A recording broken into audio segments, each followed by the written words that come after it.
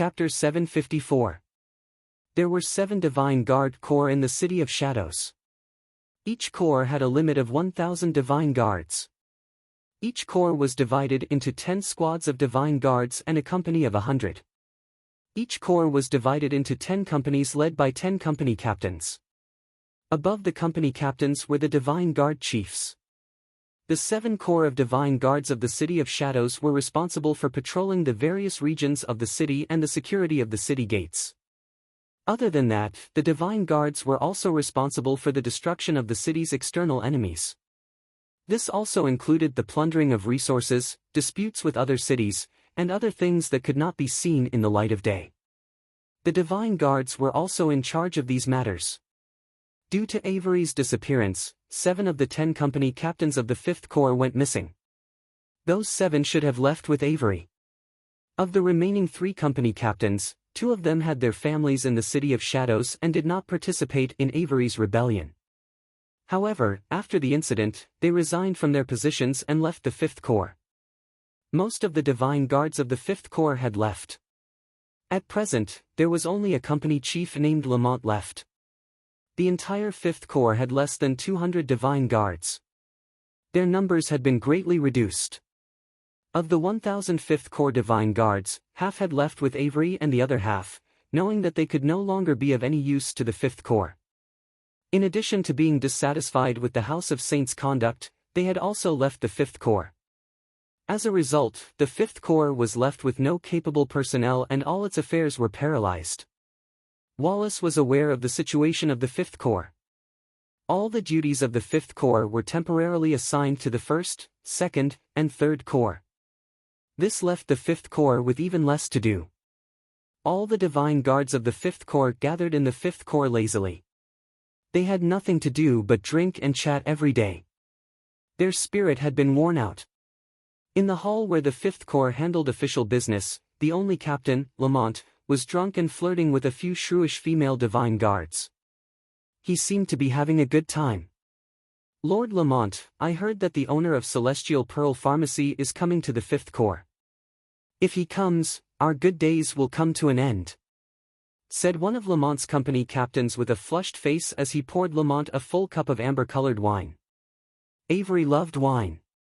Back when Lamont was still around, the fine wine he looted and offered by small family clans could only be enjoyed by Avery alone. After Avery's departure, those fine wines became ownerless. These Divine Guards had been drinking to their heart's content for the past few days. Lamont's eyes were hazy from the alcohol. He softly groaned and said, "He's just the owner of a small shop. Isn't it because of his relationship with the House of Saint that he is qualified to take charge of our 5th Corps? How can that youngster manage so many affairs of the 5th Corps? My lord, now that Avery has left, the chief of the 5th Corps should be chosen from among us. In my opinion, his lordship is the most qualified person to take over the position." Unfortunately, his lordship did not mention it at all. Instead, he gave the position to a little merchant who is still wet behind the ears. "This is really..." The squad leader had drunk too much and his words sounded like he was blaming City Lord Wallace. Lamont let out a long sigh after hearing those words and replied, "Lord, captains of the city lord." He did not leave with Avery, nor did he take the initiative to resign. His plan was to take over Avery's position and take over the 5th Bureau. According to Lamont's idealistic thinking, with the 5th Corps chiefs gone, the position of Chief of Divine Guards would naturally fall to him, the sole Chief of Divine Guards. Therefore, he persisted in his duty. Unfortunately, things did not go as planned. Wallace had never thought of letting the old man from the 5th Corps take over the position. Not only that, but Wallace also temporarily stripped the authority of the 5th Corps, leaving the ambitious Lamont with nothing to do. In this way, Lamont felt extremely sullen. All of his great ambitions had been put on hold. It was perfect for him to use the good wine available in the 5th Bureau to drown his sorrows. He drank until he was drunk every day. "Lord Lamont, that merchant named Brian doesn't know the responsibilities of the 5th Corps, nor does he know anything about our affairs. When he arrives, all we have to do is make things difficult for him and make him lose control of the 5th Corps." By then, the city lord will be able to tell that he's incapable and will remove him from his position as chief of divine guards. Perhaps then, the city lord will remember that it's time to use a veteran like Lord Lamont, suggested the squad leader who had been following Lamont. Lamont's eyes were full of smiles as he raised his cup and said, "Cheers, cheers." The reason why he didn't leave even after knowing that Han Shuo was about to take office was also because of this plan. Seeing that the squad leader was so sensible, he immediately felt happy. Han Shuo, Sanguiner, Ballins, Gilbert, Statholm, and Air Mike Cotton arrived at the entrance of the Fifth Corps. Before they even stepped through the door, they could already smell the strong aroma of wine and hear the merry laughter and chatter inside. None of the solemnity that a divine guard should have. Those who did not know better would not think that this place was the Fifth Corps. They might even think that they had walked into a tavern. Air Mike Cotton raised his head and looked at the large signboard that read Fifth Corps. He exclaimed in astonishment, "How can a military organization of the City of Shadows look like this?" Statholm also shook his head. He bunched his brows and said, "One can only imagine how high the quality of the divine guards must be.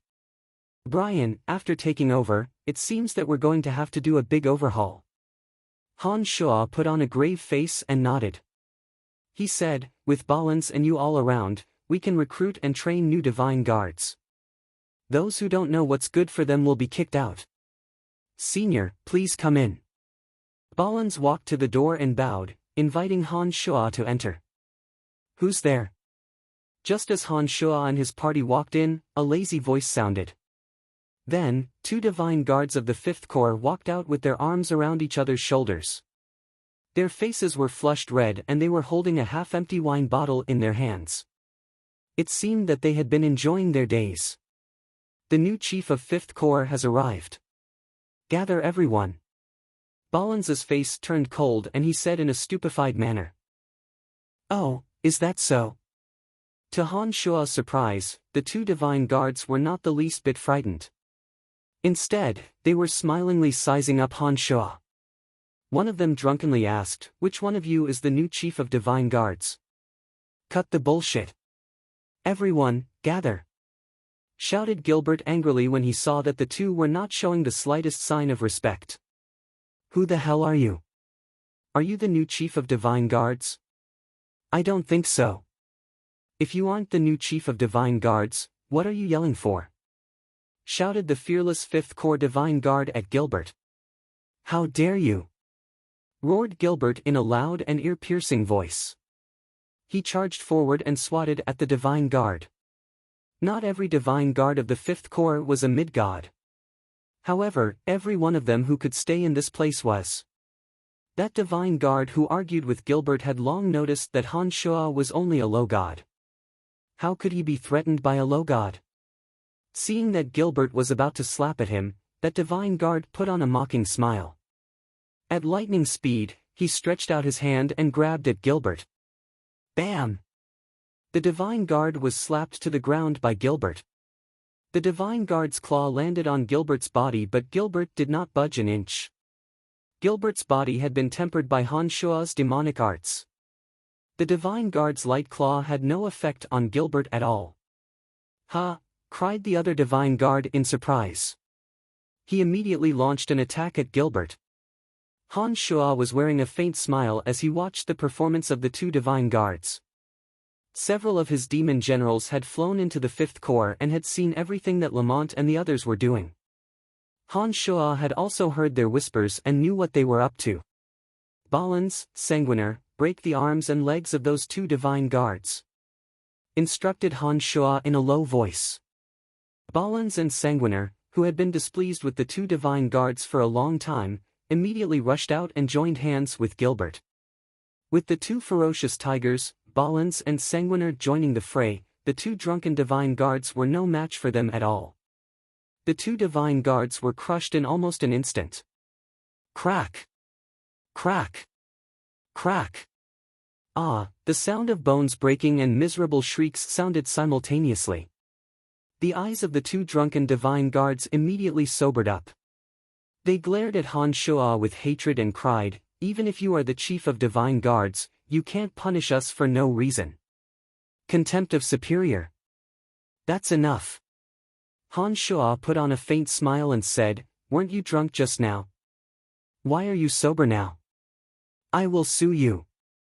I will sue the House of Saint, shrieked the Divine Guard. Bam! Gilbert punched the Divine Guard in the mouth. Blood immediately filled the Divine Guard's mouth. Then, Gilbert cursed impatiently, sue your mother. You think the House of Saint will help you? Idiot! The other Divine Guard, who was about to scream, immediately shut his mouth when he saw that his comrade's mouth was filled with blood. What happened? Lamont, whose face was bright red, walked over with a few squad leaders under him. He pretended to be furious and asked, who are you people? Why are you committing murder in the Fifth Corps? How dare you look down on the Divine Guards of the City of Shadows?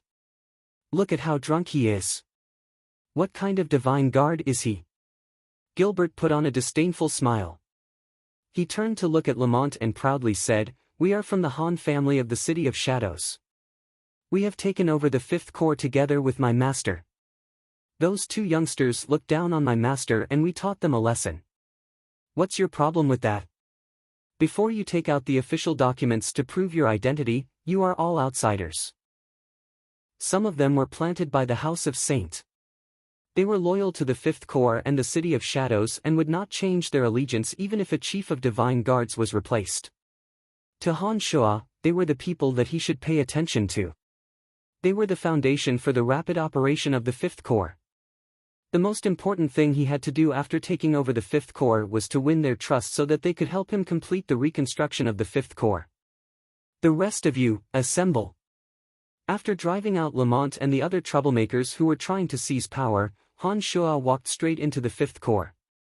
When he arrived at the main hall, he gave a soft shout. The 50 or so Divine Guards who had been observing the situation with cold eyes walked up to Han Shuo and assembled in front of him. You will continue to do what you did in the Fifth Corps. Your original duties will not change. Before we have sufficient manpower, you will all be assigned to the First Company and I will personally lead you. Han Shuo did not waste any time in trying to bewitch the masses. He coldly gave his orders. Han Shuo knew that it was pointless to say too much. Only by proving his ability and boldness in future interactions could he truly subdue these unruly talents. Chapter 755. After Lamont and his men were chased out of the Fifth Corps, the remaining Divine Guards, including those brought by Han Shuo, Ballins, and Sanguiner, numbered less than 100. They were not even enough to form a company of Divine Guards. With less than 100 people, it was almost impossible to properly manage the enormous Fifth Corps. Han Shuo knew that the first order of business after taking over the Fifth Corps was to recruit new Divine Guards and reorganize the Fifth Corps. With the Fifth Corps as their leader, Han Shuo thought that there was no need to worry about not being able to recruit suitable candidates. But when he set out to do it, he realized that even though the City of Shadows was vast, it was not easy to recruit suitable Divine Guards. Although the City of Shadows was vast, the truly talented experts were branded with the mark of major family clans. Those experts who came to the City of Shadows from subordinate cities or fortresses would be invited by major family clans. Some of the truly talented experts would be lured away by the negotiators sent by major family clans before they could even set foot in the City of Shadows. With that, the truly talented ones would not have the chance to join the Fifth Corps. They would have been divided up long ago. Although the Han family had made a name for themselves in the City of Shadows, in the eyes of outsiders, the Han family was only famous because of the Celestial Pearl Pharmacy. They believed that the Han family, a family clan that relied on trade and commerce, would be far inferior to those major family clans in the City of Shadows. If offered the same conditions, those people would be more than willing to submit to the major family clans in the City of Shadows instead of the Han family. The Fifth Corps had to be re-established, but it lacked too much manpower. Han Shuo was rather harsh in this regard. He had asked Statholm and Ballins to select the best candidates. Most of the candidates who came to the Fifth Corps failed the examinations conducted by Statholm, Ballins, and the others. Only a few of them managed to pass the examinations of Ballins and Statholm. Time flew by and a month had passed in the blink of an eye. During this period of time, the 5th Corps had recruited a total of 30-odd people. Those 30-odd people were people that the major family clans did not think highly of. They were the kind of people that were inferior to the best. Naturally, Han Shuo was dissatisfied with the situation. Andre had urged Han Shuo several times to quickly solve the problem of the remaining 5th Corps Divine Guards as soon as possible and fulfill the responsibilities of the 5th Corps. Even Han Shuo felt a headache when faced with a vacancy of more than 900 people. He had already used his contacts in the Celestial Pearl Pharmacy to put up recruitment banners in every fortress city. In the spacious meeting hall of the 5th Corps, Gilbert was cursing and swearing. A total of 70 to 80 people have entered the city over the past few days. Among them, 20 possessed mid-god strength and 13 had clean backgrounds. Unfortunately, they were invited away by the 3 major family clans as soon as they entered the City of Shadows. Damn it, when I mentioned the Han family in the City of Shadows, those fellas said that they had never heard of it. They said that it was beneath them to come to our 5th Corps. Damn it, they are all so arrogant. Brian, no matter if it is the Han family or the 5th Corps, as they have just started, they do not have much of a reputation. We are not the best candidates for those truly capable people who want to stand out. I'm afraid that this situation will not change in a short period of time. It seems that we need to change our strategy. As the former state preceptor of the Verdun dynasty, Statholm the Old Monster was very clear about this. He too was rather anxious when he saw that the 5th Corps had not been able to find enough divine guards after a month had passed. It wasn't that the City of Shadows was devoid of people. The streets were filled with low gods cultivating in all kinds of energies. They would love nothing more than to join the 5th Corps or the Han family. But unfortunately for them, Han Shuo did not think highly of them. Following the principle of better to have nothing than to have a shoddy quality, Han Shuo set the minimum requirement for the 5th Corps Divine Guards to be mid-gods. Other than this basic requirement, Han Shuo also asked Stratholm, Balans, and the others to test their temperament and character. Only those who passed Balans and the others' approval could join the 5th Corps. Most of the qualified Divine Guards were divided among the major family clans. The remaining ones were given to Statholm and Balans for vetting. Many of them did not meet the requirements. As such, the progress was very slow. It was only natural that they would not be able to find suitable Divine Guards. Do you have any good ideas? Han Shuo asked with bunched brows. He knew that although Statholm's strength had not improved all of a sudden, he had a good eye for things. Build momentum. Statholm put on an elegant smile and gave a short and concise answer. Ermike nodded calmly and chimed in, after discussing with Statholm, we feel that only by raising the status of the Han family in the City of Shadows and changing people's impression of the Han family will we be able to attract talents. All along, the impression that the Han family has left on people is that of the Celestial Pearl Pharmacy. For those who are determined to make a name for themselves, no matter how big a shop is, it is still a shop. It cannot give them the status and power they desire. Once we build the reputation of the Han family, even if we don't take the initiative to invite them, there will be an endless stream of people coming to join us. Both Statholm and Ermike Cotton were wily old foxes. Now that they were wholeheartedly working for the Han family, they had given Han Shuo many good suggestions and saved Han Shuo a lot of trouble. After listening to the two explain the situation, Han Shuo thought for a moment before he nodded and said, I understand what you mean. I also know that this is where the problem lies. But what should we do in terms of building momentum? We can't just jump out and say that our Han family is very powerful and that they will all come to our Han family, right? Of course not. Ermike Cotton put on a faint smile and said, we can make use of people and events to build momentum. Explain in detail. Asked Han Shuo with a faint smile. He knew Ermike Cotton very well. Han Shuo knew that Ermike Cotton must have a well-thought-out plan. There are 7 Divine Guard Corps in the City of Shadows. Every 100 years, the 7 Divine Guard Corps will compete against each other to determine their ranking. The number of participants in each competition is limited to 1 company. The true strength of each company will be determined through the selection of elites. The 7 Divine Guard chiefs of the City of Shadows will also compete with each other to determine the rankings of the chiefs. Statholm the old monster put on a faint smile and explained, "The time for the competition is almost up. Our 5th corps is able to gather a company. If our 5th corps can surpass the other corps in the competition, and you can surpass the other Divine Guard chiefs, the reputation of the 5th corps and the Han family will truly grow."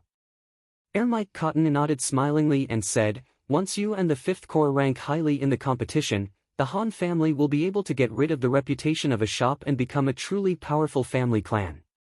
By then, even if you don't take the initiative to recruit people, there will be people who will come to you to join the Han family and the 5th corps. Brian, this is a once-in-a-lifetime opportunity." Statholm the old monster encouraged, "The winner of the competition between the 7 corps will be rewarded with a very attractive reward. It would be a waste not to take it." "What reward?" asked Han Shua after staring blankly for a moment. Statholm the old monster clenched his fist and smilingly said, "Greater power. I have also heard about the competition between the 7 corps but I didn't pay much attention to it. Tell me the details and the exact time." Han Shua was rather tempted and he began to ask Statholm for details. As soon as Ermike and Statholm saw that Han Shua was tempted, they immediately took out the documents they had prepared beforehand and gave Han Shua a detailed explanation of the competition in the City of Shadows 7 corps. In order to increase the combat strength of the City of Shadows Divine Guard chiefs and Divine Guards, as well as to promote healthy competition, Wallace personally presided over every competition. There were 2 types of competitions. One was a competition between Divine Guard chiefs, and the other was a competition between the overall strength of every force. Of the 2, the overall strength of every force was more important. In all the previous competitions, the House of Saint had always firmly occupied the top 3 positions in overall strength and individual strength. Aqueous Sky had always been ranked first in individual strength, followed by the mysterious chief of the 2nd corps, Ralph and Erebus. The rankings of the other 4 major family clans would often change. However, in terms of overall strength, the 2nd corps had always been ranked first. Ralph, the chief of the 2nd corps, rarely stayed in the City of Shadows. It was very rare for people in the City of Shadows to see him. However, his strength was not to be underestimated. The overall strength of the 2nd corps was famous in the City of Shadows for being valiant. Every Divine Guard from the 2nd corps was courageous and outstanding in killing. It was said that the 2nd corps was also known as the Shadow Army of the City of Shadows. They were in charge of hunting down certain special targets. Those potential enemies who were plotting against the City of Shadows would often be silently eliminated by the assassins of the 2nd corps. This made the 2nd corps rather special in the City of Shadows. Other than the members of the House of Saint, even the patriarchs of the 3 major family clans were highly vigilant against the 2nd corps. Han Shua took the information about the competition in his hands and listened to Ermike Cotton and Statholm's explanations. He quickly gained a clear understanding of the competition. Just as Statholm had said, after every competition, some of the duties of the 7 corps would be adjusted according to the ranking of the Divine Guards. The one who ranked first in overall strength would also receive a special privilege, the right to kill first and report to the higher-ups of major family clans. This included the House of Saint. This meant that even if the person was from a major family clan, if the chief of Divine Guard who received this special privilege felt that the person's actions had endangered the safety of the City of Shadows, he could kill the person on the spot as long as he presented sufficient evidence to Wallace. This was a great privilege. If the chief of Divine Guard found someone to be an eyesore, he could kill the person first and fabricate evidence to report to Wallace. For so many years, this special privilege had been in the hands of the chief of 2nd corps, Ralph. Ralph had always been loyal and devoted to Wallace. Although he had obtained this special privilege, he had not really put it to good use. His conduct in the City of Shadows was commendable and he had not made a single mistake for many years. The right to kill first and report to the higher-ups. Not bad, not bad. Han Shua laughed heartily and said, "All right then, let's get ready. We must emerge victorious in the competition. For the sake of the 5th corps and the Han family, it is time for us to shine." Ermike, Cotton and Statholm had been waiting for those words from Han Shua. They were overjoyed when they heard Han Shua's words. They said, even if we can't get first place, we must surpass the divine guards of the other 3 family clans. Once we defeat the other 3 family clans, those gods who come to the City of Shadows will reconsider their choices.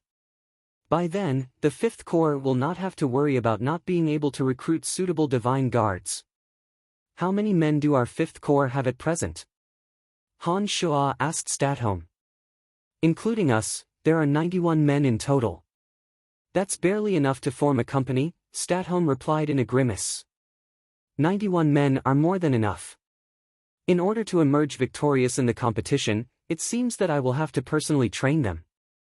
Han Shua's eyes glinted as he said, furthermore, the 5th Corps has yet to officially take over any duties. There is still some time before the competition ends. Send out my order, all 5th Corps Divine Guards are to head to Fort Lossberg. No problem, replied Statholm straightforwardly. At Fort Lossberg, Han Shua, Ballins, Sanguiner, and Gilbert arrived ahead of time. In a mountain near Fort Lossberg, Tunai, Han Shua, Ballins, Sanguiner, and Gilbert got to work. They turned the entire valley upside down and erected pitch-black stone pillars. The pillars were engraved with all sorts of complicated runes. The 4 used their flying swords to cut trenches in the ground and tossed materials with special functions into the trenches. The 17 flying swords flew in all directions, leaving behind rays of sword light. They cut the stone walls around the valley until they were flat and filled with large rocks. The cauldron of Myriad Demon flew around the valley. Wherever the cauldron of Myriad Demon passed, it would leave mysterious runes on the stone pillars and on the rock walls. Han Shua busied himself for the next 10 days or so. He then ignited the earth fire and tossed in some demonic beast souls, officially activating the 8 Desolation and Torment formation to temper the divine guards. The cauldron of Myriad Demon took out the demon generals refined from Eugene and used them as the core of the 8 Desolation and Torment formation. A few days after the 8 Desolation and Torment formation was activated, the 5th Corps Divine Guards from the City of Shadows arrived at Fort Lossberg. As soon as they arrived at Fort Lossberg, they were brought to the valley by Candide. Han Shua did not waste any time. He swept a cold glance at the Divine Guards and said, the competition between the 7 Corps Divine Guards is about to begin. Although our 5th Corps does not have all the necessary numbers, we cannot afford to lag behind. I have gathered all of you from the City of Shadows to Fort Lossberg to train you before the competition. I hope that you will not embarrass me in the competition. How does your lordship intend to train us? A divine guard named Barnard asked in an indifferent manner. Han Shua pointed at the 8 Desolation and Torment formation that was filled with sinister winds and evil aura. He put on a faint smile and said, it's right in there. All of you will have to go through all kinds of dangers inside. I will gradually increase the difficulty. You must know how to cooperate with each other. Otherwise, I will not be responsible for any injuries. Barnard was a civilian divine guard and the leader of a 10-man team. He nodded after hearing Han Shua's words. Without hesitation, he ordered, 3rd Corps, follow me. As soon as he finished speaking, Barnard took the lead and entered the 8 Desolation and Torment formation.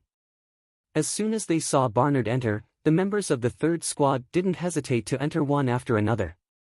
The other squads of Divine Guards did not hesitate and entered the 8 Desolation and Torment formation one after another. These people knew nothing about demonic formations and didn't think much of the 8 Desolation and Torment formation. Little did they know that many of Cauldron Spirit's demon generals were still inside the 8 Desolation and Torment formation that Han Shua had set up. On top of that, Han Shua's special energy was supporting the formation. It would be a wonder if the intruders didn't lose a layer of skin. As soon as those people entered, blood-curdling screams came from inside the demonic formation.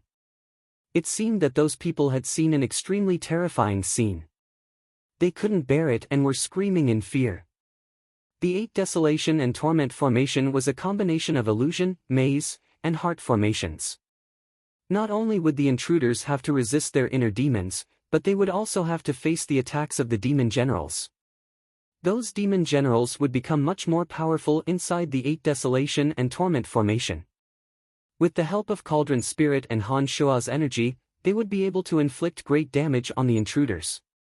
Sanguiner, Ballins, and Gilbert were all laughing mischievously. When the 8 Desolation and Torment formation was first formed, the three were the first to be sent inside by Han Shua. The three had personally experienced many unimaginable scenes. Even now, they still felt some lingering fear when they thought about it. The three were gloating as they listened to the terrifying screams of the intruders. "Master, these bastards should be trained properly. I can tell that they are not convinced. They are looking at Master with eyes full of suspicion. It is as though they are certain that Master won't be able to take over the position.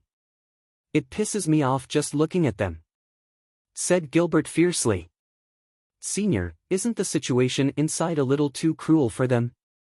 Ballins hesitated for a moment before he reminded Han Shua, "The 5th Corps has only a few people to begin with.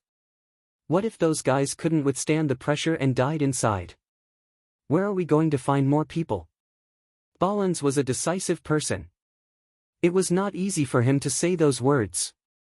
It showed that he was truly thinking for Han Shua's sake. He was afraid that Han Shua would train those divine guards to death, leaving the 5th Corps with no one to rely on.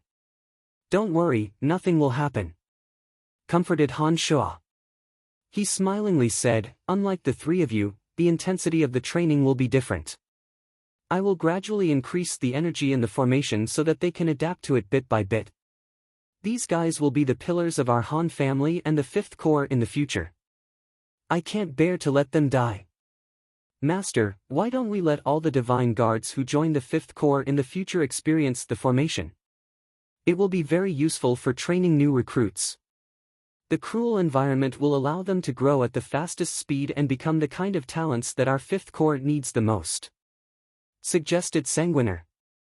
"I have the same idea. We can spend some time to turn this place into a specialized training ground for divine guards. This place is very far from the City of Shadows and there shouldn't be any problems. Those divine guards don't even know the function of the demonic formation.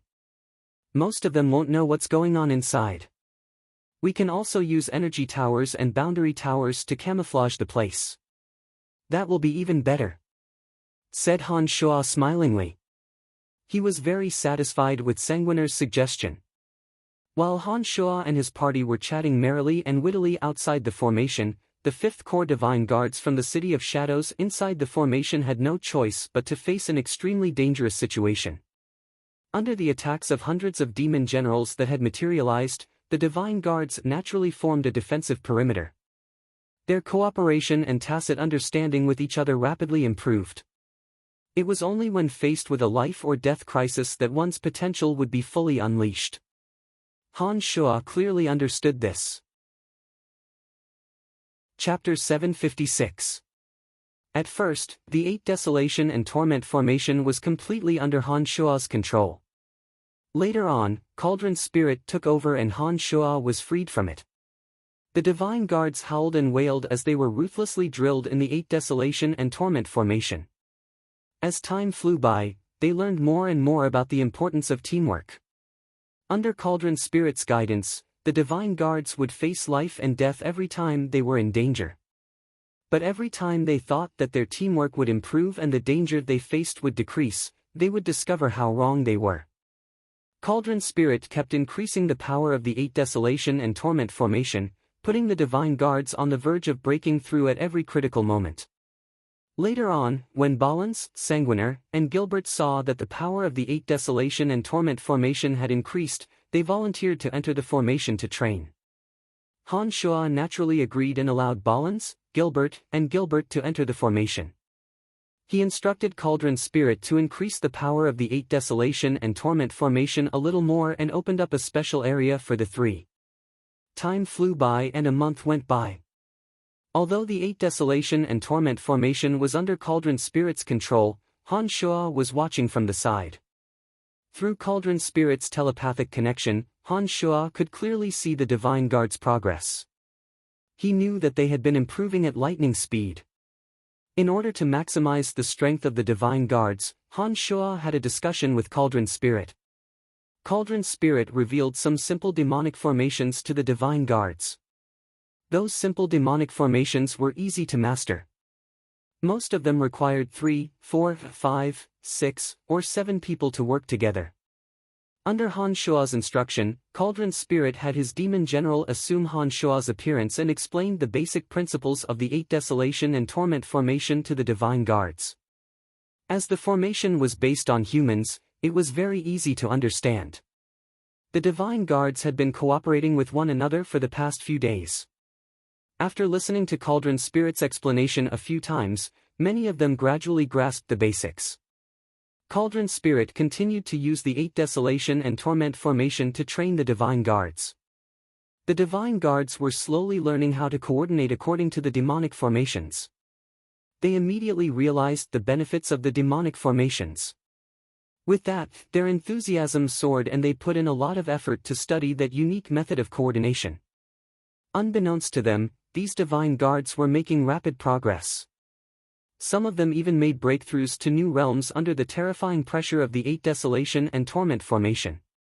This greatly excited the other divine guards. They devoted all their energy into the 8 Desolation and Torment formation. Han Shuo did not even need to urge them. Another month passed in the blink of an eye. One day, Candide sent a messenger to the valley to inform Han Shuo that Erebus and Aobashi had come to Fort Lossberg and wanted to see him. Han Shuo did not want anyone to know about Tanai. Therefore, Candide did not dare to tell Erebus and Aobashi about Han Shuo's presence in the fort. After all, Erebus and Aobashi were potential opponents of Han Shuo in the upcoming competition of divine guards. If Erebus and Aobashi were to learn about the 5th Corps, they would not be able to amaze the world. The 8 Desolation and Torment formation was temporarily under the control of Cauldron Spirit. Han Shuo believed that with Cauldron Spirit around, there would not be any problems. Therefore, after receiving the message, he left the valley and returned to Fort Lossberg. After receiving the energy crystals from Han Shuo, Candide refurbished the Han family's residence in Fort Lossberg. Han Shuo walked into the tallest building in Fort Lossberg. He could already see energy towers and boundary towers scattered in every corner of the building. Erebus and Aobashi were waiting for Han Shuo in the guest hall. When they saw Han Shuo walking into the building, they stood up and congratulated Han Shuo at the same time. Now that Han Shuo had been promoted to the chief of the 5th Corps, he was on equal footing with Erebus and Aobashi. In the future, even if they were to collaborate on certain matters in the City of Shadows, Erebus and Aobashi would no longer be Han Shuo's superiors. They would have to discuss many things with Han Shuo. But of course, given the good relationship between Erebus, Aobashi, and Han Shuo, there were many things that they did not have to fuss over. But the two were very happy that Han Shuo had been promoted to a high position. After all, having Han Shuo in the position was much better than having someone they didn't like. Is there something the two of you have come to Fort Lossberg to look for me? Han Shuo looked at Erebus and Aobashi smilingly and asked, have you explained what happened in the valley? Did the city lords of Hushvale City and Dark Soul City cause you trouble? Erebus and Aobashi put on bitter smiles upon hearing those words. It appeared that the issue with Tana Yamashita wasn't resolved very smoothly. Don't mention it. The two city lords were furious when they learned that their chief of divine guards was killed. Not only me and Aobashi, even his lordship was annoyed to death. Erebus shook his head, sighed, and explained, it's not easy to solve such a terrible mess. His lordship has been talking to us every day for the past few days, asking us to solve the problem as soon as possible. The competition of the 7th Corps is about to begin. We've been annoyed to death. You two are so busy. How did you find the time to look for me? Han Shuo stared blankly for a moment and asked puzzledly. It's because of the distribution of the energy mine. Aobashi glared at Han Shuo and said, you brat, you made such a big mess and you just walked away. We've been annoyed to death. Hee, the capable are always busy. Han Shuo forced a smile before he put on a stern face and said, the total value of the energy crystals in that mine is at least 10 million black crystal coins. What does his lordship mean by this? Initially, his lordship had wanted to monopolize the energy crystals in that mine. However, after the deaths of the chiefs of divine guards from Hushvale City and Dark Soul City, the two city lords flew into a rage and refused to give in. My lordship had no choice but to take a step back and divide the energy crystals into three. The City of Shadows' share will go to your Han family and the House of Saint, said Aobashi. So you're saying that more than half of the black crystal coins belong to Hushvale City and Dark Soul City? Han Shua put on a regretful face and said, "We've gone through so much trouble to take over that mine, but we didn't gain much from it. Who told you to kill two of their chiefs?" Aobashi stared straight at Han Shua as she spoke. Her eyes were glistening as though she wanted to see Han Shua's reaction. "They died together. It has nothing to do with me." Han Shua shrugged and said in a carefree and unrestrained manner, "Don't talk nonsense." Aobashi giggled. She seemed to find Han Shua's reaction very amusing. She nodded and smilingly said, "All right then, I was wrong. Other than telling you about the distribution of the energy crystals in the mine, we have another piece of news for you." "What is it?" asked Han Shua casually. "I have received news from Ralph of the Second Corps that Avery is currently in Hushvale City. He seems to be in cahoots with the Master of Godswamp Pharmacy, Hasling. Both Avery and the Master of Godswamp Pharmacy, Hasling, seem to be on bad terms with you. It is only a matter of time before they come after you. According to Ralph, they are discussing how to deal with you. I have come here to warn you to be careful." Aobashi put on a solemn face and said, "Avery is not easy to deal with, but the Master of Godswamp Pharmacy is even harder to deal with. Although the Godswamp Pharmacy isn't as powerful as a large family clan, they have pharmacies all over the Darkness Dominion.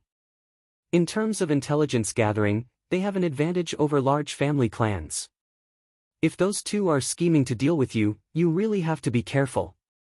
So Avery and Hasling are in cahoots. No wonder." Han Shua nodded and said in a deep voice. Han Shua did not mind Aobashi's warning. Both Hasling and Avery were enemies of the City of Shadows. They shouldn't have much influence in the City of Shadows.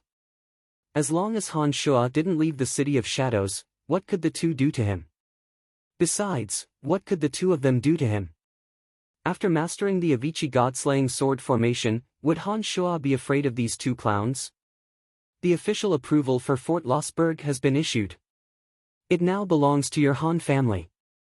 You all need to put more effort into Fort Lossberg.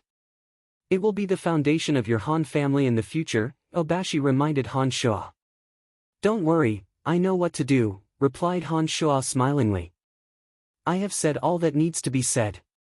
Do as you see fit." Erebus thought for a moment and asked, "By the way, your Fifth Corps won't be participating in the centennial competition of the Divine Guards of the Seven Corps, right?" "Of course I will. Why not?" Han Shua immediately put on a smile and replied, "How can our Fifth Corps miss out on such a grand event?" Aobashi looked at Han Shua suspiciously, giggled, and teased, "Brian, I have heard a little about your Fifth Corps. Do you think you can gather enough men to form a company? Besides, we are competing in overall strength. Given the aptitude of those Divine Guards that your Fifth Corps has recently recruited, it is obvious that your Fifth Corps will rank last in the competition. Let's participate then. The most important thing is to participate." Erebus smilingly patted on Han Shua's shoulder and said, "But don't worry too much about the results. Your Fifth Corps has just been rebuilt. It's normal that you won't get a good ranking.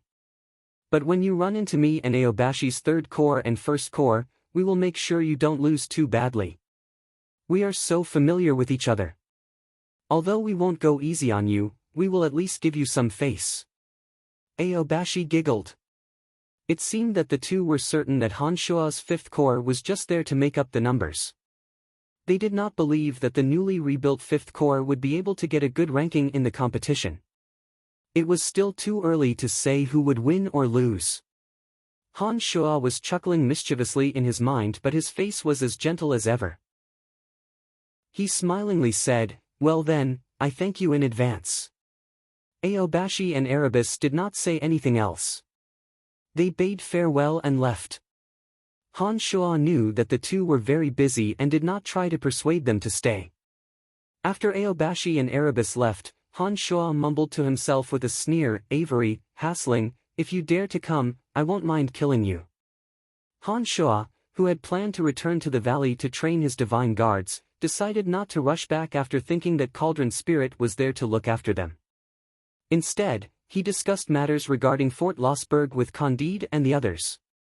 During the discussion about the territory of Fort Lossberg, Han Shuo unintentionally saw the name Demon Mountain. The Demon Mountain was located between Fort Lossberg and Skyorchid Fort. It was within the territory of the City of Shadows. When Han Shuo and Aekli first arrived on Elysium, they found their first pot of gold at the Demon Mountain. However, it was at the Demon Mountain that Han Shuo met Rose, the spider goddess. She was the evil goddess that Han Shuo had a grudge with back on Profound Continent. Back then, Rose had borrowed Adele's body and nearly killed Han Shuo. Later on, she had instructed Adele to spread her faith in Bretel City. After Adele was captured by Han Shuo had even communicated with Rose. A series of memories flashed in Han Shuo's mind. Han Shuo thought for a moment and felt that he should make a trip to the Demon Mountain. On one hand, the Demon Mountain was Fort Lossberg's territory, and on the other hand, he wanted to settle this grudge as soon as possible. Although Rose was a foreign race, she cultivated in the energy of darkness and possessed high god strength. To Han Shuo, even if he didn't borrow Cauldron Spirit's energy, using the Avicii god-slaying sword formation, he would be able to contend against early and mid-stage high god experts. Based on what Han Shuo felt about Rose, she should only possess mid-stage high god strength of darkness. Han Shuo was confident that he could defeat her. As Cauldron Spirit still needed to train the divine guards, Han Shuo did not bring Cauldron Spirit to the valley. From the outside, the Demon Mountain looked like a malevolent demon. It towered into the clouds. When Han Shuo arrived at the Demon Mountain, he unfolded his consciousness and immediately discovered a powerful aura of life within the mountain. He immediately knew that Spider Goddess Rose was in there. Elysium was a material plane with many races. The foreign races on the Elysium could cultivate in the 12 fundamental forces. They also worshipped the 12 over-gods. Therefore, they had the right to live in any divine dominions and were no different from ordinary people. Some of the city lords in the divine dominions were of foreign races. Legend has it that some of the 12 over-gods were of foreign races. Therefore, there wasn't much racial prejudice on Elysium. It was just that some of the foreign races had different living habits compared to humans. Some of them didn't like to live in groups. For example, Spider Goddess Rose preferred to live alone in the mountain. She didn't want to take human form and live in the City of Shadows. If a foreign race like Spider Goddess Rose were to head to the City of Shadows, she would surely be put in an important position. The 4 major family clans would definitely fight over her. Han Shuo wasn't afraid of Spider Goddess Rose's powerful aura. He continued to walk leisurely towards the Demon Mountain. This time, Spider Goddess Rose was not in a deep slumber like the last time. As soon as Han Shuo entered the Demon Mountain, he was discovered by Spider Goddess Rose before he could even enter the mountain. "This is my territory. Please leave." Spider Goddess Loltha's voice came from the belly of the Demon Peak. Generally speaking, foreign races like Rose would have to obtain permission from their masters before they decided to live in the City of Shadows. In other words, City Lord Wallace of the City of Shadows should be aware of her existence and had assigned this Demon Mountain to her. Correspondingly, Rose had to abide by the rules of the City of Shadows and was not allowed to kill gods in the vicinity. If Han Shuo and Aekli hadn't come specifically to steal Rose's divine essences, Rose wouldn't have chased after them in a fit of rage. "Rose, do you still remember me?" Han Shuo walked into the Demon Mountain smilingly. His consciousness began to transform, adjusting his soul imprint to the one he had on Profound Continent. Chapter 757. Every time one made a breakthrough in demonic arts, their consciousness imprint would change accordingly. Back when Han Shuo was on the Profound Continent, his demonic arts had yet to reach the level he was at today. Therefore, His consciousness imprint was very different from what it was now.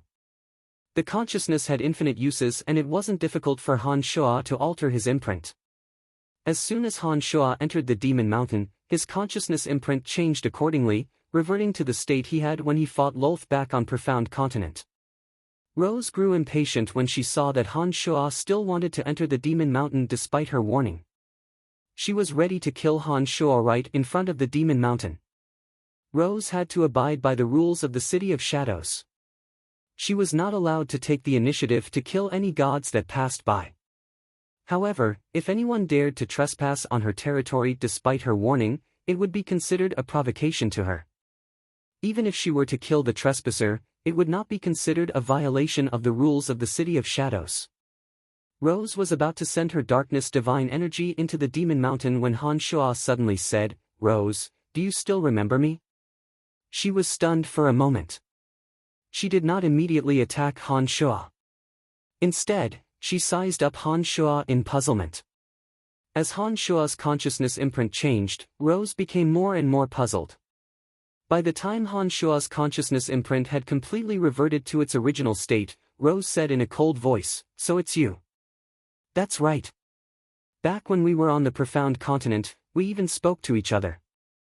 It's good that you still remember me." "Very good, very good." Han Shuo calmly walked into the Demon Mountain. He ignored the dangers in every step of the way and headed straight for the depths of the mountain.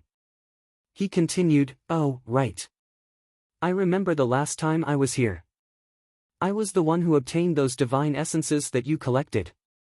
You should remember them, right?" Rose, who was inside the mountain, was furious. She sneered and said, "It seems that you are here to die today." One after another, small spiders crawled out from the depths of the mountain. They circled around Han Shuo's body and went straight to the entrance of the cave where Han Shuo came from. Those small spiders spat out spider silk and quickly sealed the entrance of the cave where Han Shuo came in. There was a very strong fluctuation of dark divine power on the surface. Han Shuo could clearly see the situation behind him. He knew that Rose wanted to kill him, but Han Shuo didn't care. This time was different from the past. He didn't have to hide when facing Rose. The fact that he dared to come in was a testament to his confidence. While those small spiders were weaving their webs behind Han Shuo, the extremely fast Han Shuo had already passed through the winding caves and arrived at the enormous cave where Metal Elite Zombie came from. The enormous body of the human-faced spider goddess Rose was at the center of the cave. Spider webs covered every corner of the cave. She raised her head and looked at Han Shuo with her beautiful face. Her pair of eyes were cold and emotionless. Without looking at the spider goddess' gigantic body, just looking at her beautiful face would move most people's hearts. Her face was bright and moving, her eyes were serene, and her lips were plump and rosy. No matter how one looked at her, she was a beauty. "Rose, you are also a high god. Why do you insist on staying in this cave that never sees the light of day?" Han Shuo walked in with a faint smile on his face. He first sized up the surroundings, and then asked nonchalantly. Rose's cold and gloomy eyes were fixed on Han Shuo. She did not answer his question. In Rose's eyes, Han Shuo was merely a mid-god. She didn't understand why a mid-god would come here to court death. Rose's heart was filled with puzzlement, especially when she saw that Han Shuo was so fearless. Rose, who hated Han Shuo so much, did not dare to act rashly. "This time, I'm here to settle an old score with you." Han Shuo didn't ask further when he saw that Rose didn't answer. He smilingly looked at Rose and explained, "Back on the Profound Continent, you used Adele, your divine slave, to almost get me killed. Later on, you had Adele wreak havoc in my territory. Tell me, what should I do?" "You're asking me what should I do?" Rose suddenly shrieked. She sneered and said, "On that low-level material plane, you repeatedly ruined my plans and raped and murdered my followers. After coming to this material plane, you stole my divine essences. How dare you ask me what should I do? Brat, I don't care what backing you have, but don't even think of leaving this place alive. It seems that you don't have any more divine essences in your cave. Sigh, it seems that we won't be able to get enough spoils this time. Han Shuo sighed softly after looking around. He seemed rather helpless. This guy had obviously provoked Rose, reminding her of the divine essences that Han Shuo stole from the Demon Mountain. Therefore, Rose could no longer hold back. She immediately let out an ear-piercing shriek that reverberated throughout the entire Demon Mountain. As soon as she shrieked, Rose's razor-sharp claws suddenly slashed at Han Shuo. Those sharp claws glittered with faint radiance. Divine energy of darkness flowed within the claws like flowing water. At the same time, the domain of divinity of darkness suddenly unfolded. The already dim interior of the mountain was immediately plunged into absolute darkness. The element of darkness converged towards Rose's domain of divinity from all directions. As more and more elements of darkness gathered, all the light in the area was swallowed up by the darkness. Rose didn't dare to underestimate Han Shuo in the slightest. Seeing how fearless Han Shuo was, she immediately attacked with all her might, treating Han Shuo as an expert on the same level as her. Han Shuo looked straight at Rose with a calm expression. Only when Rose's sharp claws came slashing at him did he release the 17 flying swords. With a thought, 17 flying swords spread out from his back like a peacock spreading its tail, blocking all of Spider Goddess Loltha's sharp claws. The flying swords were even sharper than Loltha's claws, and they also carried terrifying corrosive acid and cold poison. Only the sound of metal clashing could be heard, and Loltha's lightning-fast claws were retracted at an even faster speed. After just one clash, Rose could sense the terrifying corrosive power of Han Shuo's flying swords. When the corrosive power came into contact with her sharp claws, the corrosive power and cold poison immediately seeped into her body through her sharp claws. The darkness divine energy in her sharp claws that was supposed to be used to kill Han Shuo was instead used to defend against the cold poison and acid poison. She simply couldn't unleash her full potential. Fortunately, Rose had attacked with all her might from the very beginning and didn't lower her guard because of Han Shuo's mesmerizing mid-god realm.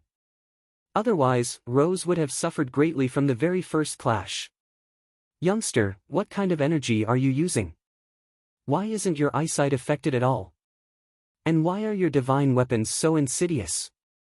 Rose immediately shrieked after the first strike. When Rose's sharp claws came into contact with the demonic yuan imbued in the 17 flying swords, she immediately discovered that the energy was very foreign to her. The corrosive and cold poison on the flying swords were even more insidious and overbearing. She immediately jumped in fright. When she looked at Han Shuo again, she found him even more unfathomable. She didn't dare to lower her guard. "It's none of your business," Han Shuo put on a mischievous smile. The 17 flying swords on his back suddenly shot out and went straight for Rose. After one strike, Han Shuo confirmed that Rose's strength was indeed that of a mid-stage high god. The 17 flying swords whizzed past Rose, ignoring the space of absolute darkness created by Rose. They followed the trajectory of the Avicii god-slaying sword formation and enveloped Rose. Rose possessed mid-stage high god strength. Without borrowing Cauldron Spirit's energy, Han Shuo had no choice but to use his full strength. The whistling of the flying swords was extremely ear-piercing in the cave. It was rather similar to Rose's shriek. However, as there were 17 flying swords in total, the ear-piercing shrieks were much louder and lasted longer than Rose's shriek. When the shrieks entered Rose's ears, she felt rather uneasy. But she didn't think too much about it. Rose's silk-like white hair fluttered in the wind. Tiny spiders floated along with her hair. After landing on the ground, they rapidly crawled towards Han Shuo. There were thousands of tiny spiders. Just looking at them would cause one's scalp to tingle. Those tiny spiders contained the divine energy of darkness bestowed by Rose. They swarmed towards Han Shuo. It was definitely not a pleasant thing to be drowned by them. After the little spiders were sent flying by Loltha's long hair, her sharp claws continuously flashed and danced, forming a black screen of light around her body, firmly blocking the 17 flying swords from enveloping her. Rose was wary of Han Shuo's 17 flying swords that possessed astonishing corrosive power and cold poison. Even when she used the tiny spiders to attack Han Shuo, she did not stop defending against the 17 flying swords. Naturally, the Avicii god-slaying sword formation was not that easy to deal with. Without Cauldron Spirit's energy, even if he couldn't deploy Avicii Hell, the Avicii god-slaying sword formation formed using the most basic formation would be very difficult to defend against. This was especially true when the 17 flying swords carried terrifying acidic and chilling toxins. A series of clanging noises rang out as the 17 flying swords landed on the dark light curtain formed by Rose's dancing claws. Under the dual effect of the 17 flying swords' corrosive power and cold poison, the dark light curtain consumed Rose's divine energy at an alarming rate. Rose suffered greatly. Rose complained incessantly in her mind. She continuously commanded the thousands of tiny spiders to bite Han Shuo to death as soon as possible. Seeing the tiny spiders charging towards him, Han Shuo sneered and said, "You are all in a hurry to die." Very well. Han Shuo casually grabbed a handful of green phosphorus sand and sprinkled it at the tiny spiders. "Then I will make you give up completely." Han Shuo smiled faintly. Using his powerful control over his body, he changed his ears and nostrils. Suddenly, a small piece of hard flesh blocked Han Shuo's nostrils and ears. He closed his eyes and pursed his lips. The spider threads were once again unable to do anything. The amount of darkness divine power that the spider threads could withstand was limited. If this level of attack were to land on other gods, even experts like Erebus and Aobashi, who were on the same level as Rose, would have a headache. Once they were entangled by the spider threads and Rose used this method to attack them, even Aobashi and Erebus would be riddled with holes. It was very likely that they would be killed by Rose. Unfortunately, Rose's opponent was Han Shuo. Han Shuo's body was incomparably tough. After reaching the second stage of Omen Invincible Body, the defensive power of his body had increased by a large margin. Since the spider threads could not withstand enough darkness divine power, it was natural that she would not be able to harm Han Shuo. When Rose saw that not only was Han Shuo invulnerable, but he could also control his nostrils and ears at will, she felt as if she had seen a ghost in broad daylight. Rose had never seen a demonic arts cultivator like Han Shuo before. She simply could not imagine that someone could cultivate such a miraculous level of control over his body. Seeing that her attack was futile and that she had consumed a large amount of darkness divine power to defend against the 17 flying swords, Rose suddenly had the thought of retreating quickly. As she was firmly entangled by the 17 flying swords, Rose could not get close to Han Shuo at all. However, when she saw that Han Shuo was firmly entangled by the spider threads, she also thought that Han Shuo could not do anything to her. This was the best opportunity for her to leave. "Brat, I will remember you. I won't accompany you today. I will take my revenge on you sooner or later." Rose glared at Han Shuo with her cold and gloomy eyes. She then prepared to leave the Demon Mountain. When Han Shuo saw that Rose was about to leave, he exerted all his strength to break free from the spider threads entangling him. However, as the 17 flying swords required the support of his demonic yuan, he could not use all his strength to break free. Every single strand of the spider threads was imbued with Rose's darkness divine power. They were densely entangled around his body and it was not that easy to break free. "We are considered to be even today. I have consumed too much of my divine power this time. There are still a few attacks that I can't use. Next time, I'll be sure to show you who's boss."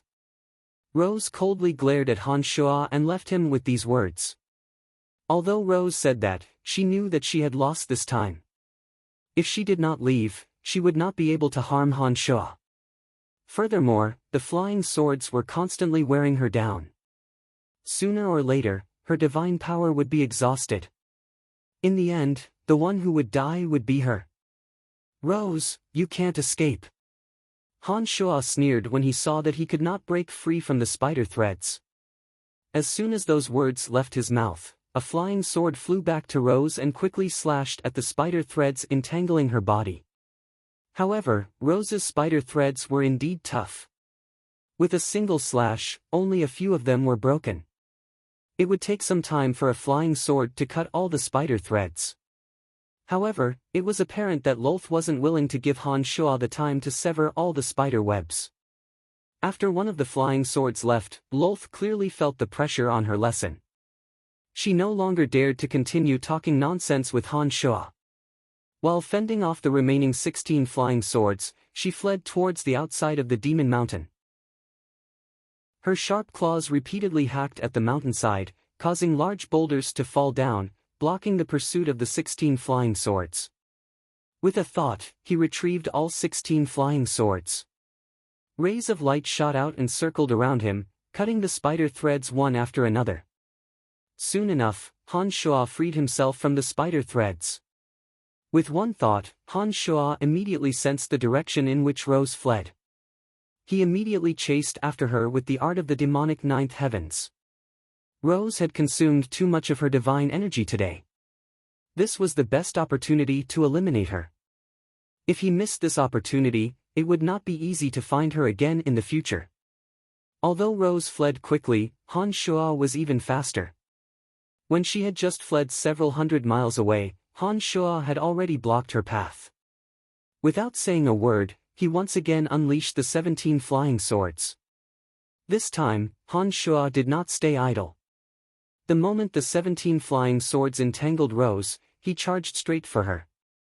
His avatar of destruction transformed into the demon's lair edge and was carried by Han Shuo. Wait a minute. Actually, there is no unresolvable enmity between us. I don't want those divine essences. Seeing Han Shuo charging at her with a ferocious expression, Rose was truly flustered. She could neither defeat him nor escape. Rose was at a loss of what to do. Her tone began to soften. Han Shuo remained unmoved. He did not utter a single word as he stared fixedly at Rose. His expression was grim. It was obvious that he had no intention of letting her go. I surrender. I am willing to be your slave. Rose immediately shrieked when she saw that Han Shuo was unmoved. Chapter 758. The 17 flying swords suddenly stopped in front of Lolth. The sharp tips of the swords were pointed at her, and the chill was bone-chilling. Lolth's body was frozen stiff, and her heart was in turmoil.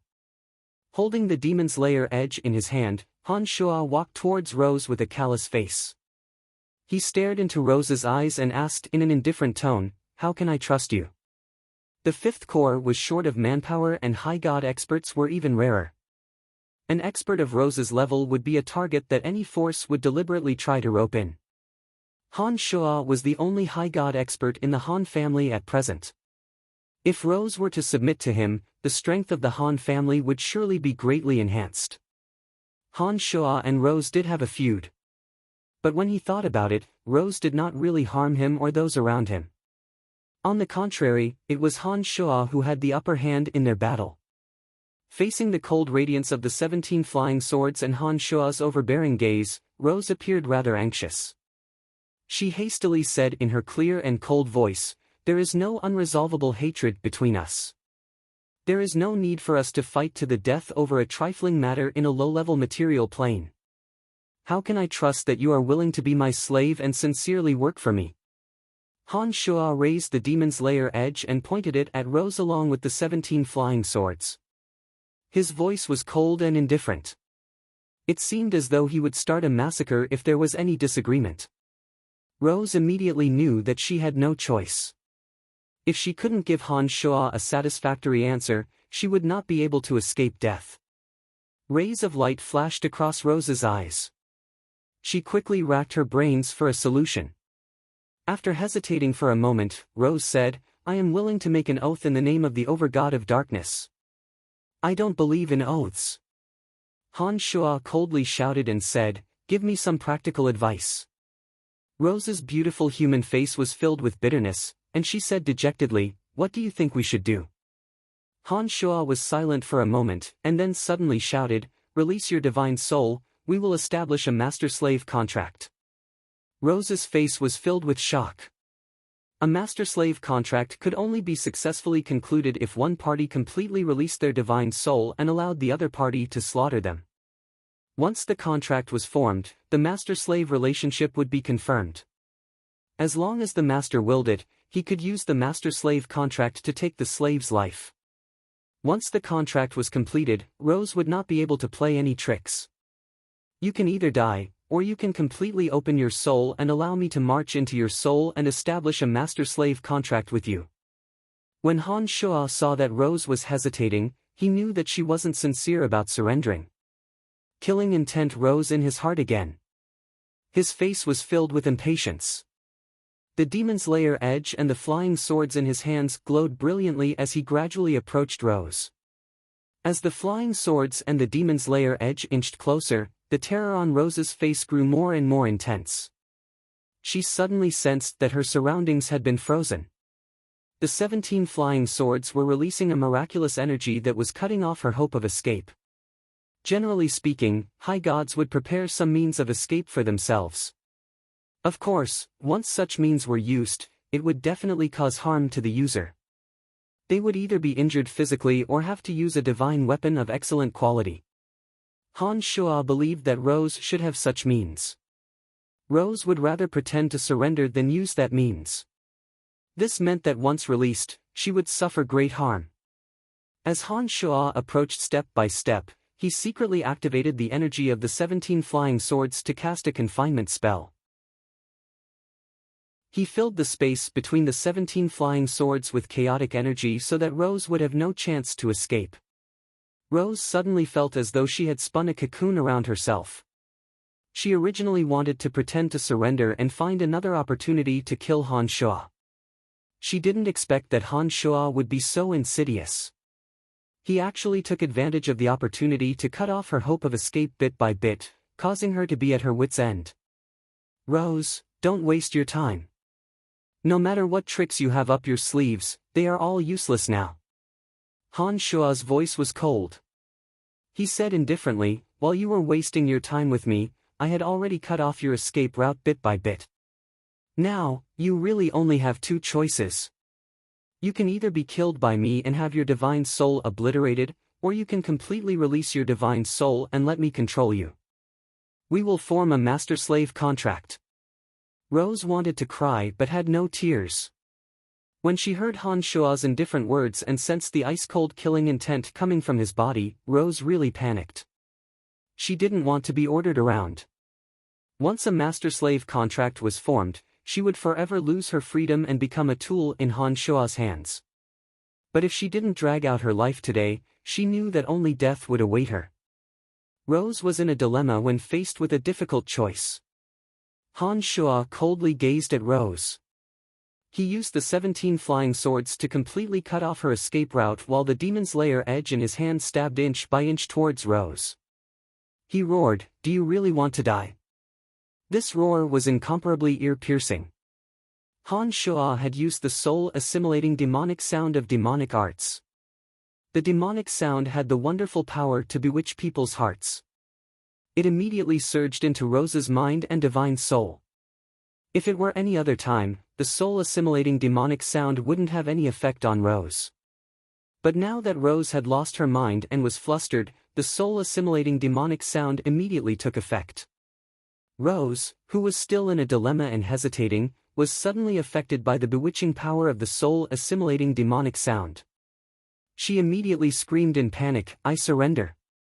As soon as she finished speaking, under the influence of the soul-assimilating demonic sound, Rose let go of her divine soul and completely lost control of her own will.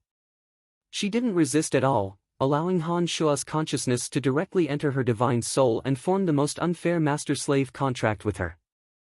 A glistening dark light flashed in Rose's eyes. Han Shua and Rose looked at each other. After a while, the master-slave contract was completed. An imprint formed in Rose's divine soul. That imprint corresponded with Han Shua's consciousness. As long as Han Shua willed it, he could decide Rose's life or death. I. As soon as the master-slave contract was completed, Rose immediately realized that something was wrong. She looked at Han Shua with a face full of terror and shrieked, "What did you do to me just now?" Han Shua shrugged and said smilingly, I formed a master-slave contract with you, of course. The demon's lair edge was put away by Han Shuo. The 17 flying swords also returned to Han Shuo's hand. This was to show that he was no longer hostile towards her. Arg! Rose shrieked in pain. Her razor-sharp claws fluttered wildly as though she couldn't accept the fact for a moment. Under Han Shuo's gaze, Rose, who had lost her composure, frantically brandished her sharp claws and chopped down all the ancient trees in the mountain range. Sand and pebbles were sent flying everywhere. The entire area was nearly razed to the ground by her enormous human-faced spider body. Han Shuo continued to look at Rose with a faint smile. Once the master-slave contract was completed, Rose was powerless to reverse it. From that day onwards, she would be a loyal servant of his Han family. It would be strange if he didn't feel happy to have a high god servant in his hands. Rose gradually calmed down after going berserk for a while. Under the smiling gaze of Han Shuo, Rose's body gradually shrunk. Her sharp claws retracted into her body. Her body gradually changed. Her spider body gradually shrunk and a tall, slender, and delicate human body gradually took shape. In just a few dozen seconds, Spider Goddess Rose's face didn't change, but her body had transformed into that of a young woman with long, slender legs. Spider Goddess Rose's spider body had faded away. Her new human body, coupled with her beautiful face, had suddenly become beautiful and alluring. She also gave off an evil and seductive aura that was very attractive. She wore a dark, tight-fitting gown with mysterious patterns that accentuated her long and slender legs. Rose's delicate body was curvaceous and had perfect curves. The most eye-catching feature of her was her long, snow-white hair.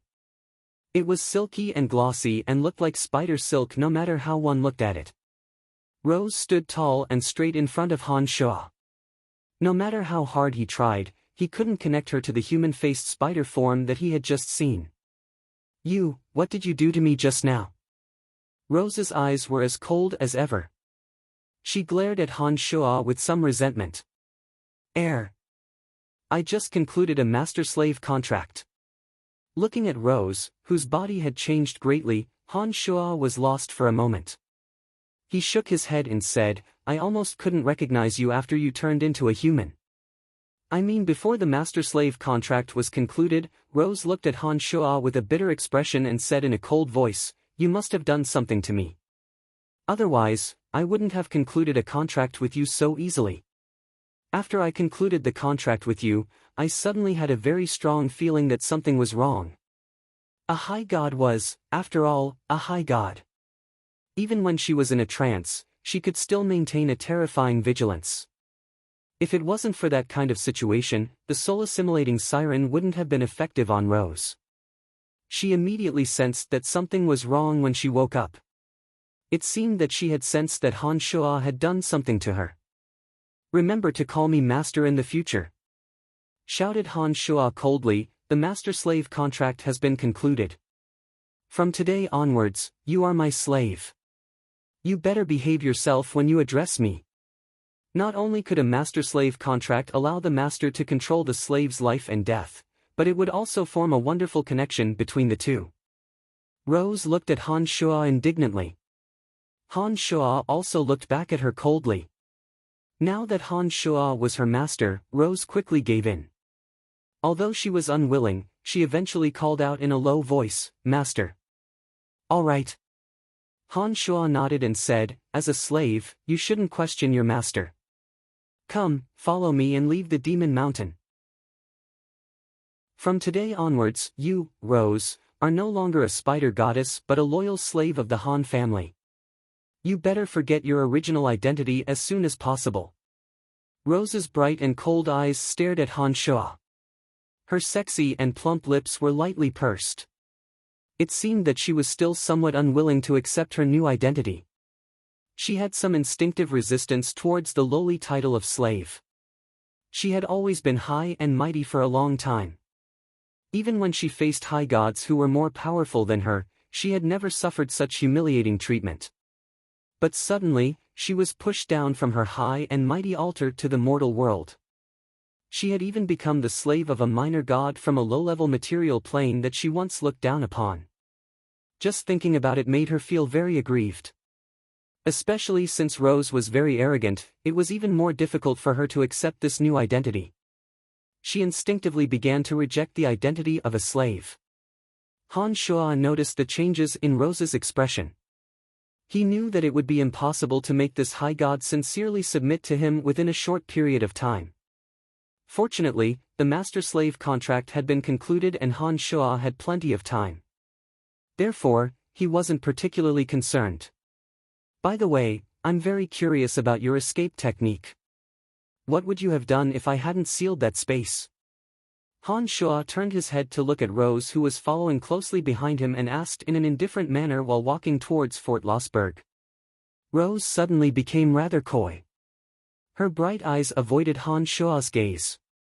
She did not look at Han Shuo and said in a low voice, "Can I not tell you?" "You can't!" shouted Han Shuo. Rose glared at Han Shuo and said, "I can use my long hair to escape. But my divine energy will regress. Most importantly, my long hair will fall off and I will become bald." When Rose said that she would become bald, she wore a horrified face as though it was even more terrifying than the regression of her divine energy.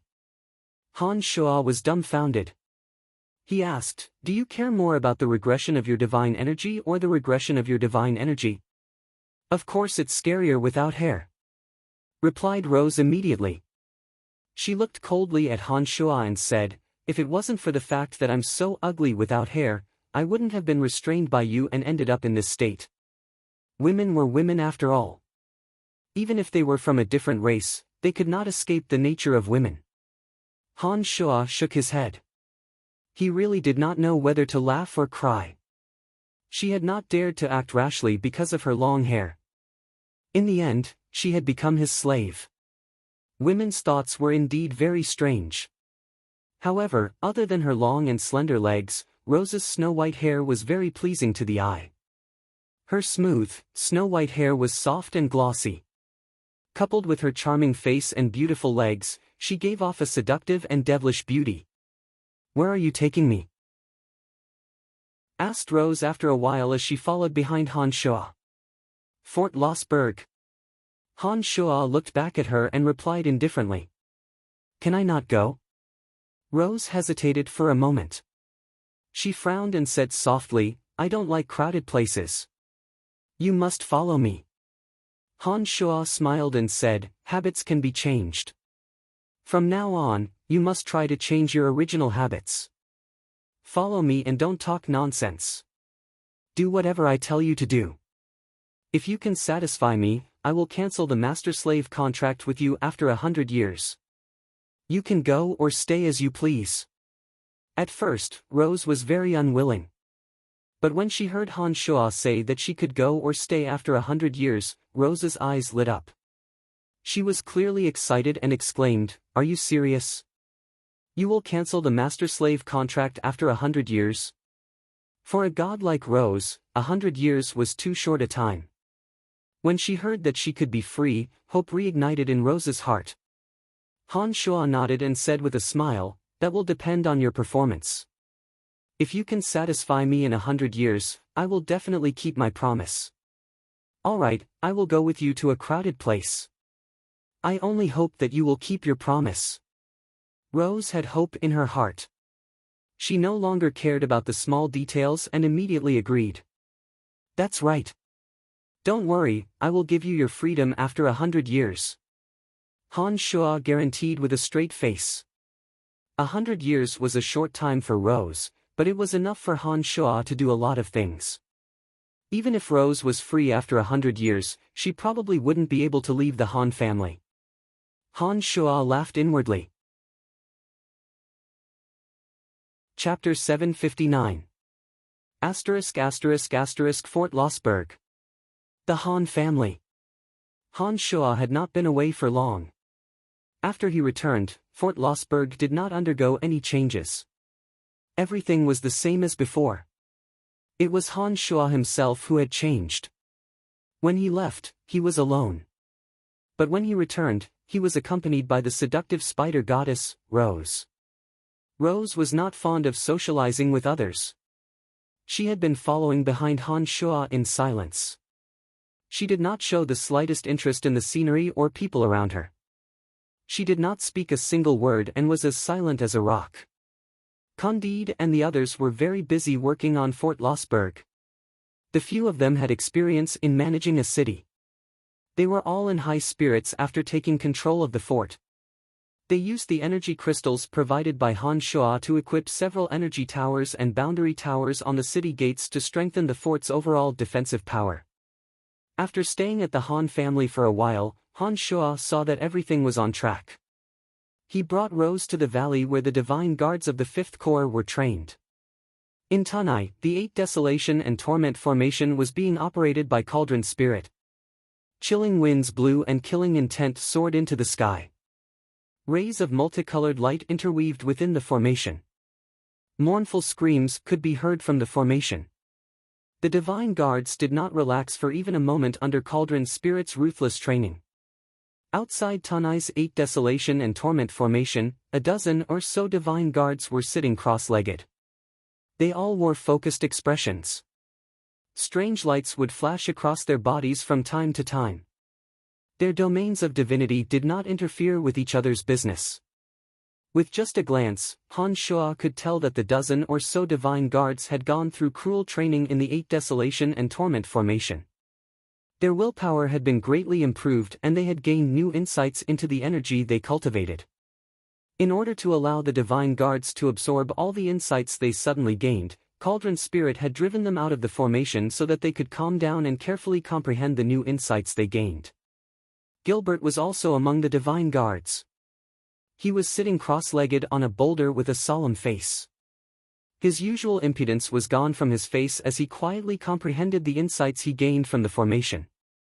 Gilbert had just arrived on Elysium and had just reached early-stage Low God of Darkness. It was not surprising that Han Shuo could make a breakthrough under the training of the formation. Spider Goddess Lolth, who had been following behind Han Shuo without saying a word, was rather surprised when she arrived at the valley. Before she entered, she had noticed that the valley was covered with layers of barriers. It was not easy for those with low strength to discover the situation inside the valley. Lolth was even more surprised when she saw the scene inside the valley. She was very curious about the bizarre energy inside the 8th Desolation and Torment formation. She carefully released a strand of her darkness divine energy to probe it. Immediately, she discovered that the aura inside the formation was somewhat similar to Han Shuo's. Han Shuo turned his head to look at Rose behind him and smilingly asked, "What is it?"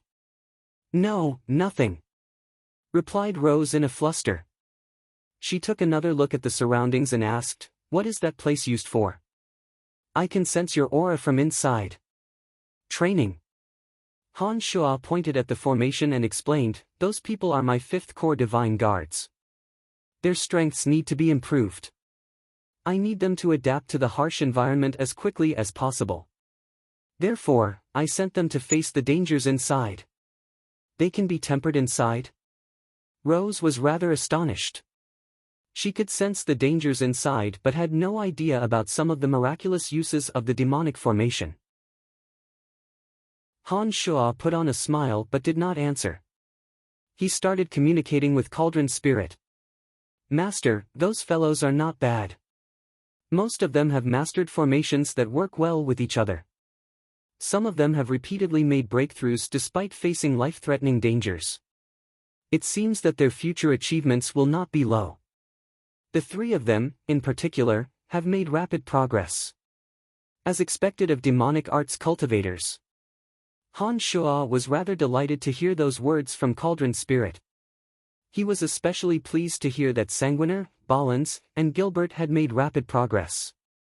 In the future, Sanguiner, Gilbert would be Han Shuo's trusted right and left arms. Only with the strength of the 3 would the 5th Corps be able to establish a firm foothold in the City of Shadows. The strength of the 5th Corps would also mean that the Han family would be able to rid itself of its reputation as a weak merchant association.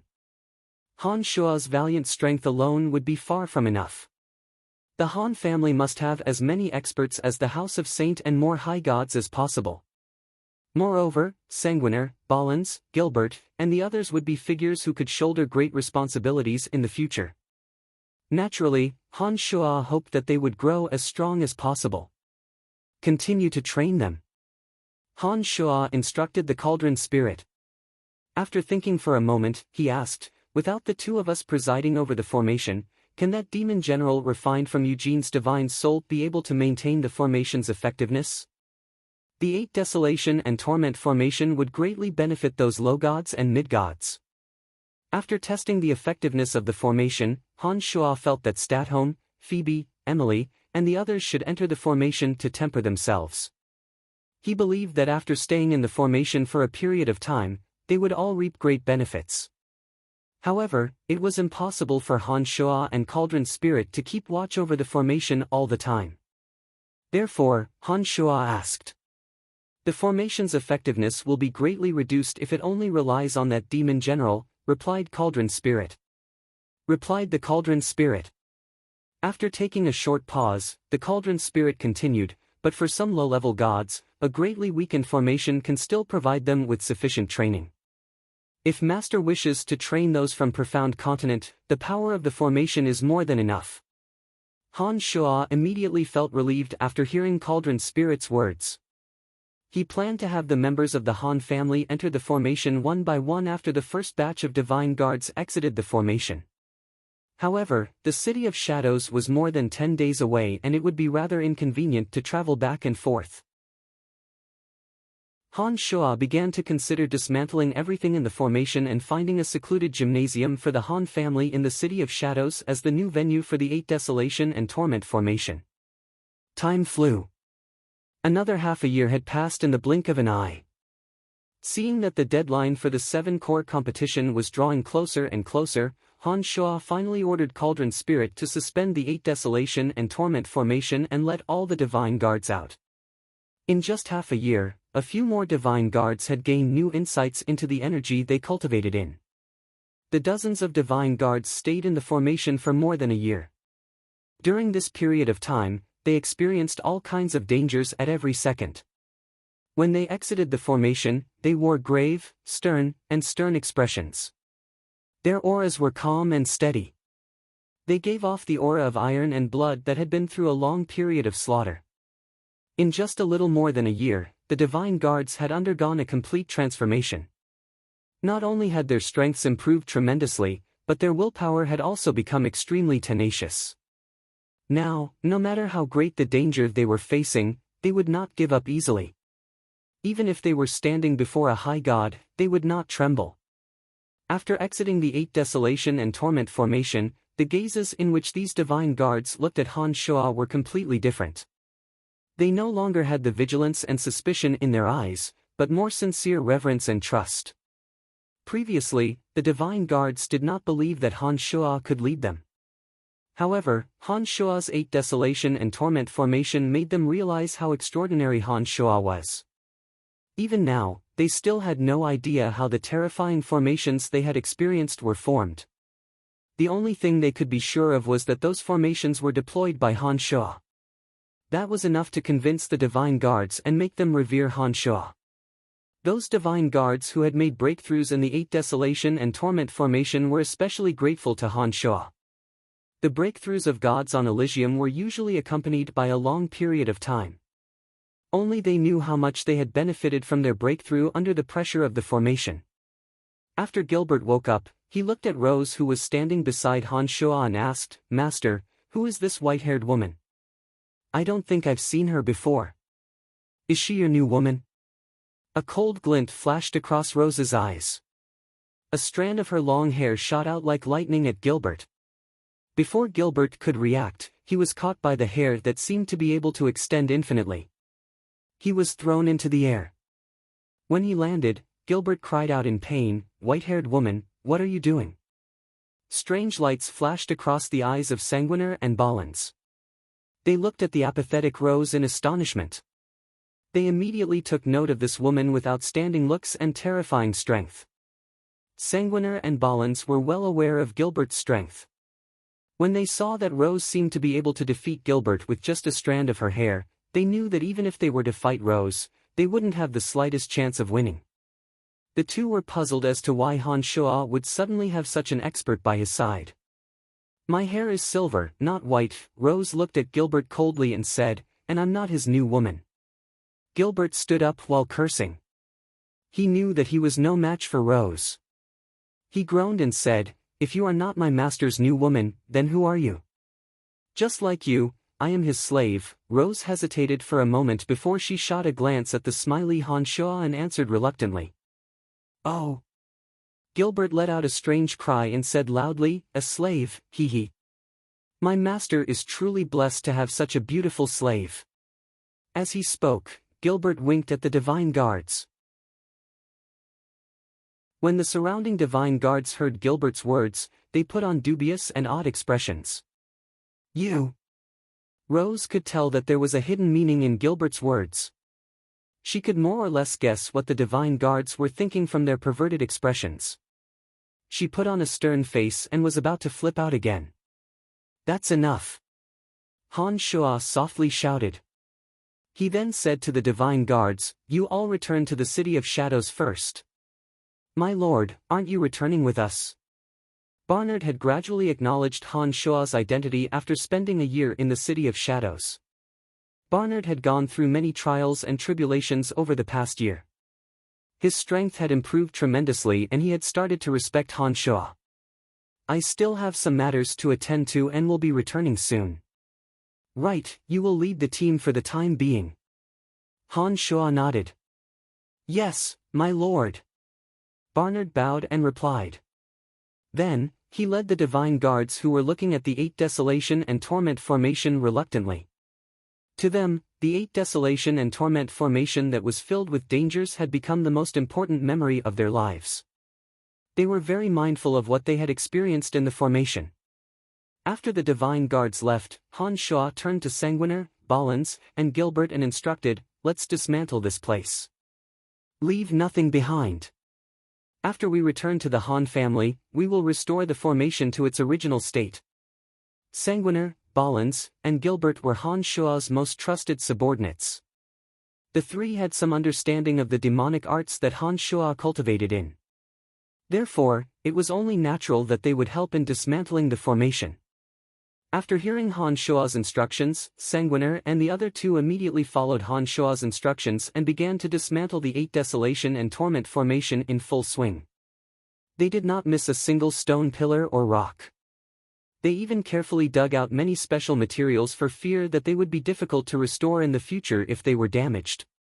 After everything was in place, Han Shuo and the others proceeded to erase all traces of Tanai. After making sure that there were no traces of him in the valley, Han Shuo instructed Sanguiner and the other two, "You all return to the City of Shadows first. I will be back before the competition of the 7 Corps begins." "Master, where are you going?" "Master, where are you going?" asked Sanguiner and Gilbert at the same time. Ballins remained silent but his eyes were filled with hope. "I have to deal with some hidden dangers. It will be inconvenient to bring the 3 of you along. I will only be able to bring you into the tiger's den and dragon's den without any worries when you have the strength to hunt high gods." Han Shuo declined smilingly. The 3 were rather disheartened by Han Shuo's words. However, the truth was right there. Although the 3 were helpless, they had no choice but to follow Han Shuo's instructions and return to the City of Shadows after the divine guards. Han Shuo did not return to the City of Shadows. Instead, he headed towards Hushvale City alone with Rose. "What are you doing?" asked Rose when she saw that Han Shuo was not heading towards the City of Shadows. Her clear and cold eyes were filled with puzzlement. "I'm taking you to kill some people." Han Shuo turned around and grinned. He said, "We are going to Hushvale City to eliminate a few enemies who are threatening my family clan." Ever since Aobashi and Erebus informed Han Shuo of Avery's whereabouts, Han Shuo had made up his mind to eliminate Avery. Especially when Han Shuo learned that Han Shuo was with Hasling, Han Shuo's desire to eliminate the two grew even stronger. Just as Aobashi and Erebus had said, Avery and Hasling had made it clear that they would not let him and the Han family off. The two possessed extraordinary strength, and Hasling controlled the enormous Godswamp pharmacy. With such a huge threat lurking in the dark, Han Shuo felt as though there was a fishbone stuck in his throat. He wasn't afraid that Avery and Hasling would attack him, but if the two were to deliberately target the Han family, Han Shuo couldn't possibly protect everyone. Under such circumstances, the most appropriate method was to eliminate these two hidden dangers before the two of them made their move. And right now, Han Shuo indeed possessed the strength to do so. Both Hasling and Avery resided in Hushvale City. Hasling was an honored guest of Hushvale City and was highly regarded by the city lord of Hushvale City. Han Shuo knew that it wouldn't be easy to kill the two in Hushvale City. Although Sanguiner and the other two had advanced by leaps and bounds in strength, they were, after all, still not high gods. The three of them would not be able to help Han Shuo in Hushvale City. In fact, they might even become a burden to him. Therefore, Han Shuo couldn't bring them along. Unlike them, Rose possessed mid-stage high god strength. Even if Han Shuo were to encounter danger in Hushvale City, he could easily escape with Rose. With the help of his demon generals, Han Shuo believed that Hushvale City wouldn't be able to trap him. Therefore, he had the confidence to bring Rose along. Who are we going to kill? Rose wasn't a soft-hearted person. She did not show the slightest surprise after hearing Han Shuo's words. You will know when we get there, Han Shuo put on a faint smile. He was very satisfied with Rose's performance. However, he did not tell Rose the details. Lossberg was located at the border of the City of Shadows. It was very close to Hushvale City. As Rose had no interest in chatting with Han Shuo, the two traveled at full speed. In just a few days, they crossed the vast land between the two cities and arrived at the border of Hushvale City. Hushvale City was similar to the City of Shadows. The main city of Hushvale City was at the center of the city, surrounded by forts and villages of various sizes. After arriving at the border of Hushvale City, Han Shuo behaved less presumptuously. He and Rose deliberately avoided the divine guards and crowds of Hushvale City in order to avoid unnecessary trouble. As a high god, the terrifying aura on Rose's body was too obvious. Under Han Shuo's insistence, Rose concealed her aura so that the low gods and mid-gods whose strengths were weaker than hers wouldn't be as fearful. Han Shuo's ability to conceal his aura was far superior to Rose's. As long as he did not utilize the demonic yuan in his body, Han Shuo could perfectly conceal his aura with his mid-god of death and destruction avatars. Even Rose couldn't see through his true strength, much less any low god or mid-god. After traveling for 18 days in Hushvale City, Han Shuo and Rose finally arrived at the city gates of Hushvale City. The name Han Shuo used in his divine tablet was Brian. As there were many gods on Elysium, there were many with the same name and surname. The divine guards of Hushvale City did not think that Han Shuo was the owner of the Celestial Pearl Pharmacy that had recently risen to fame in the Darkness Dominion. They indifferently allowed Han Shuo to enter the city. Although Rose didn't like crowded places, she possessed a divine tablet that every god possessed. Furthermore, Rose's divine tablet looked very different from Han Shuo's. It looked very simple and unadorned. When the divine guards of Hushvale City received Rose's divine tablet, they wore respectful expressions and spoke in a very courteous tone. It was a stark contrast to the arrogance they showed to Han Shuo. Rose walked into Hushvale City with an arrogant face. When she arrived beside Han Shuo, she raised her head high and said, "My divine tablet is of the most ancient kind. Gods who possess such a divine tablet and are still alive usually possess extraordinary strength. No matter where, the divine guards will never be stingy with their respect to experts of great strength." Rose appeared rather proud when she said those words. It was as though she felt that she, as a servant, was treated better than her master. She felt that she had regained some of her dignity and was secretly delighted. Han Shuo did not mind that. He nodded with a faint smile and said, "Then you should be very familiar with the situation on Elysium." "Very good. Tell me some ancient stories about Elysium when you have the time." "I'm very interested." "Sure, no problem." Rose was rather astonished by Han Shuo's humble attitude. She nodded and agreed. She thought to herself that Han Shuo did have some good points. Chapter 760. Hushvale City, one of the 7 major cities of the Darkness Dominion. Han Shuo and Rose strolled side by side on the streets of Hushvale City. Hushvale City wasn't much different from the City of Shadows. There were countless shops along the way. Many gods frequented the shops to purchase divine weapons, energy crystals, and divine scrolls for their cultivation. The God Swamp Pharmacy was extremely famous in Hushvale City, just like the Celestial Pearl Pharmacy in the City of Shadows. It was the largest pharmacy in Hushvale City. Han Shuo learned the location of the God Swamp Pharmacy by simply asking some random gods along the way. Hushvale City was just as enormous. It took Han Shuo 3 hours to travel from the city gate to the God Swamp Pharmacy's shop. Standing in front of the God Swamp Pharmacy's entrance and gazing at the enormous buildings towering into the clouds, Han Shuo realized that the headquarters of the God Swamp Pharmacy was much more magnificent than the Celestial Pearl Pharmacy. Pharmacists wearing snow-white robes that were unique to pharmacists could be seen roaming in and out of some of the God Swamp Pharmacy's medicine refinement rooms. Along the way, divine guards would push carts filled with all kinds of glassware to the God Swamp Pharmacy's airships. They would place bottles of the latest medicines into the airships and transport them to other major cities of the Darkness Dominion. Unlike the Celestial Pearl Pharmacy, other than Hushvale City, the God Swamp Pharmacy had branches in several other cities of the Darkness Dominion. The medicines they produced for the major family clans could only be produced in the God Swamp Pharmacy and transported to other major cities using airships. The God Swamp Pharmacy had a good relationship with the major family clans in the major cities of the Darkness Dominion. It also had connections with the God Hunters. Therefore, the long-distance trade between the God Swamp Pharmacy and the major family clans of the Darkness Dominion had never gone wrong. However, due to the sudden rise of Han Shuo's Celestial Pearl Pharmacy, the major family clans in the City of Shadows stopped purchasing medicines from the God Swamp Pharmacy.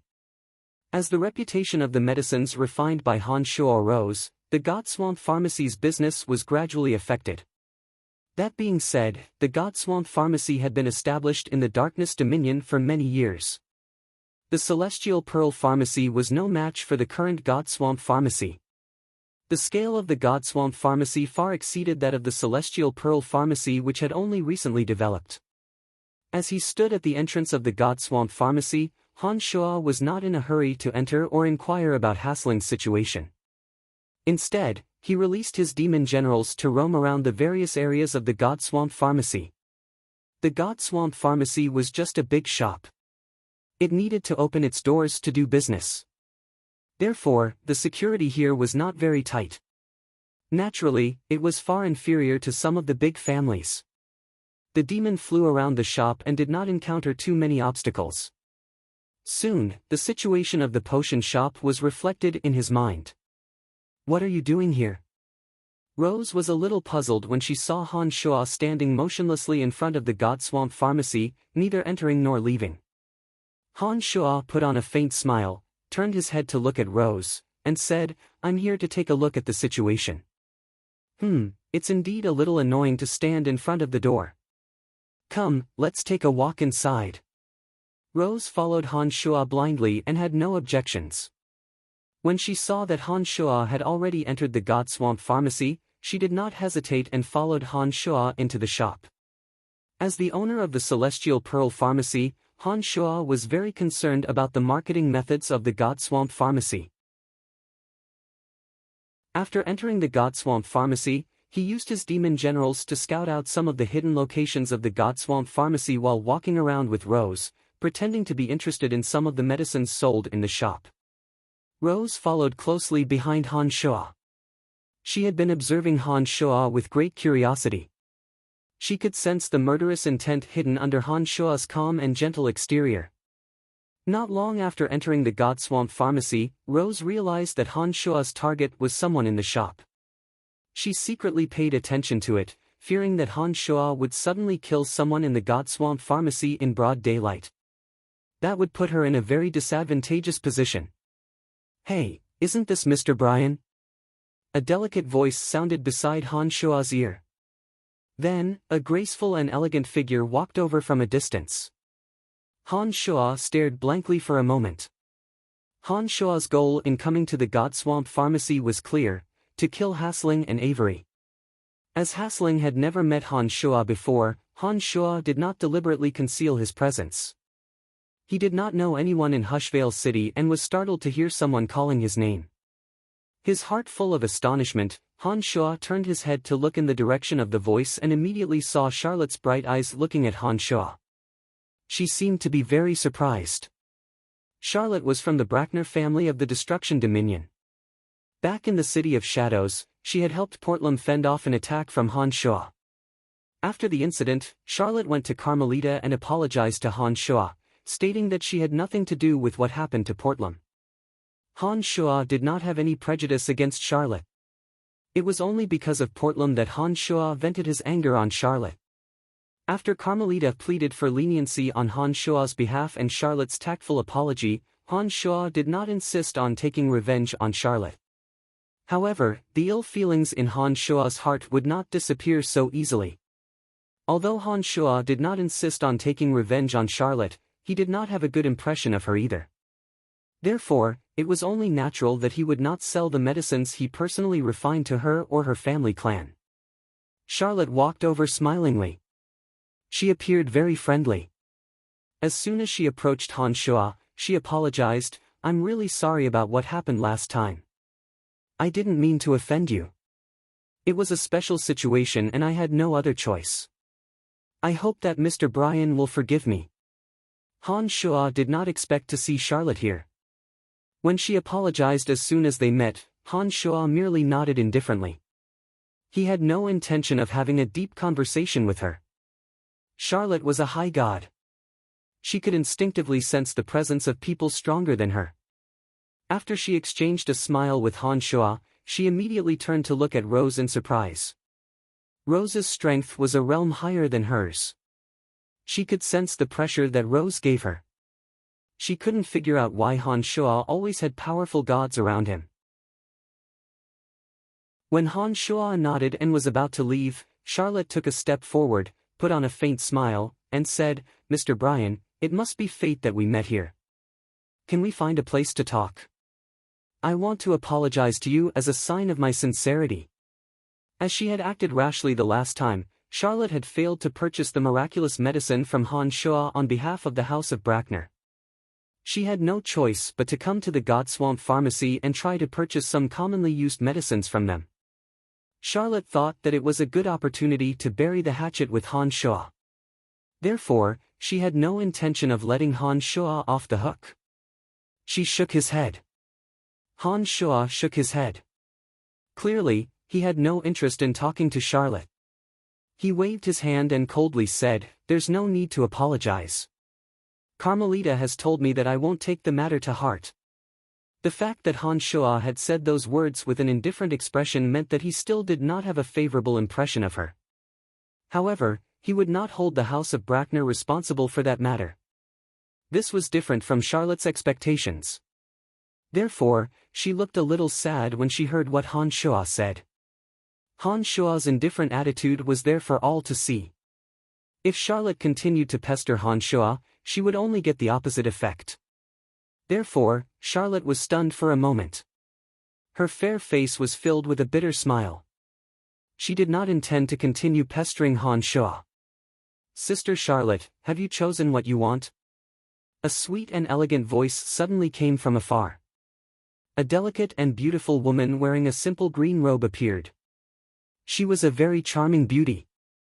She had fair skin, a tall and slender figure, willow-like eyebrows, and a pair of slender eyes that gave off a tranquil and otherworldly charm. "Not yet. I just met an acquaintance." Charlotte turned around and smiled gently. She said, "Let's continue choosing and have a good talk with the Godswamp Pharmacy." Suddenly, this delicate and beautiful woman looked at Han Shua with a pair of green eyes in surprise.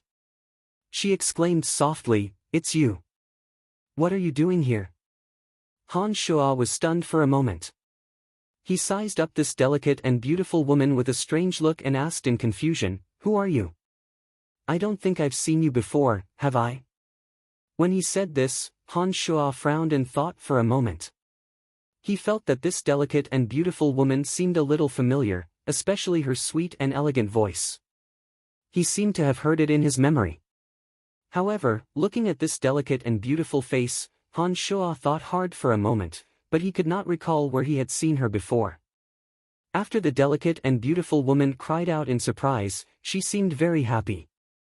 She walked past Charlotte and went straight to Han Shuo's side. She said excitedly, "When did you come here? I told you to find me according to the method I gave you. Why didn't you come?" Han Shuo was confused. He looked blankly at the delicate and beautiful woman who seemed a little excited and said, "You must have mistaken me for someone else. I don't know you." The beautiful woman's mouth curled into an amused smile. She looked at Han Shuo carefully and chuckled. "I can't be wrong. It's you. You actually forgot about me." As he talked with her, the sense of familiarity in Han Shuo's heart became stronger. However, when he looked at the delicate and beautiful face in front of him, Han Shuo was sure that he had never seen her before. With his amazing memory for beautiful women, Han Shuo believed that he would never forget a beauty of this level even if he took a glance at her. However, he could feel that this beautiful woman had an indescribable sense of familiarity. This made Han Shuo even more puzzled. He smiled bitterly and said, "I really can't remember. Why don't you give me a hint?" "Oh no." The beautiful woman chuckled and shook her head. She glared at Han Shuo and said, "You actually forgot about me. That's too much.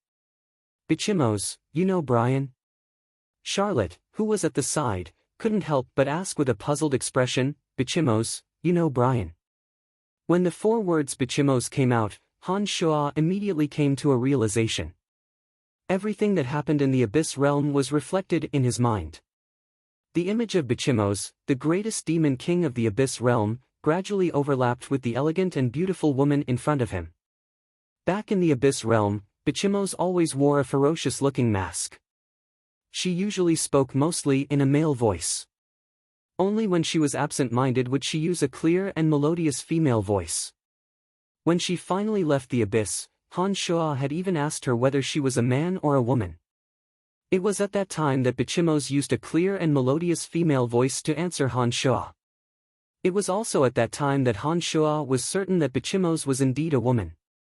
It was just that he had never seen her face. It was no wonder that Han Shuo felt that she looked familiar but couldn't remember where he had seen her before.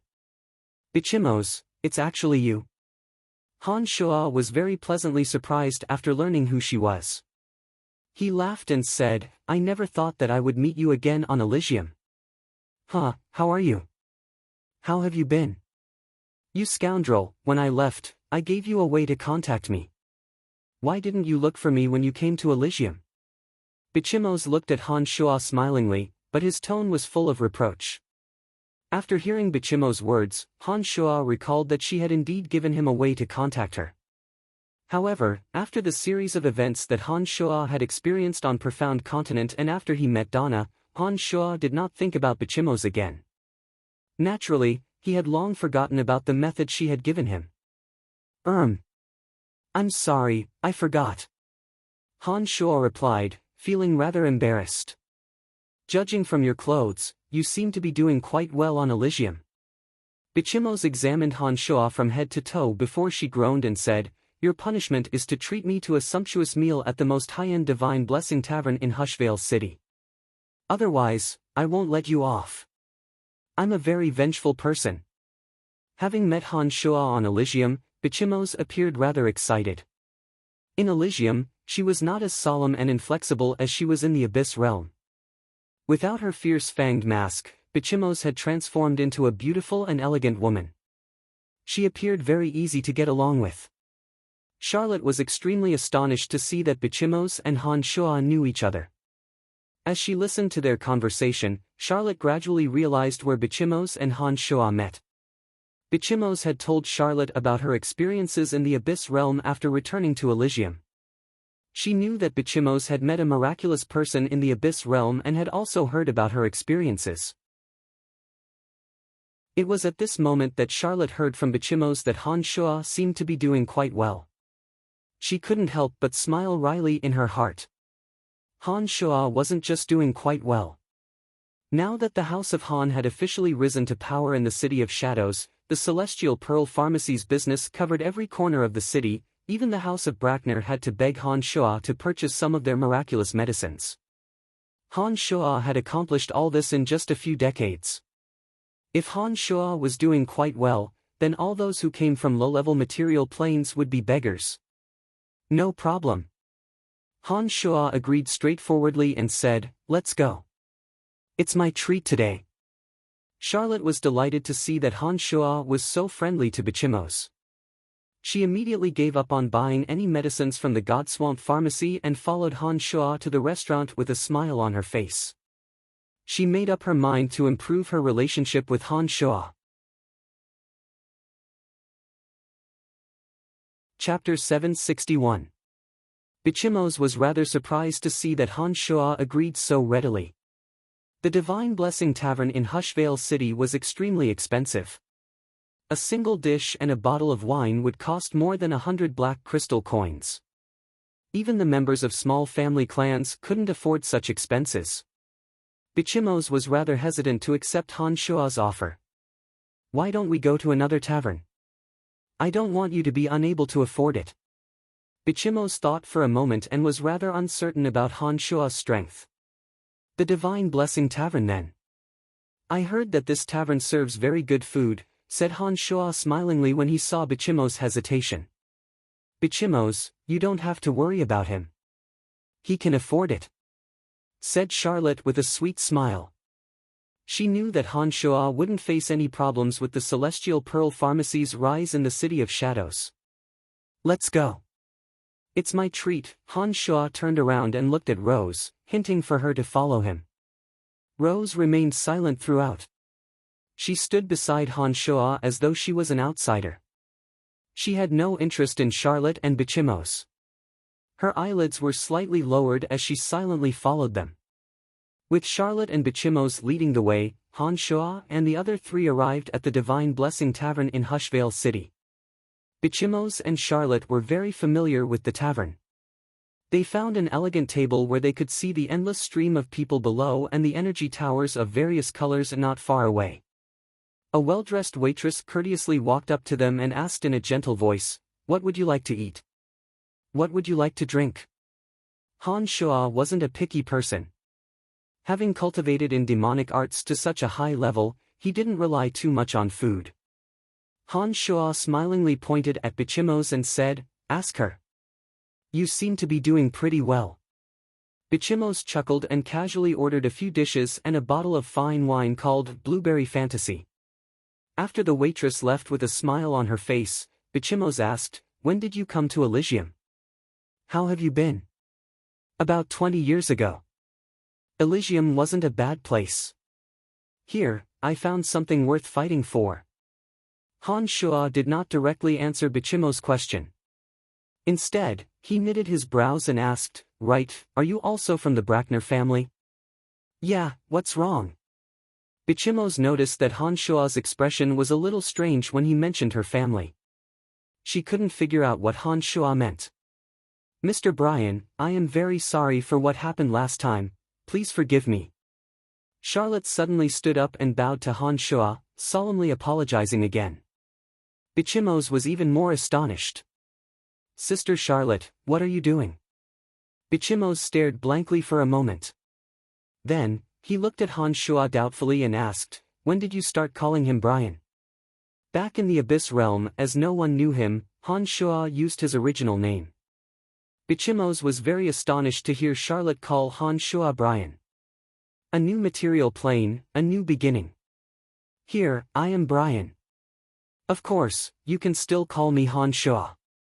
It doesn't matter." Han Shua shrugged. He then looked at Charlotte and said, "Forget it. Given my friendship with Bichimos, I will let bygones be bygones. If you want to purchase medicines from the Celestial Pearl Pharmacy, we can slowly discuss it in the future." After hearing those words from Han Shua, Charlotte knew that he had truly forgiven her for helping Portlam in the City of Shadows. Her face lit up with delight. She thanked Han Shua smilingly and said to Bichimos, "I have mentioned to you that Mr. Brian from the City of Shadows is a friend you made in the Abyss Realm." Upon hearing those words, Bichimos's pretty face was filled with astonishment. She cried out in disbelief, "How is that possible?" Charlotte had told Bichimos about what happened in the City of Shadows, especially the part where Han Shua mercilessly killed Portlam. She also told her about the miraculous properties of the Celestial Pearl Pharmacy. Bichimos was very astonished by what she heard. However, when Bichimos first met Han Shua in the Abyss Realm, although Han Shua was miraculous, his strength had not increased by a large margin. Bichimos could not associate him with the powerful expert who had forced Portlam into such a sorry state. Charlotte knew that Bichimos would be greatly shocked. When she learned that Han Shua was that person from the Abyss Realm whom Bichimos had mentioned to her, how could she not be in disbelief? According to Bichimos, Han Shua's strength in the Abyss Realm was even lower than hers. Yet, in just a few short decades, Han Shua was able to force Portlam into such a state. What did this mean? It meant that Han Shua had advanced from low god to high god in just a few decades. This rate of improvement was simply unimaginable. Under Bichimos' questioning gaze, Charlotte forced a smile and nodded heavily. She said, "You know that I won't play such a joke on you." After taking a short pause, Charlotte continued, "I believe that you have heard of the deeds of the owner of the Celestial Pearl Pharmacy in the City of Shadows. You should know that this is absolutely the truth." Bichimos was even more astonished. She looked at Han Shua in bewilderment and asked, "When you were in the Abyss Realm, have you been concealing your strength?" Han Shua forced a smile. He did not know how to answer Bichimos. He really did not conceal his strength when he was in the Abyss Realm. However, if he were to tell Bichimos the truth, she would most likely not believe him. After hesitating for a moment, Han Shua summoned up his courage and nodded. "You bastard! Why are you so guarded against everyone?" Bichimos angrily glared at Han Shua and said, "To think that I was worried that you would have a hard time after coming to Elysium. I even wanted to recommend you to join our family clan. If I had known that you possessed high god strength, I wouldn't have been so worried." After finishing those words, Bichimos suddenly let out a soft shout and said to the waitress in the distance, "Don't order the dishes and wine we just ordered. Change them to the most expensive ones." Obviously, Bichimos was angry and wanted to rip off Han Shua. Right away. The waitress was overjoyed when she heard Bichimos shout. Fearing that Bichimos would go back on her words, she hastily agreed. Before long, one after another, dishes and wine that Han Shua had never seen before were served in an endless stream. The table in front of the four was filled to the brim. Bichimos glared at Han Shua with hatred. She urged Charlotte to gorge herself on the delicately prepared meat slices as though she was treating them as Han Shua. Charlotte looked at Bichimos in astonishment. She had never seen Bichimos display such an unbridled attitude in front of a strange man. She started having other thoughts in her mind. Spider goddess Lolth didn't say a word. But when the delicacies were served, she didn't stand on ceremony with Han Shua at all. She didn't need anyone to greet her. Like Bichimos, she placed one small plate after another in front of her, lowered her head, and focused on eating. Han Shua did not have any special feelings towards food. He tasted every dish and drank only a few cups of fine wine. He felt that the dishes and wine here were indeed tasty and probably worth a lot. When it was time to settle the bill, the waitress reported the price of 9,600 black crystal coins. Han Shua was only a little surprised. Now that Han Shua was rich and overbearing, he naturally wouldn't be shocked by such a small amount of black crystal coins. Under Bichimos' gaze, Han Shua very straightforwardly threw out a bag of 10,000 black crystal coins each. Bichimos, Charlotte, and Rose had drunk some wine. Their cheeks were slightly flushed, making them appear radiant and dazzling. Charlotte was a little better.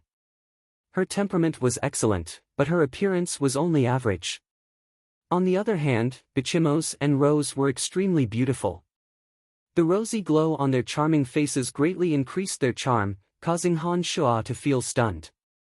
Bichimos had been sizing up Han Shua. When she saw him calmly settle the bill, she softly muttered, "He's really rich." He didn't even bat an eyelid when paying 10,000 black crystal coins. "He's even more generous than my father. Let's go." Han Shua stood up. His majestic body towered over the many gods in the divine blessing pharmacy. His extravagant spending and the graceful appearances of the three women beside him attracted many people's attention. They thought, "Who is this guy? Since when did Hushvale City have such a guy with boundless luck with women?" Those who could afford to come to the Divine Blessing Pharmacy were all people of high status in Hushvale City. They were all very familiar with each other.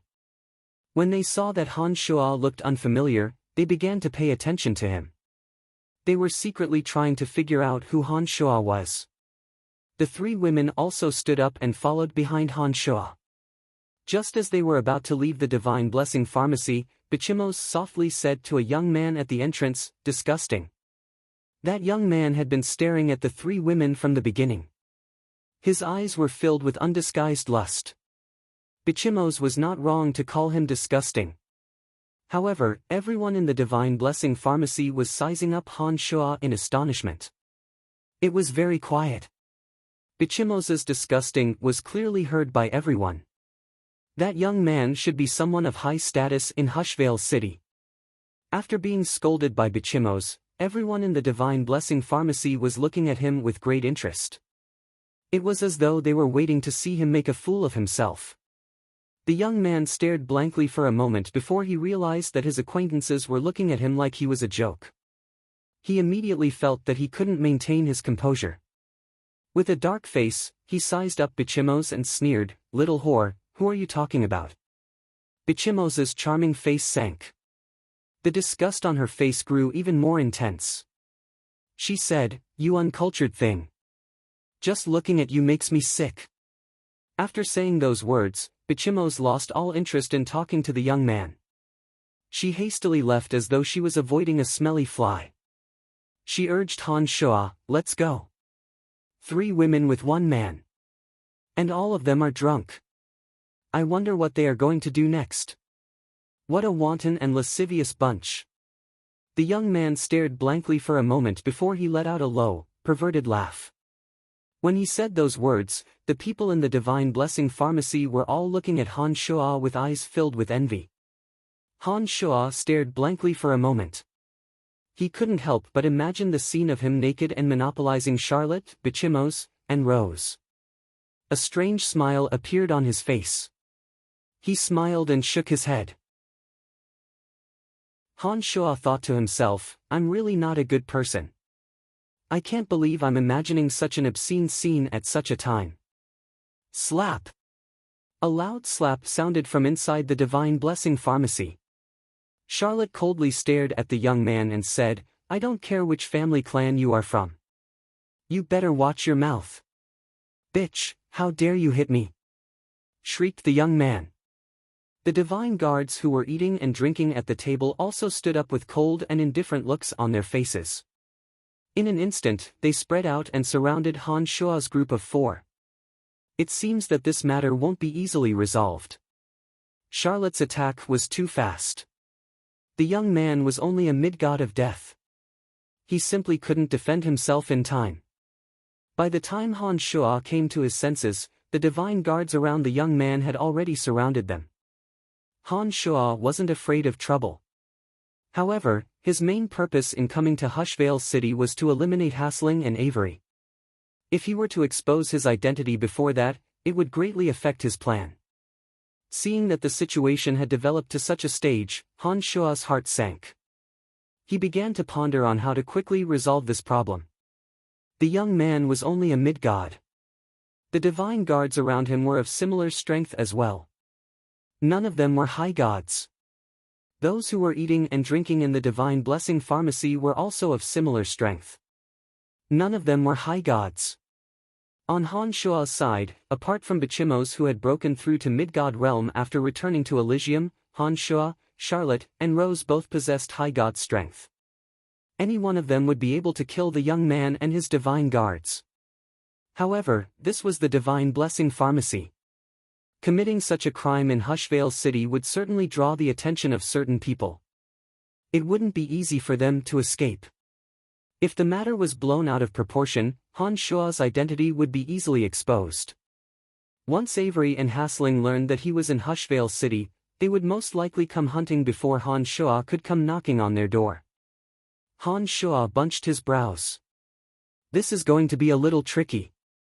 This is Hushvale City. How dare you outsiders run amok in Hushvale City? You are courting death, shouted the young man. Arrest them and bring them back to the 6th Corps for interrogation. Just like the City of Shadows, Hushvale City had its own divine guards. However, there were only 6 corps in Hushvale City. Judging from the young man's appearance, he seemed to be someone of high status in Hushvale City. The divine guards around him all wore stern expressions. They were clearly well-trained divine guards. Ladies and gentlemen, if you have any questions, please settle them outside. It was at this moment that a white-haired, chubby old man dressed in divine blessing attire walked over. He wore a professional smile on his face as though he was used to such situations. As one of the largest and most luxurious establishments in Hushvale City, Divine Blessing Pharmacy wasn't that simple. The young man knew the background of Divine Blessing Pharmacy. He nodded, waved his hand at the divine guards, and said, "Let's go and arrest them." After saying those words, the young man coldly gazed at Han Shua and the other 3 before leading the group out of Divine Blessing Pharmacy.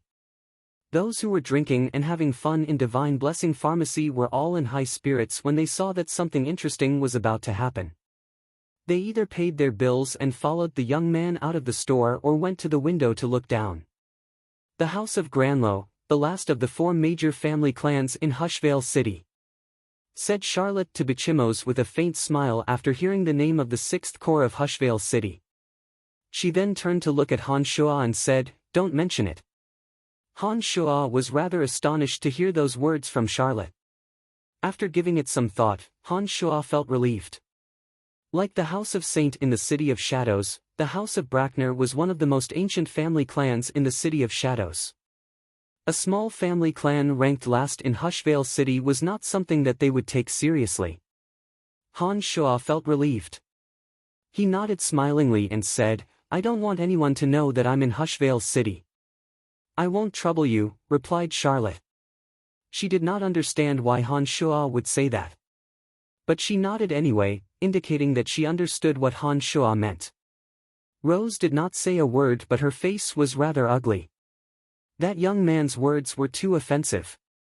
She was clearly enraged. "Sister Charlotte, teach that guy a lesson," said Bichimos in a cold voice. She seemed to be very displeased. "Forget it. This is Hushvale City. It's better to avoid unnecessary trouble. I have already given him a slap on the face. After we reveal our identities, I don't think he will dare to use the 6th Corps of Hushvale City to pressure us," Charlotte consoled Bichimos in a gentle voice, seemingly not wanting to escalate the matter.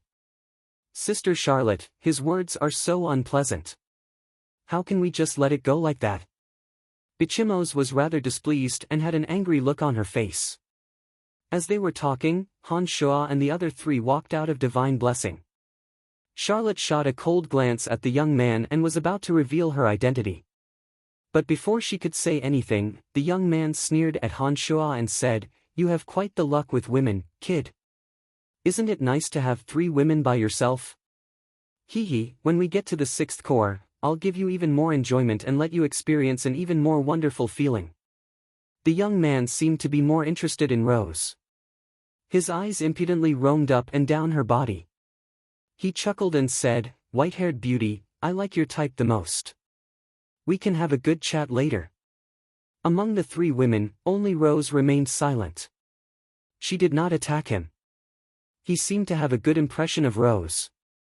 His words were very bold. However, he obviously didn't know that Rose, who didn't say a word, was the real god of slaughter. Especially when he called Rose a white-haired beauty. This violated Rose's greatest taboo.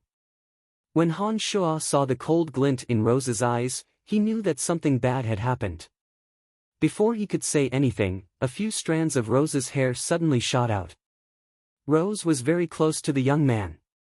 He couldn't even dodge a slap from Rose, let alone Rose who was slightly stronger than him. The strands of hair shot out and sank into the young man's chest. Rose swung her hair and sent the young man flying far away. He was already dead by the time he landed on the ground. Han Shua's face changed. When he saw Rose attack, he knew that there was no way to end this peacefully. Before Charlotte and Bichimos could react, Han Shua shouted in a low voice, "If you want to do it cleanly." Rose put on a cold face when she heard Han Shua's words. Her long hair danced wildly in the air. The surrounding divine guards turned pale with fright as her long hair pierced through their chests. All of them died on the spot. Not a single one managed to escape alive. "What are you waiting for? Let's go!" Han Shua shouted at Bichimos and Charlotte. He grabbed Bichimos's little hand and immediately flew towards a remote area in the distance. The surrounding onlookers were greatly alarmed and cried out in alarm. Never did they expect that Han Shua and his party would dare to kill people in the middle of the street. Not only that, they did not show any mercy. Perhaps it was because Loltha's actions were too direct and efficient that not a single one of those people dared to stop her. They could only watch as Han Shua and the others swaggered off after killing those people. None of them dared to make a move. Chapter 762. The Divine Blessing Tavern was located in a bustling district at the center of Hushvale City. Many people had clearly seen how Rose killed those people on the street. It was only a matter of time before the Hushvale City Divine Guards came looking for them. Therefore, Han Shua had no choice but to retreat. Under the watchful eyes of the demon generals, Han Shua led the three through block after block of streets, purposely going to some of the more secluded areas. After a while, they finally arrived at the first district of Hushvale City that resembled a slum. Divine guards would rarely pay attention to such places. Not many members of major family clans would come here. Therefore, there shouldn't be any problems for the time being. Charlotte used her divine tablet to spend a few black crystal coins and found a simple and crude gymnasium.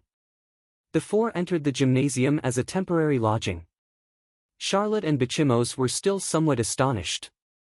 They looked at Lolth with very strange gazes. They did not expect that Lolth would be so daring as to kill someone in the middle of Hushvale City in front of so many aristocratic scions without uttering a single word. Of course, they had also heard Han Shua's words, "Since you're going to do it, make it clean." They were very astonished by Han Shua and Rose. They did not understand what the two were thinking. If it were up to Charlotte and Bichimos, they would at most teach that youth a lesson and humiliate him a little. They definitely wouldn't kill him along with his divine guards so easily. "Han Shua, you sure are bold." Bichimos put on an astonished face and said, "That young man should have some status in Hushvale City. For you to kill him just like that, his family clan will definitely not let us off." Rose remained calm and did not feel that her actions were inappropriate. She remained silent as usual.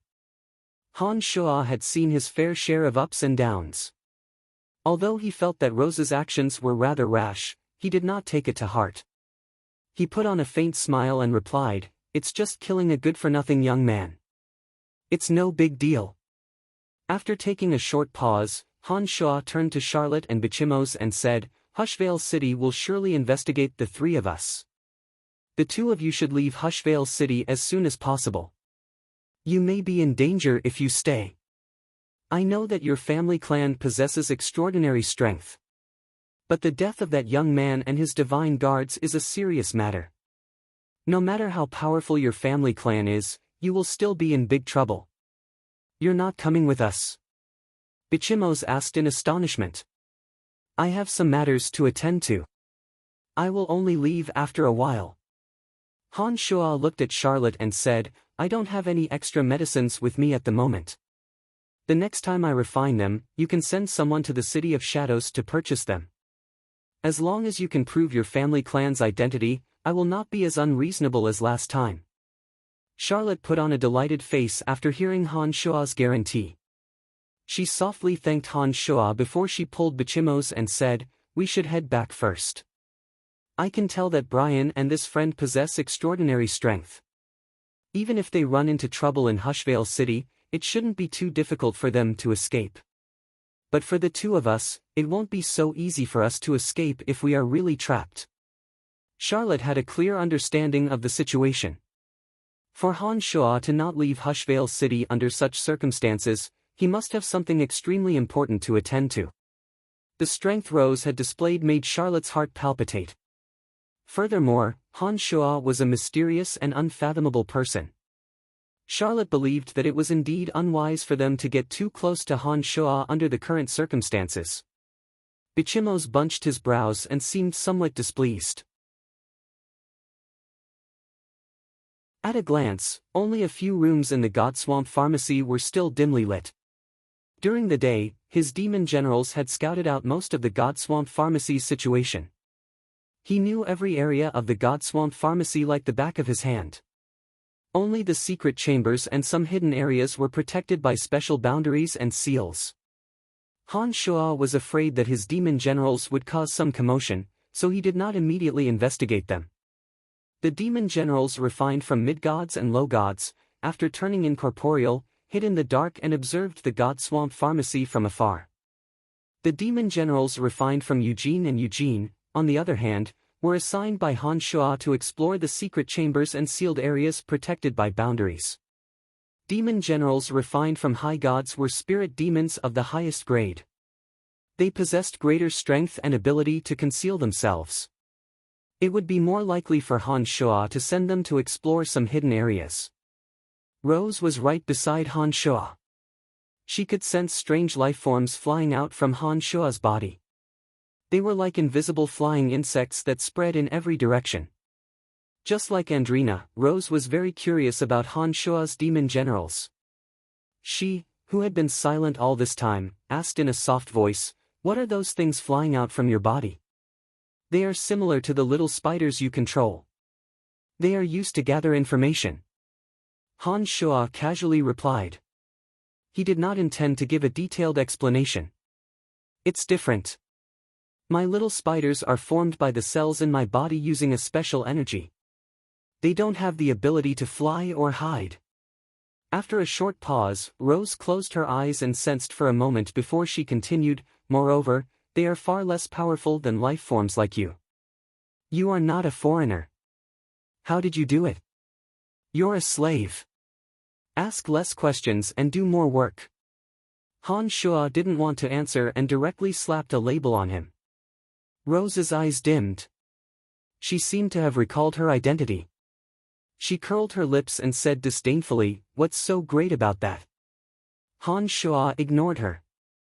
Under the dim light of the night, the two demon generals of the highest grade had already approached the boundary with the secret chamber. Boundaries that could sense the existence of boundaries from afar generally wouldn't be particularly powerful.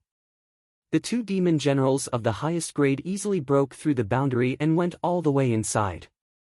It was a secret passageway leading to the underground. The walls were covered with energy crystals, making the passageway appear brightly lit. As they went deeper, there were 7 to 8 small boundaries blocking their way. The two demon generals of the highest grade passed through safely without triggering any abnormalities in the boundaries. When they were about 500 to 600 meters underground, a black iron door blocked the demon general's prying. The black iron door had an extremely dense boundary energy. The grooves on the door were filled with high-purity energy crystals. The boundary energy was extremely powerful.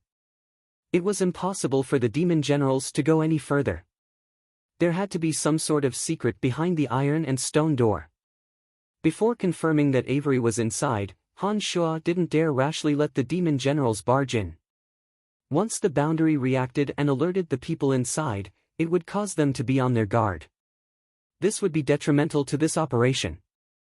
Han Shuo controlled the demon generals to stop in front of the black iron door. He waited patiently, wondering if he should take the risk.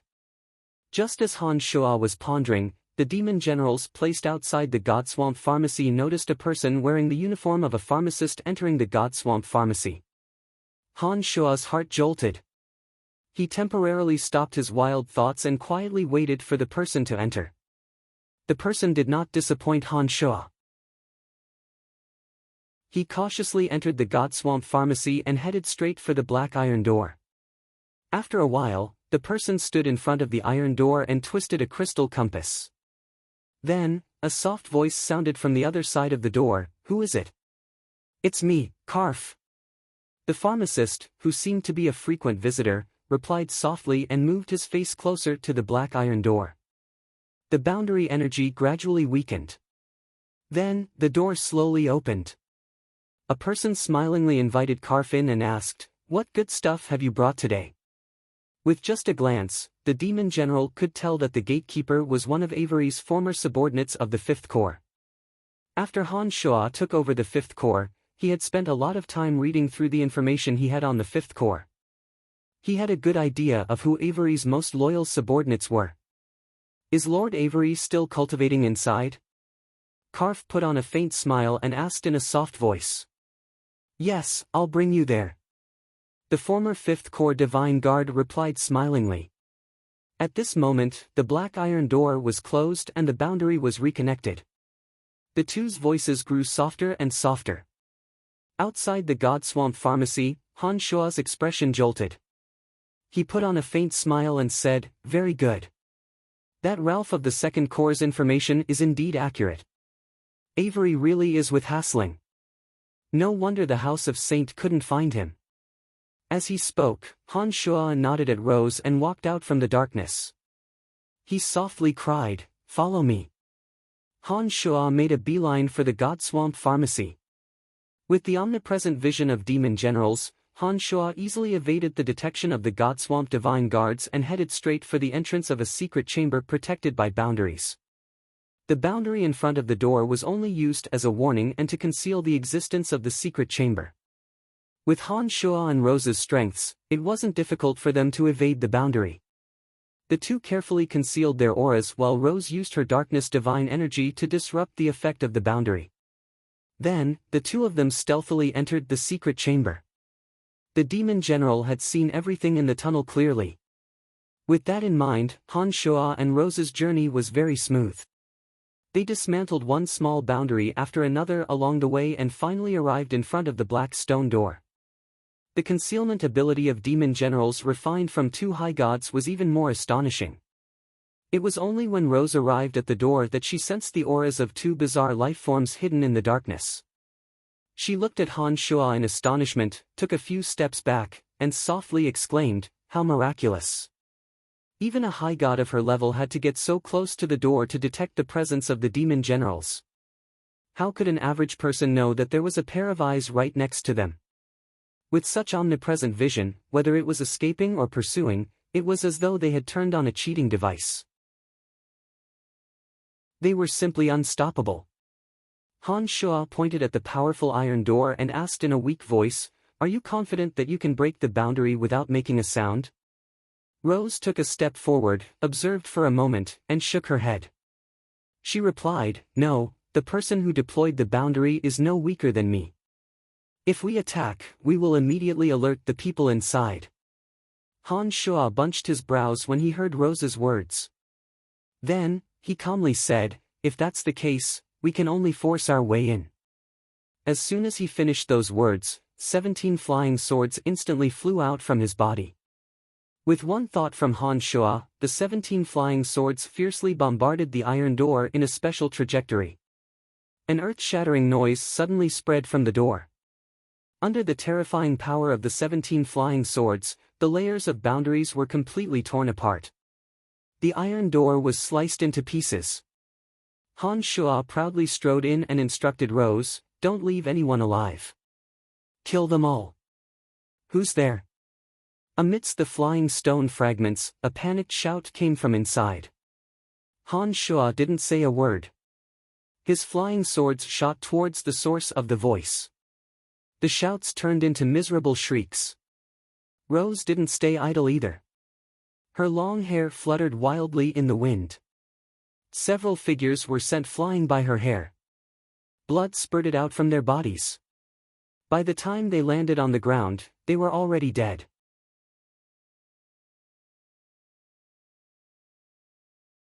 Chapter 763. Along the way, any divine guards on Avery's side who poked their heads out would be slaughtered by the duo. The spacious underground chamber was filled with the wails of ghosts and howls of wolves. The divine guards who died to the 17 flying swords were reduced to puddles of blood. The bodies of those divine guards killed by Lolth were quickly corroded when they came in contact with the puddles of blood. The duo charged into the chamber like a god slaying a god. Time was of the essence and they were in the Godswamp Pharmacy in Hushvale City. Han Shua knew that he could not stay in this place for too long. If the divine guards of Hushvale City were to gather and surround them, even Han Shua and Rose might not be able to escape unscathed. Therefore, Han Shua showed no mercy. The 17 flying swords turned into rivers of blood. Han Shua and Rose made their way to the innermost part of the secret chamber. While the massacre was taking place, the two demon generals had already entered the secret chamber. Avery's location had been imprinted into Han Shua's mind through the demon generals.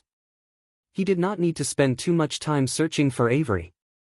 He arrived at the secret chamber that Avery was in without any obstructions. Suddenly, the pharmacist from Godswamp Pharmacy named Karf screamed as he charged out from the chamber. Before he could finish screaming, 2 flying swords flashed past his neck.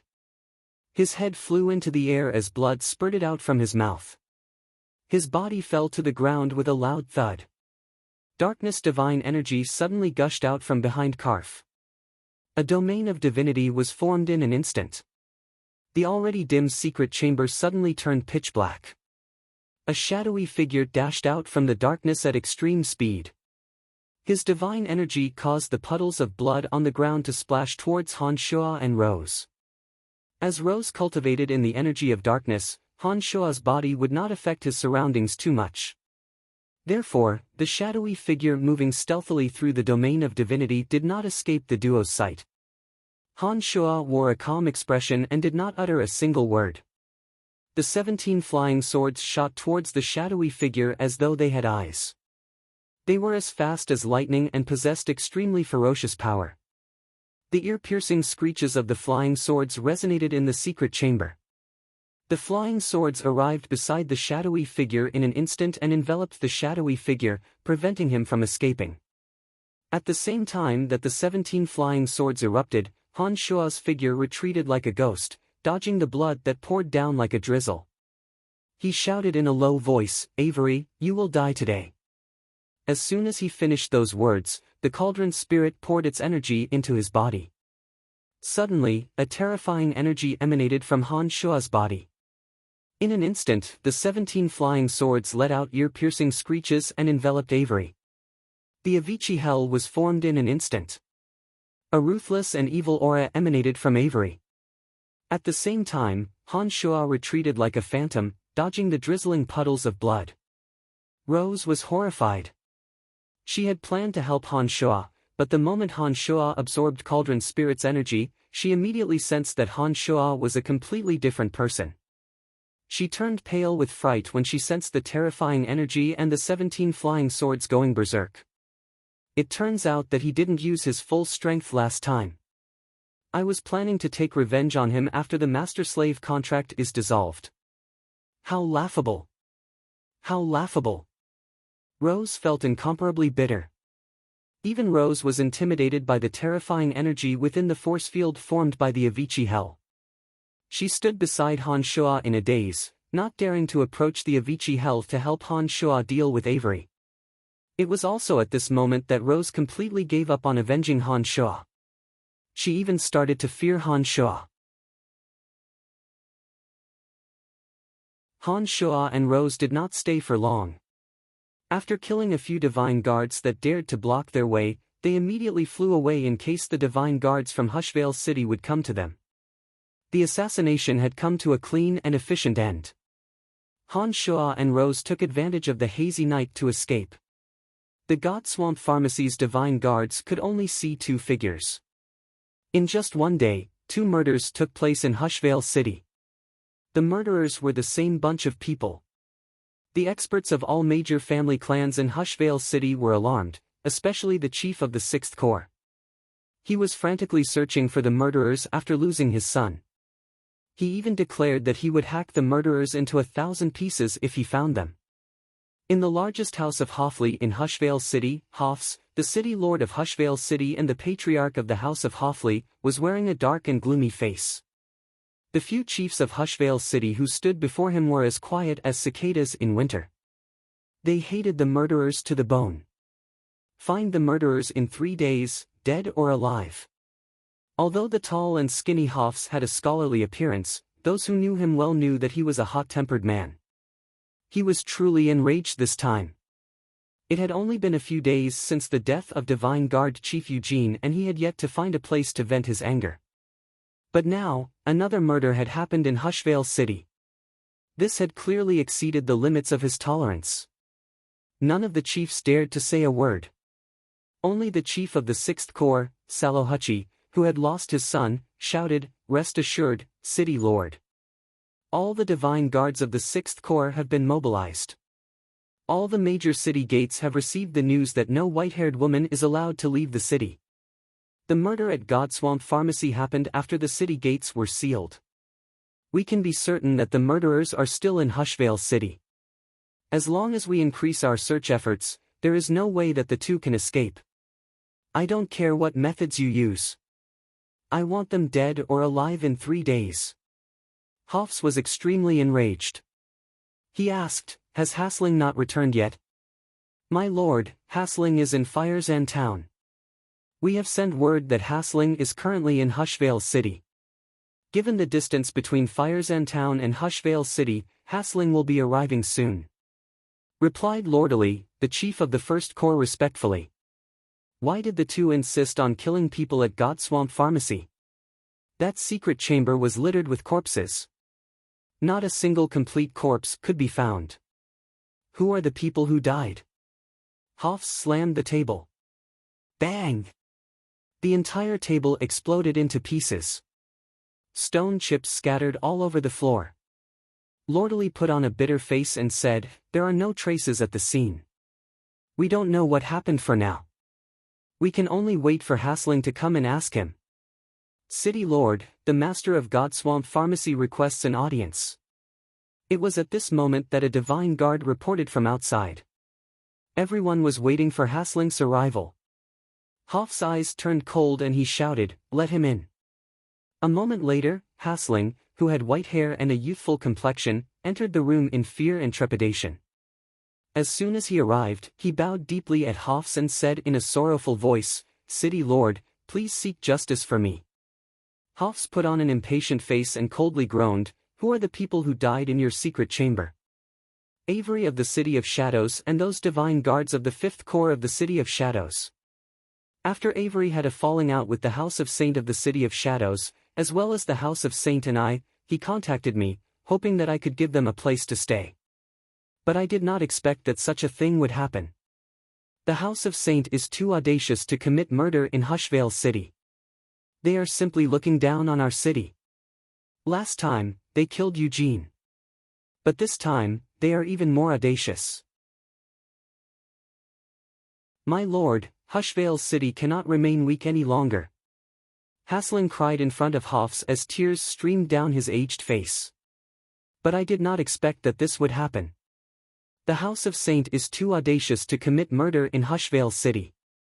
They are simply looking down on our city. Last time, they killed Eugene. But this time, they are even more audacious. My lord, Hushvale City cannot remain weak any longer." Hasling knew that there was no way he could conceal such a major incident that happened in the Godswamp Pharmacy. Besides, he had a personal grudge against the House of Saint. No matter who killed Avery, he had to bring the matter to the House of Saint first. It would be best if Hushvale City could go to war with the City of Shadows. But even if they could not, he wanted to infuriate Hofs and teach the House of Saint a lesson. "It's actually Avery." Hofs immediately flew into a rage after hearing Hasling's words. "Why didn't you tell me earlier? Your lordship, you are very busy and the House of Saint is pursuing Avery very closely. I was planning to wait for a few days before reporting to your lordship. I did not expect that such a thing would happen. Please forgive me, your lordship. I, Hasling, have always been loyal and devoted to your lordship. I hope that your lordship will be able to see through this. Hasling hastily explained. Your lordship, since the deceased is Avery of the City of Shadows, he shouldn't be a citizen of Hushvale City. If it really is the House of Saint, then we are in the wrong.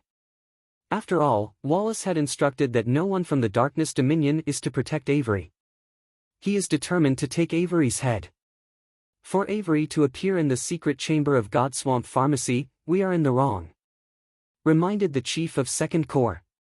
So what? Since the House of Saint knew that Avery was in the Godswamp Pharmacy, why didn't they inform the city lord in advance? Why did they barge into the Godswamp Pharmacy and kill him? Besides, not only did they kill Avery, but they killed my son right in the middle of the street just because they had a little quarrel with him. How are we going to settle this? By doing this, the House of Saint of the City of Shadows is simply looking down on Hushvale City. If Hushvale City shows weakness, they will only become more and more unbridled. Your lordship, please understand this. Shouted Salahuchi, who had lost his son. Hoffs listened to the quarrel between the Divine Guard chiefs and turned to Hasling. His face turned gloomy and he instructed in a low voice, no matter what, those who have killed in my Hushvale City will not be able to leave. The few of you, send out all your Divine Guards to investigate. If they are found, kill them on the spot. Those from the City of Shadows could kill Eugene and now they dare to act so presumptuously in my Hushvale City. I don't care what Wallace says, they must be dead meat. Hoffs did not change his mind even after learning about the cause and effect of the incident and gave the order to kill without mercy. The Divine Guards knew that Hoffs would not change his mind. The Divine Guard chiefs who had been taken advantage of by the intruders were fuming with rage. They put on cold faces and mobilized all the Divine Guards in the city to carry out a massive manhunt for the intruders. At this moment, Han Shua and Rose, who had turned Hushvale City upside down, had found a new gymnasium in one of the most remote districts of Hushvale City. However, before they arrived at the gymnasium, Rose's long hair was completely covered by a jet-black silk scarf. After concealing her conspicuous features, the two found a new gymnasium. This time, Han Shua rented the gymnasium using his own divine tablet. After arriving at the gymnasium, Han Shua calmly sat down and did not appear to be in a hurry. However, after the massacre at Godswamp Pharmacy, Han Shua noticed that the way Rose looked at him had changed. From time to time, she would crease her brows and look at him as though she had something to ask but was embarrassed to do so. After a few times, Han Shua grew impatient. He looked at Rose from afar and asked, "What do you want to say?" Rose stared blankly for a moment. She hesitated for a moment before she asked, "Back at the Demon Mountain, why didn't you kill me right from the start? Based on the strength you displayed last night, if you had used your full strength, I wouldn't have been able to survive." Back then, Han Shua had used his full strength. It was only because Cauldron Spirit wasn't with him that he couldn't kill her. Cauldron Spirit was also Han Shua's greatest secret. Therefore, he naturally couldn't reveal how important Cauldron Spirit was to him. Han Shua stared blankly at the curious Rose for a moment. After failing to come up with an excuse after a long while, he coldly said, "Remember who you are and stop asking irrelevant questions." Upon finishing those words, Han Shua closed his eyes in silence and no longer paid any attention to Rose. Rose was furious. The more she spent time with Han Shua, the more she felt that Han Shua was despicable. Despite being a mysterious person, Han Shua was tight-lipped and refused to tell her the truth. On top of that, he would order her around all day long. This filled Rose's heart with resentment, but she had nowhere to vent it. "When are we leaving?" Rose glared hatefully at Han Shua for a few more times before she asked, "After a day and night of killing, I reckon that the entire Hushvale City is in chaos. You have also asked me to cover my white hair. You should know that Hushvale City will not let us off. Under such circumstances, if we are discovered, all the experts of Hushvale City will gather here. Even if we have decent strength, we won't be able to escape from the joint pursuit of all the experts of Hushvale City." Although Rose was confident in her own strength, she knew that it was impossible for her to escape from the encirclement of Hushvale City. She wasn't even a match for the city lord of Hushvale City. If all the experts of Hushvale City were to gather, she believed that even Han Shua wouldn't be able to escape unscathed. Right now, Hushvale City is on high alert. There are more divine guards on the streets than there are pedestrians. All the city gates must have been sealed. It is not a good time for us to leave Hushvale City at this moment. We are most likely to be exposed, said Han Shua lazily with his eyes still closed. Besides, this matter has not been settled cleanly. Haven't we already killed them all? What else do you want? Asked Rose in astonishment. We are still missing one person. This person is even more difficult to deal with than Avery. He is the master of the God Swamp Pharmacy, Hasling. Han Shua opened his eyes and looked at Rose.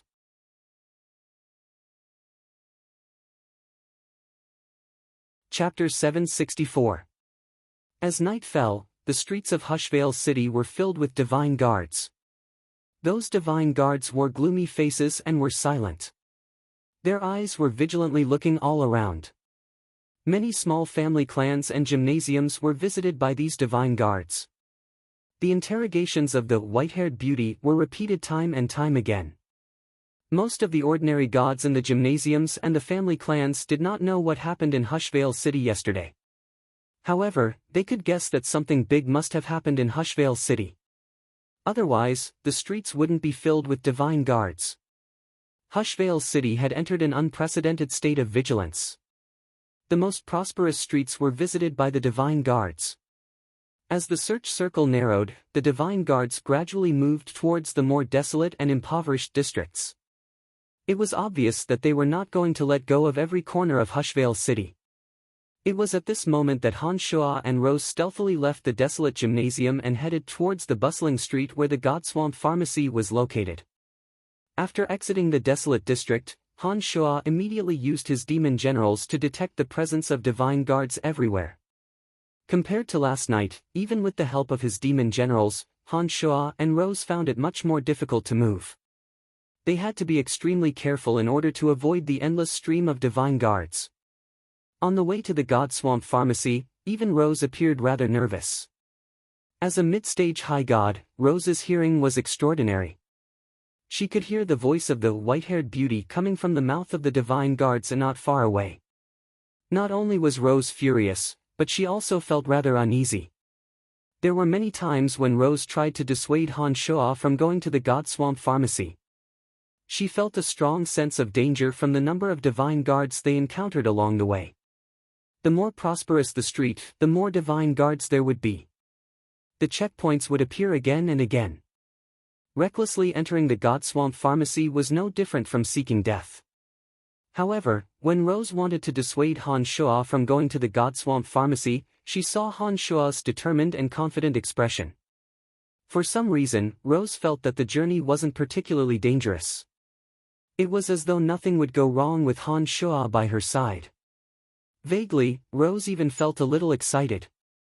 She was looking forward to the upcoming danger. The closer one got to the Godswamp Pharmacy, the more divine guards one would encounter on the streets. As the most important crime scene of yesterday's murder case, the Godswamp Pharmacy was naturally the place where the divine guards were most vigilant in their search. The chief of the 6th Corps was also searching the area. He was like a ferocious beast that had gone berserk, cursing and swearing all the way. If it weren't for the fact that the 5th Corps was out of sight, Han Shua wouldn't have brought Rose to the Godswamp Pharmacy. Of course, without his demon generals, Han Shua wouldn't have been able to get close to the Godswamp Pharmacy without alerting any divine guards. With the experience of yesterday's assassination, Han Shua knew every corner of the Godswamp Pharmacy. As soon as they approached the area, Han Shua started searching for any concealment he could find. As Han Shua and Rose possessed extraordinary strength, as long as there was something that could hide their bodies, the divine guards who were weaker than them wouldn't be able to detect their auras. Rose cultivated in the energy of darkness. She deliberately released a faint dark mist. In the middle of the night, with the help of the faint dark mist Rose released, Han Shua and Rose searched for concealment step by step. After a tremendous amount of effort, they finally arrived at the vicinity of the Godswamp Pharmacy. Unlike the day before, they were still quite a distance away from the God Swamp Pharmacy. As there were many divine guards patrolling around the God Swamp Pharmacy, Han Shuo had no means of concealment. It would be impossible for them to pass through the God Swamp Pharmacy unimpeded. Therefore, they had no choice but to lie low in the distance. After killing Avery and his party the day before, Cauldron Spirit had gained a few dozen more demon generals. As Avery possessed high god strength, it would take a little longer to refine a demon general of the highest grade. Therefore, he couldn't use it for the time being. Han Shuo placed Shuo, the little demon general with meager strength, far away from the chief of the 6th Corps and the God Swamp Pharmacy with the demon generals refined from Eugene's high god divine souls. This time, Han Shuo didn't dare to act rashly because he guessed that Hasling should be inside the God Swamp Pharmacy. Hasling possessed extraordinary strength. Even the demon generals refined from Eugene's high god divine souls would be discovered if they were to approach Hasling. Before confirming their target, Han Shuo didn't want any accidents to happen. Gradually, the two demon generals passed through the divine guards who were vigilantly looking around and entered the God Swamp Pharmacy. The process was much smoother than the previous time. As soon as the two demon generals entered the God Swamp Pharmacy, they immediately saw Hasling standing on top of a building in the distance. He was pondering something with his brows lowered. With such a major incident happening in Hushvale City and the God Swamp Pharmacy being the main crime scene, Hasling had an undeniable responsibility. In order to show the city lord that he was wholeheartedly working for Hushvale City, Hasling removed all the boundaries and seals around the God Swamp Pharmacy. He did not hide or plot anything but stood at the most conspicuous spot in the God Swamp Pharmacy, as though trying to show that he was open and aboveboard. All of Hushvale City's divine guards were on full alert. In addition, Hasling did not know that he was also Han Shuo's main target. Therefore, he was not worried about his own safety at all. Although he put on a worried face, he was actually overjoyed. He had been planning and plotting for many years for the sake of dealing with the House of Saint. How could he not be excited to see the city lord of Hushvale City so irascibly declare war? As soon as the demon generals entered the God Swamp Pharmacy, they immediately saw Hasling standing proudly at the highest point. His hair was white and his face was as fair as jade. Han Shuo immediately confirmed that it was indeed Hasling. He turned to Rose and said, "Found him." "Where is he?" Rose stared blankly. She did not expect that Han Shuo would be able to find his target so quickly. Han Shuo pointed at the tallest building in the distance and smilingly said, "He's at the top of that building. We are too far away from him. You won't be able to see him. Right now, we should be thinking about how to approach that building stealthily and kill Hasling. The area around God Swamp Pharmacy is vast and empty. There is no place to hide. It is almost impossible for us to avoid the eyes and ears of all the divine guards. I think we should wait for a while." Rose looked around and bunched her brows. She was certain that under such circumstances, it would be impossible to approach the building stealthily.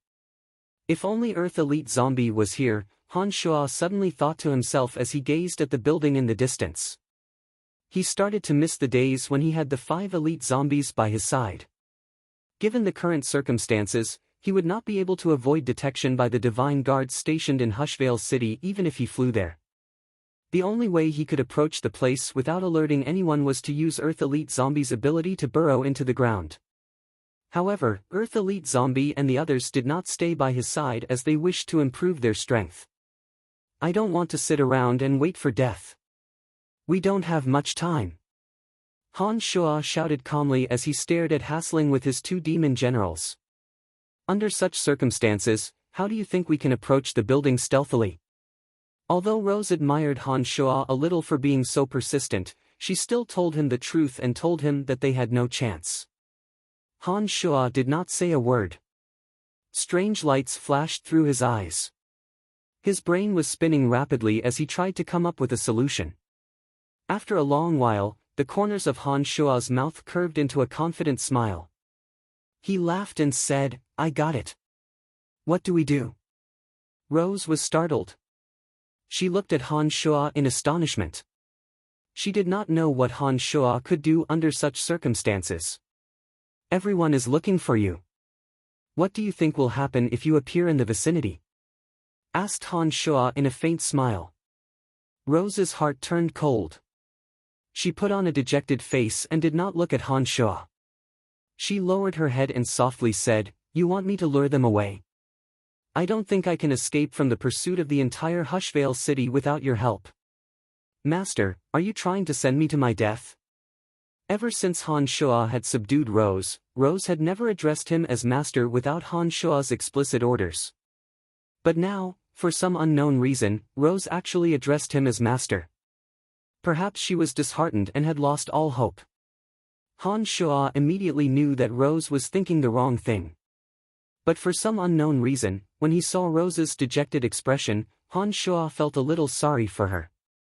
He shook his head and cast away the strange feeling in his heart. Then, he said in a cold voice, "I have never thought of sending my own people to their deaths."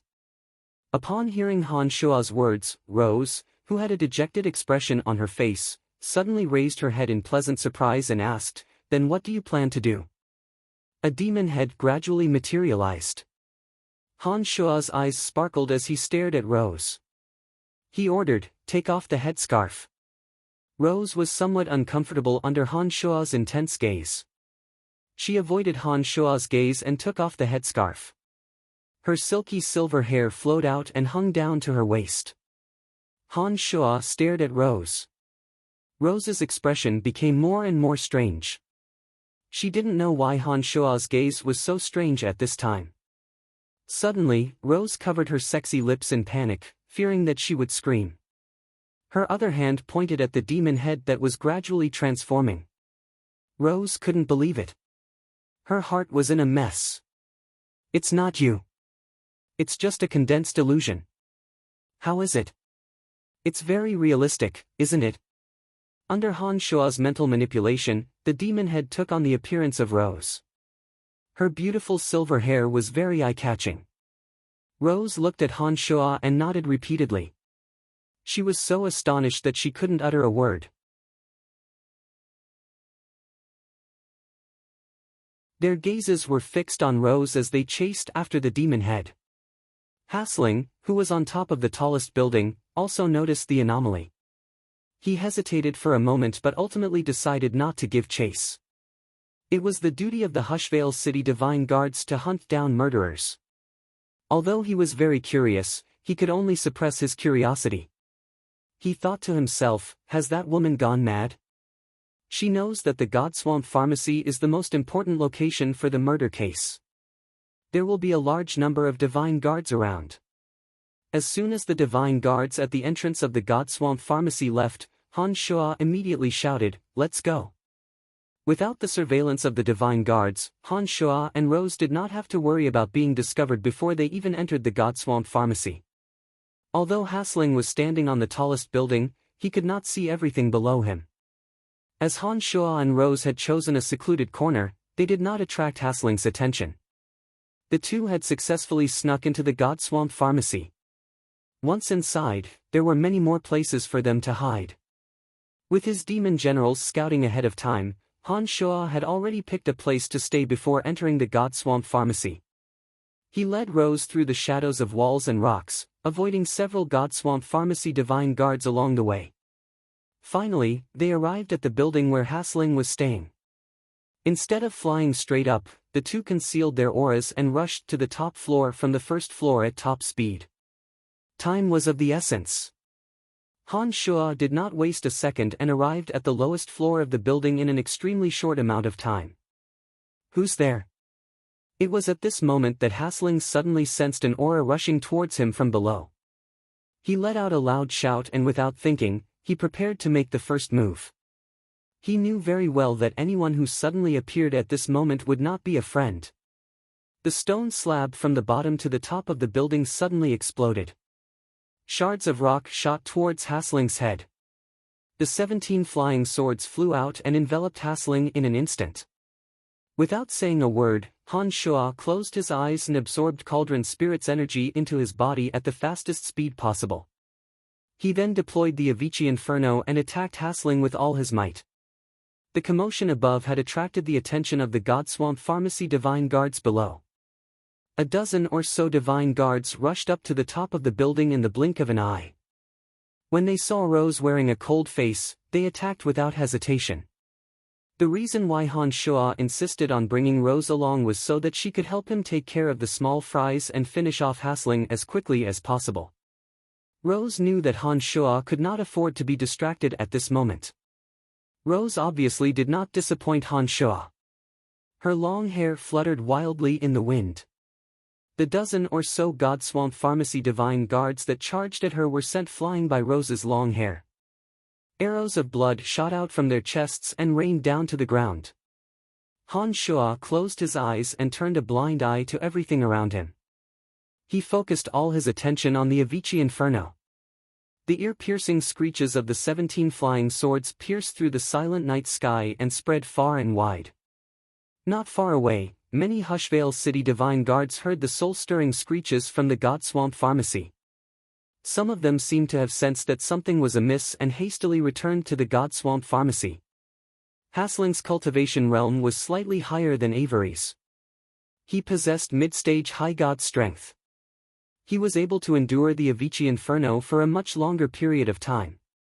He desperately resisted the corrosive power and cold toxins of the 17 flying swords. He shouted, "I recognize you. You are the master of the Celestial Pearl Pharmacy. I recognize you too. You once framed me and nearly caused my Celestial Pearl Pharmacy's downfall in the City of Shadows. Also, you have an extraordinary relationship with the God Hunters, and the Godswamp Pharmacy is the largest pharmacy in the Darkness Dominion. Therefore, you must die today." Han Shuo suddenly let out a low roar and opened his eyes wide.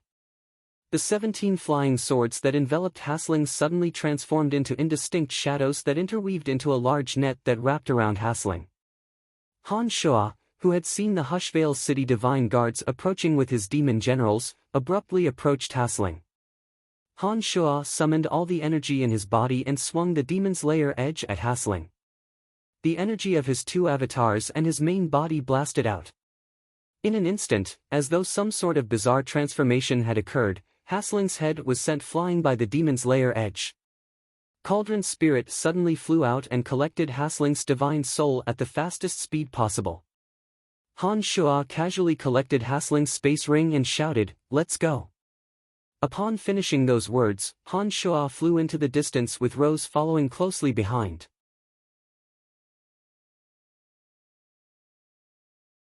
Chapter 765. The Hushvale City divine guards that had been dispersed from the Godswamp Pharmacy were returning from the vicinity. They happened to see Han Shuo and Rose flying away from the tallest building in the Godswamp Pharmacy and immediately chased after them. At the same time, a furious roar sounded from the direction they came from. "God damn it, it's an illusion." The voice belonged to the chief of the 6th Corps, Salohachi. He had been chasing after the demon general with a group of divine guards for half a day. With great difficulty, he finally caught up with the demon general that had taken the form of Rose. Salohachi immediately sensed that something was wrong with the demon general. The demon general quickly dissipated and vanished. Salohachi immediately knew that it was an illusion. Salohachi could sense the trajectory of the demon general. But at this moment, he heard a cry of alarm behind him. He immediately realized that he had been lured away. Ignoring the demon general that had flown away, he hastily returned and chased after Han Shuo and Rose with the other divine guards. "Hasling is dead! Hasling is dead! Master is dead! Master has been killed!" The loud cries of the Hushvale City divine guards and those from the Godswamp Pharmacy sounded from the Godswamp Pharmacy. The news of Hasling's death was immediately received by all the divine guards in the vicinity. All the divine guards in Hushvale City were enraged. The murderer had returned to Godswamp Pharmacy and killed Hasling even though they were under tight defense. Such a ruthless and reckless act was as though the divine guards of Hushvale City were nothing to him. He did not give them the slightest bit of respect. What they found most unacceptable was that the murderer had succeeded in humiliating them. It was a blatant insult and provocation. What? As though he had suffered a heavy blow, Salohachi's rage exploded like a mountain torrent. Like a wild beast that had gone berserk, he gasped for air and bellowed, "Stop them! If they don't die today, all of you will die." All the divine guards of Hushvale City went berserk. They swarmed out from every corner and chased after Hanshoa and Rose. Divine guards from other corps also rushed over after hearing the commotion. The entire street was in an uproar. There must be at least one divine guard within 10 meters of Hanshoa. Even if Hanshoa had extraordinary abilities, he would not be able to completely conceal himself under such a dense encirclement of divine guards. He was surrounded by Hushvale City divine guards from all directions. Every single one of them had their eyes fixed on the two. Unless Hanshoa could turn invisible like a demon general, he would not be able to vanish into thin air under the watchful eyes of so many. Rose stuck close to Hanshoa. Neither of them had any intention of fighting. They chose to rush through areas where the crowd was sparse. Whenever they ran into a large group of divine guards, they would force their way through. They dared not expose themselves to the encirclement. There were hundreds of divine guards gathered in the street. Once Hanshoa and Rose were temporarily trapped, more divine guards from other Hushvale City districts would rush over. By then, all the experts of Hushvale City would be gathered in one place. If Hanshoa and Rose were trapped, even though Hanshoa and Rose possessed extraordinary strength, it would be extremely difficult for them to fight their way out. Hanshoa had no intention of stopping to fight. Without saying a word, he darted through the shadows of the buildings around him. He tried his best to avoid areas with more divine guards. Even so, there were still divine guards who discovered the two and swarmed towards them from all directions. When that happened, Hanshoa and Rose would immediately look for an opening so that they could escape at high speed. With things having come to this, Hanshoa had no more misgivings. The 17 flying swords streaked across the sky while emitting ear-piercing whistles. The 17 flying swords glowed brilliantly under the dazzling light. The divine guards in front of Hanshoa had barely formed an encirclement when they were struck by the flying swords one step ahead of them. The 17 flying swords were extremely sharp and carried terrifying toxins of acid and frost. Any divine guard who was struck by the flying swords would have his divine body begin to melt and turn into a puddle of blood and water. Without uttering a single word, Hanshoa used his demon generals to scan for any abnormalities in his surroundings. The 17 flying swords whizzed past him and killed any divine guards who dared to block his way. His attacks were ruthless and decisive. The 17 flying swords were deployed. Under the blinding light, the divine guards blocking his way were killed one after another. In just a short while, nearly 30 low-god and mid-god divine guards had been turned into puddles of blood. Naturally, the cauldron of myriad demon would not let go of such an opportunity to improve its strength. It immediately flew out from Hanshoa's body and started absorbing the divine souls. Hanshoa's face was as calm as a boulder. Strange lights flashed in his eyes as the images of the 17 flying swords were reflected in his eyes. With the 17 flying swords paving the way, any divine guards in Hanshoa's way would be killed before they could even get close to him. There was simply no way for them to form an encirclement. They could not hinder Hanshoa for even a second. Hanshoa was able to charge through the defensive circle formed by the divine guards and kill his way out. Wherever Hanshoa and Rose passed, they left behind a trail of melted corpses. The divine guards in the vicinity who saw Hanshoa killing anyone who got in their way started hesitating. When a group of divine guards saw the 17 flying swords whizzing towards them, they actually parted in fear and made a path for Hanshoa. As soon as the 17 flying swords appeared, the 17 flying swords whizzed past in 17 streaks of light. They did not waste any time killing the divine guards who made way for them. As soon as the 17 flying swords passed through, Hanshoa and Rose's figures flashed and disappeared. They broke through the encirclement of the divine guards. After the 17 flying swords appeared, Hanshoa killed all the divine guards in his way. His acid and frost poisons killed all the divine guards who got in his way. All the divine guards who witnessed the scene were indescribably terrified. After the first batch of divine guards made way for Han Shuo, more and more divine guards made way for him, allowing Han Shuo to break through their encirclement. Cauldron's spirit transformed into a hazy shadow and followed closely behind the 17 flying swords. It was wholeheartedly collecting the divine souls killed by the flying swords. From time to time, it would release a few demon generals to assist it. Without encountering a single high god, Han Shuo's journey was unimpeded.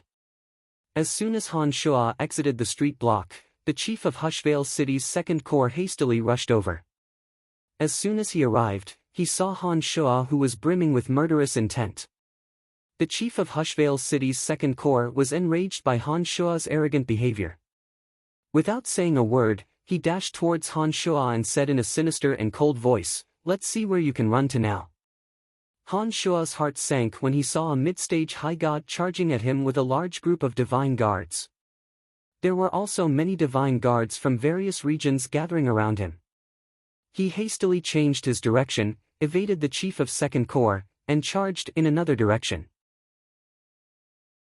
Even with the 17 flying swords operating the Avicii Hell to the limit, there was no way Han Shuo could kill the mid-stage high god divine guard chief in a single exchange. Every second counted. The chief of 6th Corps behind him and the other divine guard chiefs from Hushvale City would arrive.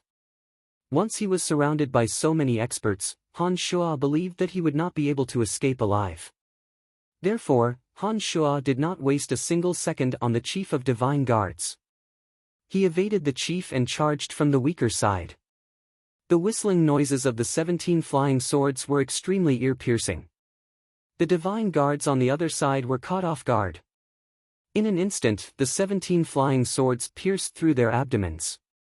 Their bodies that had yet to melt into puddles of blood were sent flying high into the air. Blood spurted everywhere like arrows. "Don't retreat. Stop him even if you have to die," shouted the chief of Second Corps when he saw that the divine guards on the other side were instinctively retreating under the terrifying destructive power of the 17 flying swords. The divine guards on the other side, who were initially planning to temporarily retreat, upon hearing the chief of Second Corps' command, made a move. With the determination to die, they unleashed all the divine energies in their bodies. Instead of attacking the 17 flying swords, the divine weapons in their hands flew towards Han Shuo, who was charging at them. As Han Shuo and Rose were simply too fast and did not slow down in midair, the divine guards who were separated from them did not launch any long-range attacks. This was because they could not keep up with Han Shuo and Rose's movements. Even if they tried, they would not be able to achieve anything. After the 17 flying swords were unleashed, the divine guards at the front lines had the opportunity to attack. But under the terrifying destructive power of the 17 flying swords, they were too preoccupied with protecting their own lives that they forgot to attack Han Shuo, who was controlling the flying swords. However, after the chief of Second Corps shouted, those divine guards of the Second Corps finally cast aside their fear of death. With the determination to die, they unleashed the divine weapons in their hands with all the divine energies in their bodies, bypassing the 17 flying swords and heading straight for Han Shuo and Rose. As expected, the 17 flying swords landed on the divine guards and riddled them with holes. However, the divine weapons that the divine guards had unleashed before their deaths were too much for Han Shuo and Rose to dodge. They had no choice but to temporarily stop the battle and defend against the divine weapons. Although the divine guards were only mid-gods, the all-out attacks they had unleashed before their deaths were not to be underestimated. Although Han Shuo and Rose managed to neutralize all the divine weapons, they were also delayed.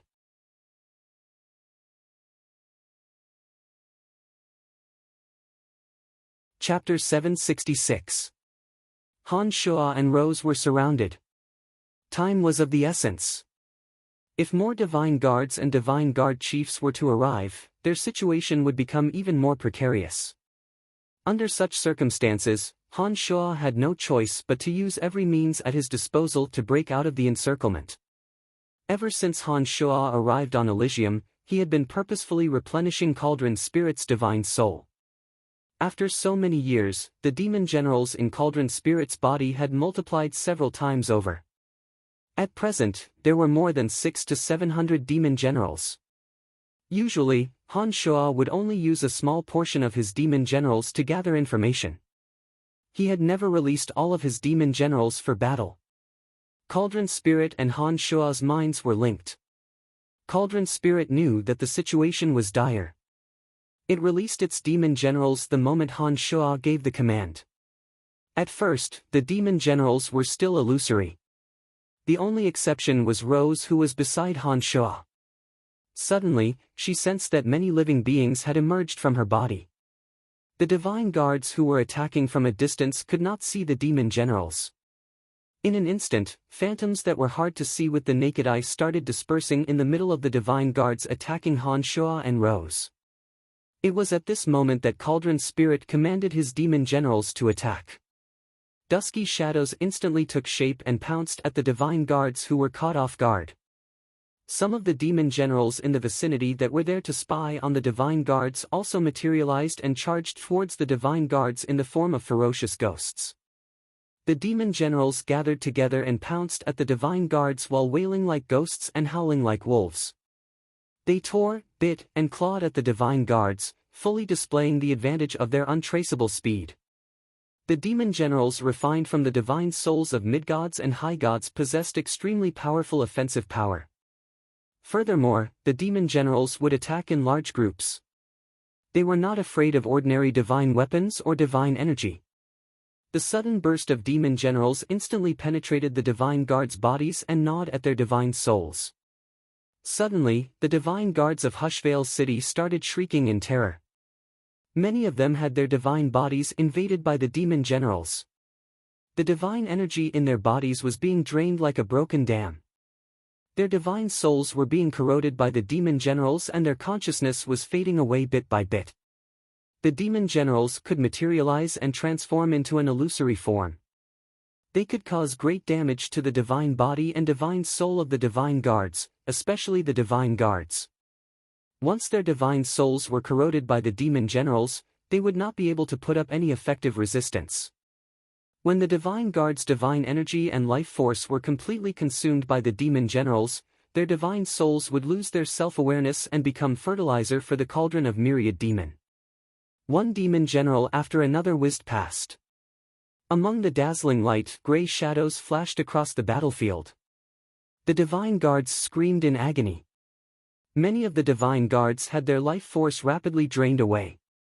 Although there was not a single trace of blood on their bodies, their eyes were rolled up and they fell to the ground. When the other divine guards went to check on them, they discovered that they were all dead. The battlefield was in utter chaos. 500 to 600 demon generals were rampaging about. The demon generals outnumbered the divine guards around them. More often than not, the demon generals would gather in groups of a dozen or so and suddenly rush into a divine guard's body. They would devour the divine guard's life force in an extremely short amount of time. What's that? What the hell is that? Ah, Locke is dead. What the hell is that? Why are divine weapons ineffective against me? Ah, what's in my body? I can't kill him. Why can't I kill him? Everyone, retreat. Is it a large-scale invasion? Ah, I'm going to die too. The Hushvale City divine guards were panic-stricken. They had never seen a life form as unique as demon generals. Ordinary attacks could not pose any threat to the demon generals. The divine guards who could not find a suitable way to deal with the demon generals were unable to retaliate at all. The demon generals took the opportunity to kill dozens of them. Cauldron Spirit drifted out like a feather. Cauldron Spirit concealed itself and began harvesting divine souls from the divine guards. At the same time, it commanded the demon generals to attack the divine guards who were most susceptible to the demon generals. The chief of Second Corps was shouting and yelling among the divine guards. He was trying to rally the divine guards to put up an effective resistance. However, as everyone was panic-stricken and the demon generals were constantly howling and wailing, not many could hear his voice. Cauldron Spirit knew that the chief of Second Corps possessed extraordinary strength. Therefore, it did not allow the demon generals to get close to him. It focused on attacking the weaker divine guards and made the battlefield more and more chaotic. The demon generals refined from High God Eugene were even more powerful.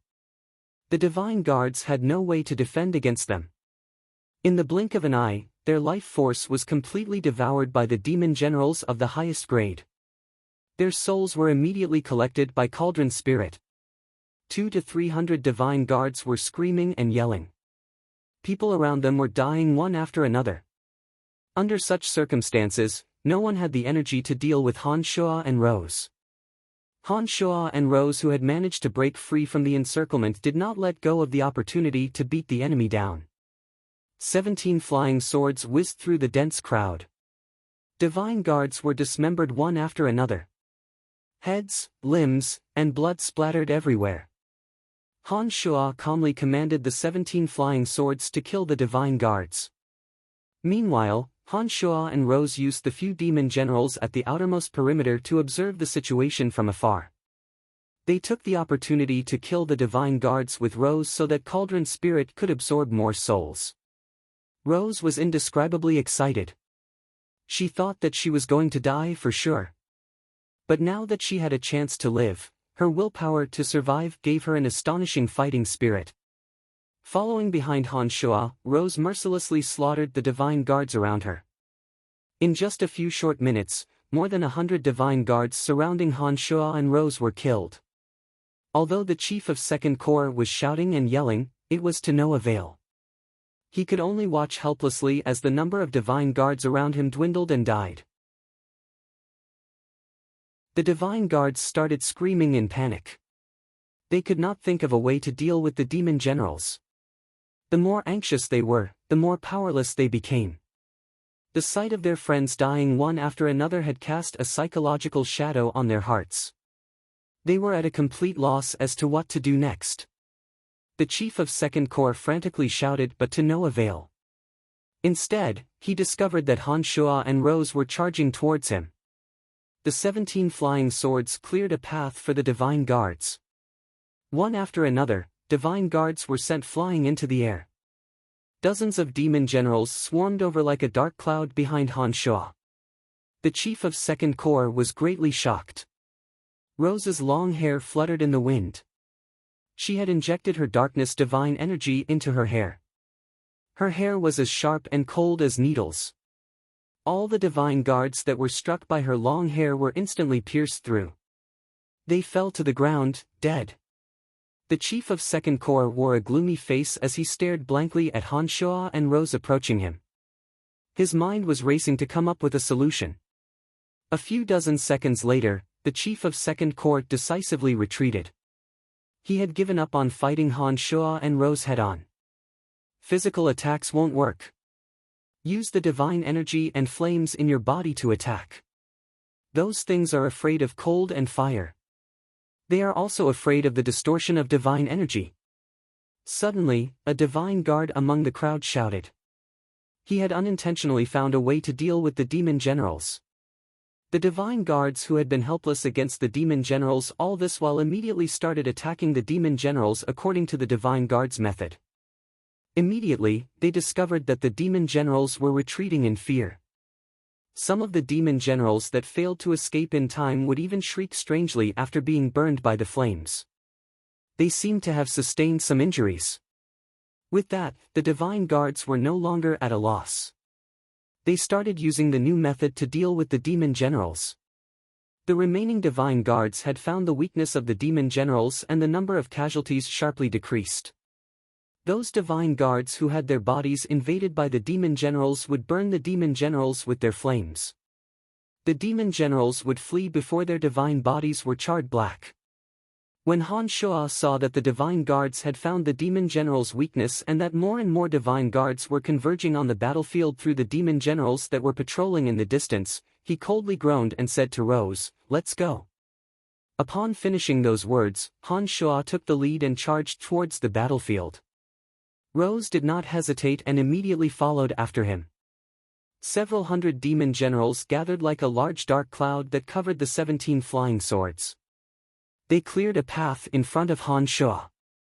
The few scattered divine guards who tried to block their way were either killed by the demon generals or killed by the 17 flying swords.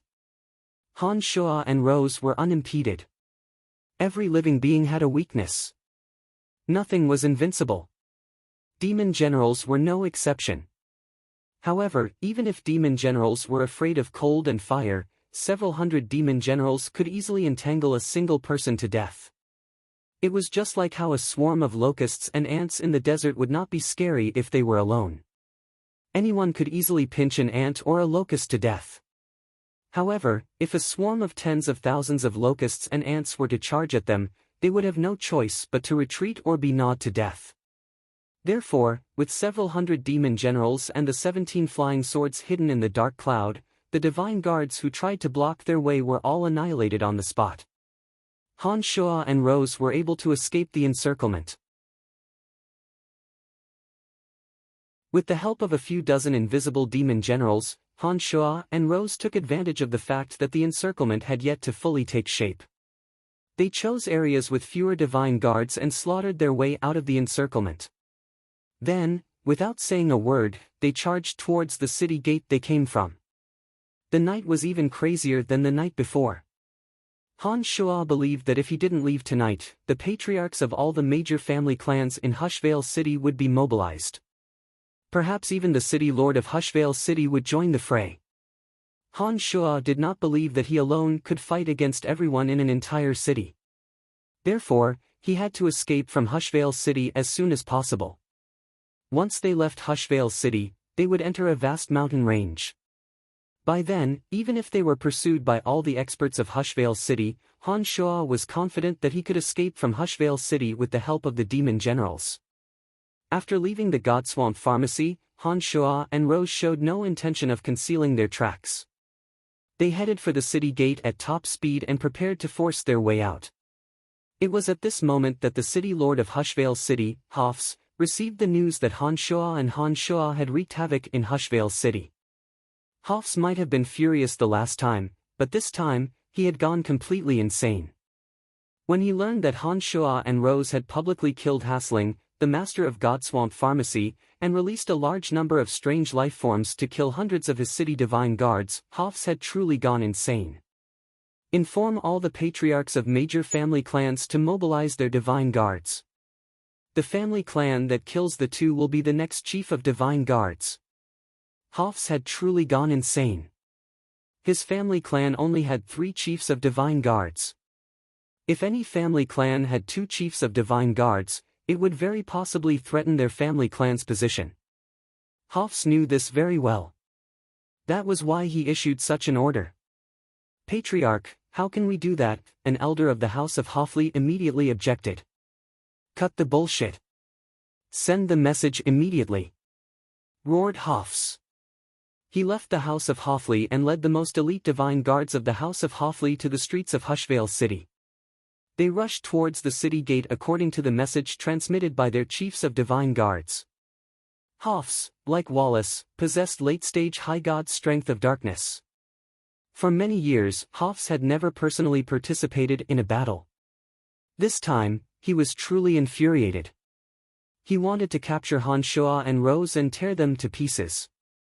Although Hushvale City was ranked last among the 7 cities of the Darkness Dominion, no one had ever dared to bully him. This time, Han Shua and Rose had wreaked havoc in Hushvale City and massacred everyone in Haf's domain. Even until now, no chiefs of divine guards had been able to apprehend the duo. Hafs was clearly infuriated. Hushvale City's strength was inferior to the other 7 cities to begin with, and it had not accumulated much strength over the years. After the massacre by Han Shua and Rose, Hushvale City's strength would be greatly diminished. If Hushvale City were to allow Han Shua and Rose to escape from Hushvale City alive, there would be no hope for Hushvale City to rise again. Perhaps even the Overgod of Darkness would think that Hushvale City was incompetent and kill him. The 3 Overgods of Death, Destruction, and Darkness were warlike Overgods. Their requirements for their subordinates were very simple: submit to them and become as strong as possible. The reason why Wallace, Hafs, and the others were able to become the lords of the 7 cities of the Darkness Dominion was that they possessed extraordinary strength and their family clans were powerful. If they could not prove themselves to the Overgod of Darkness, it was very likely that they would be abandoned by the Overgod. When Hafs led the most elite divine guards of his family clan out of the Hoffley residence, the patriarchs of the other major family clans in Hushvale City had also received the news from the Hoffley residence.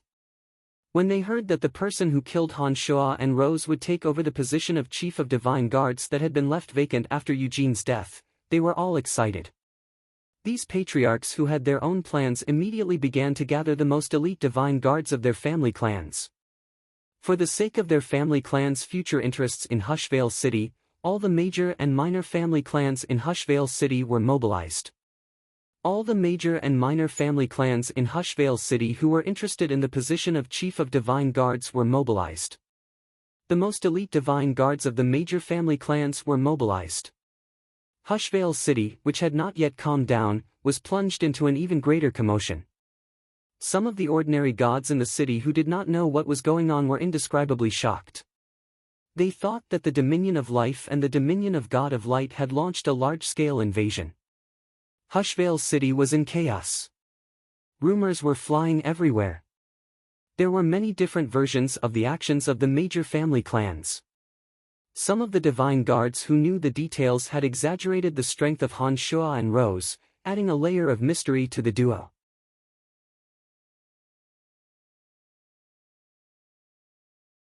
Chapter 767.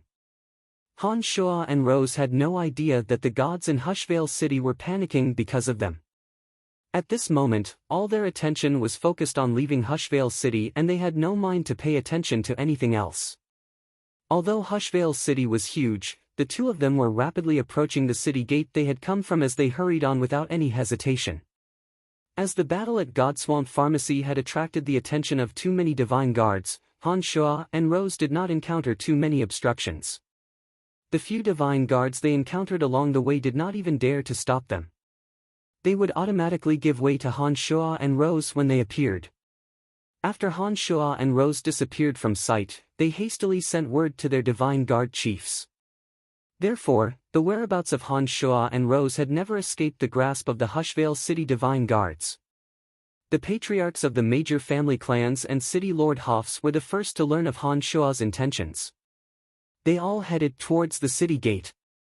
Rose closely followed behind Han Shoa. After the two had fought a bloody battle, she gradually gained an unusual level of trust in Han Shoa. The fact that Han Shoa could calmly and unhurriedly fight his way out of the encirclement gave Rose a great deal of confidence. Just like Phoebe, Fanny, and the others, Rose, who thought that she was going to die for sure, began to trust Han Shoa blindly. As she followed behind Han Shoa and looked at Han Shoa's majestic back, not only did Rose not feel the slightest fear, she even felt a little excited. She could not wait to continue killing and challenge the true experts of Hushvale City. Han Shoa's brows were tightly bunched. He knew that all the experts of Hushvale City must have been mobilized by now. Perhaps there were experts from the nearby city gates. It would not be easy to escape from Hushvale City unharmed. Han Shoa was thinking about what he should do next. Before Han Shoa got close to the city gates, he sensed something unusual from the surrounding energy towers. The power of the boundary that enveloped the entire Hushvale City had suddenly increased. The energy towers and boundary towers in the city glowed brightly as they activated all the energy crystals in them, strengthening the boundary around Hushvale City. Just like in the City of Shadows, there were only a few openings in the city gates. There was no way that Han Shoa alone could break through the boundary formed by hundreds and thousands of energy towers and boundary towers. Therefore, he had no choice but to use the openings in the city gates to escape. However, those city gates would normally be guarded by nearly 1,000 divine guards when there were no major incidents. Tonight, the city gates would be even more heavily guarded. Han Shoa understood that by the time he arrived at that city gate, he would be in for a bloodbath that was unavoidable. Only by escaping from Hushvale City in a bloody battle would his journey to Hushvale City come to a perfect end. Otherwise, Han Shoa would have no choice but to use the demonic blood disassembly to escape. Rose, on the other hand, would undoubtedly die. Not only would she die, but she would also be subjected to the inhumane torture of Hushvale City before she died. Han Shoa put on a gloomy face and did not say a word. As he hurried on, he couldn't help but turn his head to look at Rose. To Han Shua's surprise, Rose, who had been treating Han Shua coldly, put on a sweet smile when Han Shua turned to look at her. In a somewhat excited manner, she said, "I know. We will definitely make it out of Hushvale City alive." Han Shua was stunned. On one hand, it was because of Rose's attitude towards him. On the other hand, it was because of Rose's baseless confidence. Rose, who had always been cold and indifferent to Han Shua, had an outstanding appearance to begin with. Her sweet smile made Han Shua momentarily absent-minded. For some reason, he was confident that they would be able to escape unscathed. However, his confidence was just as baseless as Rose's. Because of Rose's sweet smile, the invisible layer of ice between them seemed to have melted. Han Shua, who was surrounded by all the experts in Hushvale City, suddenly felt that this journey had become interesting. The city lord and the patriarchs of major family clans in Hushvale City had learned of the whereabouts of Han Shua and Rose through various channels. These wily old foxes had guessed that Han Shua was planning to barge through the city gate. They led their elite divine guards towards the city gate. The House of Simon, one of the 4 major family clans of Hushvale City, was located very close to the city gate. The city gate was guarded by the House of Simon. When Weston, the patriarch of the House of Simon, received the news from the House of Hoffley, he led the elite divine guards of the House of Simon to the city gate. There were originally 700 divine guards stationed at the city gate. In addition to the 500 most elite divine guards of the House of Simon, Weston had brought a total of 1,300 divine guards. Every one of the 500 elite divine guards of the House of Weston was a late-stage mid-god. The 3 high god experts of the House of Simon in Hushvale City, other than the chief of the Fourth Order, were all gathered at the city gate. As soon as Weston arrived, he calmly instructed, "Don't gather together. Spread out on both sides of the city gate and make a path. After the 2 enter the path, we will attack from both sides." Weston had learned from the chief of the Fourth Order just how powerful Han Shua and Rose were. He knew that Han Shua and Rose were like trapped beasts. Crazed high gods were terrifying, especially 2 of them. Under Weston's instruction, the House of Simon's divine guards dispersed and cleared a path leading to the city gate. The divine guards spread out on both sides of the path and looked ahead with cold eyes, waiting for Han Shua and Rose to walk right into the trap. "Brother-in-law, with this, our House of Simon will have 2 chief of divine guards. I should be the one to fill Eugene's vacant position." Anchor was a cultivator of the energy of death. He had been in charge of the northern fortress for less than 100 years. He had returned to the House of Simon because he coveted Eugene's position as chief of divine guards. Originally, Weston had told him that Hoffs would never give the position to his House of Simon. Anchor, who was utterly disappointed, did not hold any hope. Little did he expect that such a major event would happen in Hushvale City and cause Hoffs to suddenly change his mind. Anchor was rather excited and couldn't control his emotions. Weston shot a glance at Anchor and said in a deep voice, "That will have to wait for the 2 to kill. Don't think that this matter is in the bag. Who knows, there might be an accident along the way." Anchor chuckled, shook his head, and replied, "What accident can there be? Even if the 2 of them possess the strength of the city lord, it will be impossible for them to break out of our encirclement of more than 1,000 men. Besides, we have 500 of our House of Simon's most elite divine guards with us." After hearing Anchor's words, Weston, who had been calmly waiting for Han Shua and Rose to arrive, felt that Anchor's words made sense. He was very confident in the elite divine guards of his House of Simon. There was no way that the 2 of them could break out of the encirclement. "I'm not worried that they will break out of the encirclement." Weston put on a faint smile and said, "I'm just worried that the 2 will immediately turn around and leave. That way, the other family clans will benefit from it." Anchor stared blankly for a moment before he agreed, "That's right. We have more than 1,000 men here. As long as they aren't fools, they will definitely retreat after they get here. Brother-in-law, it seems that we should give them some hope. Otherwise, the other family clans will benefit from it." Weston nodded, thought for a moment, and instructed, "Fourth team, 6th team, and 7th team, spread out further. Find a building and hide yourselves. 1st team and 2nd team, stay at the city gate.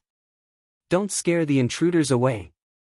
Following Weston's instructions, the elite divine guards of the House of Simon spread out even further. They did their best to hide themselves in buildings and followed Weston's instructions. Soon, the House of Simon's divine guards became more and more dispersed. Many of their divine guards also disappeared into the darkness. Weston was secretly relieved. He waved his hand and said, "Come, let's go to the energy towers nearby. Don't let anyone know that we have already arrived. We don't want them to retreat without a fight." Anchor and another high god of the House of Simon, Chandler, nodded in agreement after hearing Weston's words. They hastily followed Weston and hid in the energy towers nearby, fearing that they would alert the enemy and ruin their plan. Just as the House of Simon's divine guards made their arrangements, Han Shua and Rose arrived. Han Shua sneered coldly in his mind. The demon generals who arrived ahead of Weston had heard every word of their conversation. How could they possibly hide their intentions from Han Shua? However, Weston's arrangement was exactly what Han Shua wanted. If all the divine guards of the House of Simon were to gather at the city gate, it would be very troublesome for Han Shua and Rose to force their way through. But now that Weston had his divine guards spread out, it gave Han Shua the perfect opportunity. Sometimes, a good strategy could be used over and over again. As long as the timing was right, it could yield miraculous results. With one thought, Han Shua transmitted a command to Cauldron Spirit. The two demon generals transformed into Han Shua and Rose and charged towards the city gate. As soon as they arrived at the area, the two demon generals were startled. They vigilantly gazed at the place where the House of Simon divine guards were hiding. Han Shua and Rose's faces jolted. They glanced at each other and turned around at the same time. The expressions on their faces were impeccable and flawless even when viewed from afar. Weston and Anchor's hearts sank. They fixed their gazes on Han Shua and Rose and saw the changes in the demon general's expressions. They are indeed experts. They had discovered the divine guards hiding in the dark as soon as they arrived. It seems that the situation is not looking good. Weston and Anchor were startled. As soon as the thought came to their minds, the two demon generals who had transformed into Han Shua and Rose retreated the way they came. They had retreated. God damn it, chase after them. Before Weston could react, Anchor, who was waiting to take over Eugene's position as Chief of Divine Guards, took the lead and charged out of the energy tower. Those divine guards who were hiding in the dark immediately followed Anchor and chased after the two demon generals. Rose put on a delighted face and softly cried out, "We did it." Han Shua was as calm as ever. Using his two most powerful demon generals, he saw that Weston did not follow Anchor out of the energy tower. This patriarch of the House of Simon was clearly not an impulsive person. Perhaps he had discovered something unusual, but not only did Weston not follow Anchor out of the energy tower, he even instructed, Team 1, Team 2, and Team 5, stay here. This is the only way for them. They won't give up so easily. If they missed this golden opportunity, the city gates of Hushvale City would be locked even tighter and the security would be even tighter. Weston believed that Han Shua and Rose would not let go of this opportunity to break out of the encirclement tonight. Therefore, he did not go out with Anchor. As the two demon generals were rather far away, Weston did not know that Han Shua and Rose were just illusions. The reason why he was so certain was because of his many years of intuition. As the patriarch of the House of Simon, Weston had experienced many trials and tribulations. The experience he had accumulated through countless battles was a great asset. Sometimes, such experience was even more important than one's strength. This time, Sicker had made the right bet by relying on his past experiences. But was this his good luck or bad luck? It was not up to him to decide. Following Sicker's instructions, a portion of the House of Simon divine guards stayed behind and were on high alert. The other high god, Chandler, did not leave either. He only followed Sicker's lead. Seeing that Sicker did not leave, he did not make any rash moves. He silently hid in an energy tower nearby and observed the changes below with cold eyes. There are still some who have not left. Rose had also noticed the danger at the city gate. She said in a low voice, and it seems that there are more than just those divine guards at the city gate. Something is not right. There are 2 high gods hiding in the 2 energy towers nearby. Han Shuo pointed at the 2 energy towers and said in a low voice, "We don't have the time to compete with them in patience. The experts from the other major family clans of Hushvale City should be converging on this place. We have to get there before Anchor returns. Be careful, the high gods in the 2 energy towers might suddenly attack. Don't let them injure you." "Ready to move?" asked Rose in a rather excited manner. Han Shuo nodded indifferently. The demon generals that were hiding in the dark started drifting towards the house of Simon's divine guards that were hiding at the city gates. After the demon generals turned invisible, they carefully avoided the 2 high gods Simon and Chandler. Therefore, they did not attract the attention of the divine guards hiding at the city gates. "Let's go," shouted Han Shuo in a deep voice. With an ice-cold face, he dashed towards the city gate at top speed. "They have come." Weston's pupils contracted. He was overjoyed. He immediately focused all his attention on Han Shuo and Rose, who had appeared out of nowhere. He was ready to attack at any moment. Those House of Simon divine guards hiding in the dark were all excited. They were greatly impressed by their patriarch Weston's judgment. They were not the least bit afraid when they saw Han Shuo and Rose charging at them. They felt that under Weston's leadership, they would surely be able to slay Han Shuo and Rose. Following Weston's instructions, the path leading to the city gate was deliberately left open for Han Shuo and Rose to enter. Han Shuo knew what Weston was planning. However, he had no other choice. He had to force his way out of the city gate. Therefore, he had to go through that path. 17 flying swords whistled across the sky. Amidst the scalp-numbing whistling noises, Han Shuo and Rose followed behind the 17 flying swords. Han Shuo knew that there were many divine guards lying in ambush around the path. The 17 flying swords, as though they had eyes of their own, purposefully flew towards the secluded corners and killed the divine guards who thought they were hiding. At the same time, the demon generals that were scattered around the divine guards materialized into blurry shadows and attacked their targets. Caught off guard, many divine guards of the House of Simon were struck by the demon generals and killed in an instant. The ghostly wails and wolf howls resounded. Although the divine guards knew the weaknesses of the demon generals beforehand, they were powerless against the sudden attack. The demon generals usually attacked in large groups and did not give the divine guards any chance to react. They were killed in an extremely short period of time. The elite divine guards of the House of Simon were hiding in the dark. However, Han Shuo's attacks seemed to have eyes of their own as they targeted those divine guards who were hiding in the dark. The demon general's sudden transformation was even more stealthy than the divine guards. The divine guards were caught off guard and let out miserable shrieks. Weston wore an astonished face on his energy tower. He did not expect that Han Shuo could have such miraculous foresight. Seeing that the divine guards hiding in the dark were being ambushed by the demon generals, Weston immediately issued a new order: "Stop hiding and come out. These 2 are determined to break through the city gate today. I would like to see how they are going to kill their way out." Han Shuo and Rose advanced at high speed. They constantly dealt with the long-range attacks from the divine guards around them. Han Shuo released the Jade Flame Shuttle, Poison Dragon Cloud Net, Green Phosphorus Gravel, and Banner of Hallucination and sent them flying towards the divine guards in all directions. The Jade Flame Shuttle whizzed past while the Poison Dragon Cloud Net descended from the sky. The poisonous cloud was as corrosive as the 17 flying swords.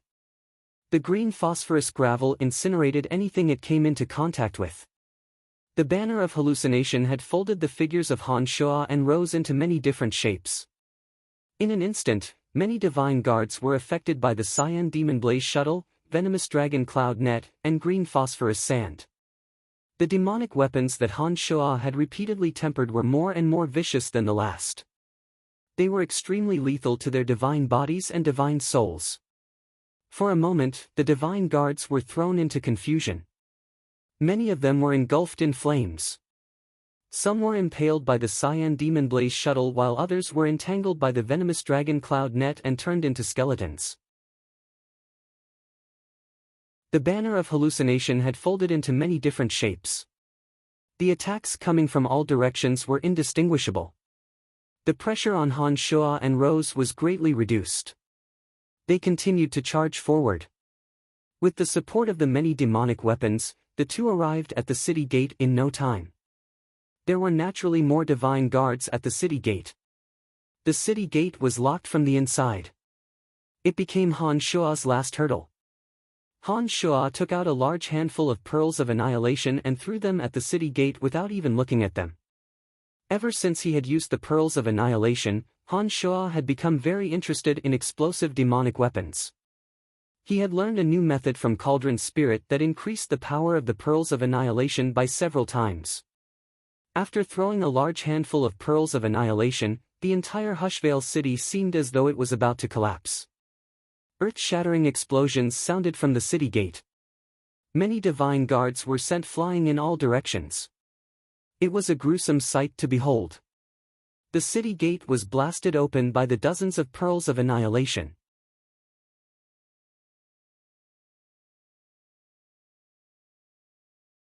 Chapter 768. The violent explosion from the city gate instantly blasted dozens of divine guards into pieces of flesh and blood. The earth-shattering rumble alerted everyone nearby. The city gate of Hushvale City could not withstand such a violent explosion and was blasted wide open. "Run!" shouted Han Shuo in a deep voice. He raised the power of his various demonic weapons to the limit and attacked the House of Simon divine guards that were surrounding them from the dark.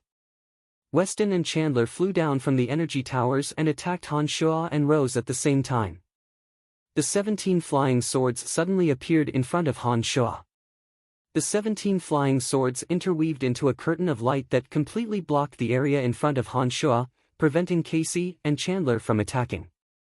Rose knew that Han Shuo's main purpose was to buy time for her. As long as Weston and Chandler were stopped, the ordinary divine guards with their demonic weapons and demon generals wouldn't be able to effectively stop her. Despite being in such a perilous situation, Han Shuo was willing to take the risk to buy time for her. This gave Rose a wonderful feeling. She turned her head to look at Han Shuo, who was wearing a cold and callous face as he intercepted Weston and Chandler with his 17 flying swords. Traces of gratitude appeared in Rose's eyes. She turned around and left. While Han Shuo was obstructing Weston and Chandler, and while the divine guards around her were being bombarded by demon generals and demonic weapons, Rose successfully passed through the broken city gate and arrived outside of Hushvale City. The 17 flying swords crisscrossed and suddenly stopped above Han Shuo's head. Han Shuo's heart sank. He immediately turned around and flew out of Hushvale City. "Go to hell!" A furious roar sounded from afar. A jet-black spear streaked across the sky like a bolt of black lightning. It carried an astonishing amount of darkness energy and suddenly attacked Han Shuo. As soon as Weston and Chandler heard the roar behind them, they simultaneously launched attacks at Han Shuo with all their might in an attempt to stop Han Shuo. Weston was a mid-stage high god and Chandler was an early-stage high god. Although it wasn't easy for Han Shuo to deal with them, it wasn't too much of a problem. The 17 flying swords intertwined behind Han Shuo like streaks of lightning and dispersed Weston and Chandler's attacks. However, the jet-black spear possessed astonishing power. It was rather difficult to deal with the lightning-fast attack of the spear. At this moment, with so many divine guards surrounding the city gate, if Han Shuo were to turn around and deal with the spear behind him, he might not have the chance to leave the city. The 17 flying swords that had dispersed Weston and Chandler's attacks did not have the time to return to Han Shuo's back. However, the spear was still flying at him like a shadow. Han Shuo steeled his heart. Instead of turning around to deal with the spear, he charged at the city gate that had yet to be fully sealed by the new divine guards. Han Shuo's two hands were constantly moving forward to deflect the incoming attacks. Invincible Omen Body was automatically activated. Even if an ordinary Midgard's attack landed on his Invincible Omen Body, it would not cause any damage to him. Bang! The spear whizzed through the air and pierced at Han Shua's back. The demon's lair edge shot out from the torn clothes on his back and blocked the spear. A surge of ferocious darkness divine energy suddenly surged into Han Shua's back from the demon's lair edge. The Invincible Omen Body instantly withstood the assault of the darkness divine energy. The all-out attack from Hofs, the city lord of Hushvale City, was no trivial matter. Even the Invincible Omen Body could not neutralize all the energy. The area on Han Shua's back suddenly caved in as though it was pierced by a sharp awl. Han Shua tasted something sweet in his mouth. 2 streaks of blood flowed out from the corners of his mouth. Han Shua immediately knew that he had been injured by the all-out attack from the late-stage High God City Lord. Fortunately, the Invincible Omen Body had neutralized most of the energy. Otherwise, the attack would have pierced through Han Shua's back and rendered him unable to fight on the spot. 2 streaks of blood flowed out from Han Shua's back. Han Shua took a quick look at his body and immediately realized that his injuries were not serious. With the help of Hof's attack, Han Shua flew even faster towards the city gate. It was at this moment that the 17 flying swords returned from Weston and Chandler to help Han Shua fend off the attacks from the surrounding divine guards. Han Shua's figure flashed through the open city gate like a bolt of lightning. Outside the gate, Rose was waiting anxiously. The city lord of Hushvale City is here. Let's go! Shouted Han Shua. He grabbed Rose's hand and activated the art of the demonic ninth heavens using Cauldron Spirit's energy. Together with Rose, they rapidly disappeared into the distance. Hofs, the city lord of Hushvale City, was a late-stage high god. With the help of the 17 flying swords and Cauldron Spirit's energy, Han Shua believed that his strength would not be inferior to Hofs. However, Hofs had brought several high gods of Hushvale City with him. Simon and Chandler were also waiting at the city gate. The patriarchs and high gods of 2 other family clans were also rushing towards the city gate.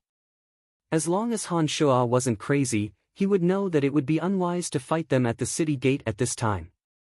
If he were to be surrounded by so many high gods, Han Shua would have absolutely no chance of breaking out of the encirclement other than using the blood disassembly.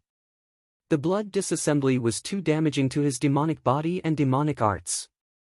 Han Shua would not use it unless absolutely necessary, especially when his cultivation of demonic arts was progressing at a slow pace. Rose possessed mid-stage high god strength. Although her speed was much faster than an average person, Han Shua believed that she was still inferior to Hofs, who was also a late-stage high god of darkness. Han Shua, who was flying at full speed with the help of Cauldron Spirit's energy, was much faster. Therefore, Han Shua had to pull Rose away from the city gate. The 2 demonic figures flashed outside Hushvale City and rapidly disappeared into the thicket of ancient trees and shrubs. Hofs, along with his family clan experts and Simon, closely followed Han Shua and Han Shua. Hofs wore a malevolent face. As he flew, he shouted, "Search! I have shot that youngster with my spear. He won't be able to get far. Whoever kills them will be the one to fill the gap left by Eugene's death." It was at this moment that the patriarchs of the other 2 family clans finally arrived. They happened to hear Hofs shout. The 2 patriarchs, who were still shocked by the tragic scene at the city wall, immediately led their family clan divine guards and chased after Han Shua and Han Shua. Hofs took the lead. He, Weston, Chandler, and a few other high gods flew at high speed towards the direction Han Shua and Han Shua had escaped. Hushvale City had been plunged into chaos and countless divine guards were killed. Not only that, the intruders had managed to break into Hushvale City. If word of this were to spread, Hofs would be utterly humiliated in the Darkness Dominion. The status of the House of Hoffley in Hushvale City would also be questioned. This was the last thing Hofs wanted. Weston, the patriarch of the House of Simon, too, was filled with rage. The House of Simon was in charge of guarding the city gate. Yet, Han Shuo and Han Shuo had killed their way out of their tight encirclement. This was a great humiliation to the House of Simon. Given Hoff's temper, he would surely seek revenge. Most importantly, the House of Simon had just lost more than 200 elite divine guards. The earth-shattering explosion at the city gate alone had killed nearly 100 of their divine guards. Those elite divine guards had been painstakingly recruited by the House of Simon for tens of millions of years. Each and every one of them was incomparably precious. How could the House of Simon not be enraged by the loss of more than 200 of their elite divine guards? The experts of Hushvale City left the city and entered the vast mountain range in the vicinity with various motives. Without the ubiquitous energy towers and energy boundaries, the mountain range was now filled with towering ancient trees and towering mountain peaks that reached into the clouds. Concealment was everywhere. For the experts of Hushvale City, the difficulty of finding a single person in the mountain range had increased by 100 times. At first, Rose, whose hand was pulled by Han Shuo, was very nervous about Hoffs, the city lord of Hushvale City, chasing after them. But gradually, Rose noticed that the high gods of Hushvale City were getting further and further away from them. Not only did Han Shuo not slow down, he even increased his speed. It was as though he knew every region of the mountain range like the back of his hand. He constantly changed his position as he traveled, widening the gap between him and Han Shuo. Rose was relieved. With that, Rose could think about other things. Then, she discovered that her delicate hand was tightly grasped by Han Shuo's big and rough hand.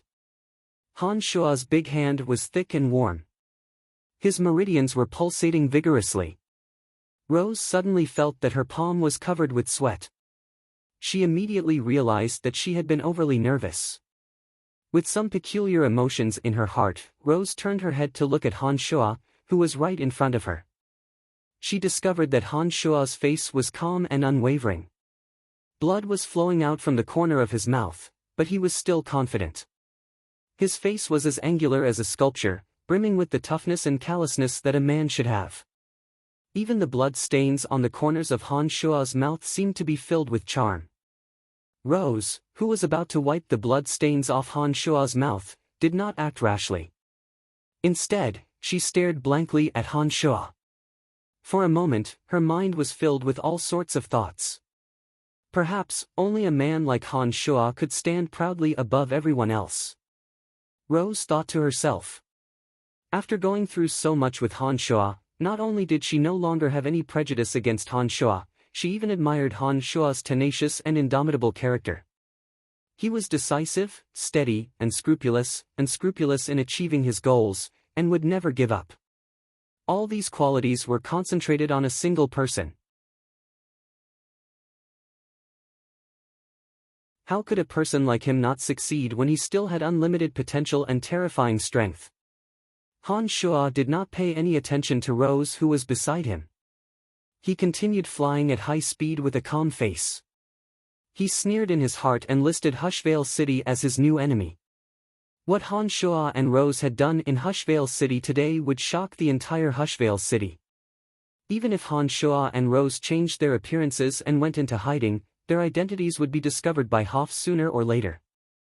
Hushvale City would not let such a great humiliation go so easily. A grudge had been formed. What Han Shuo was thinking about was how to deal the greatest blow to Hushvale City's strength so that Hoffs and his family clan would have no time to deal with Han Shuo, the malefic star of Hushvale City. Suddenly, Han Shuo turned around and said to Rose in a deep voice, "We are the hunters in the mountain range. They have chased us for so long that they have dispersed. Now, the stage is ours."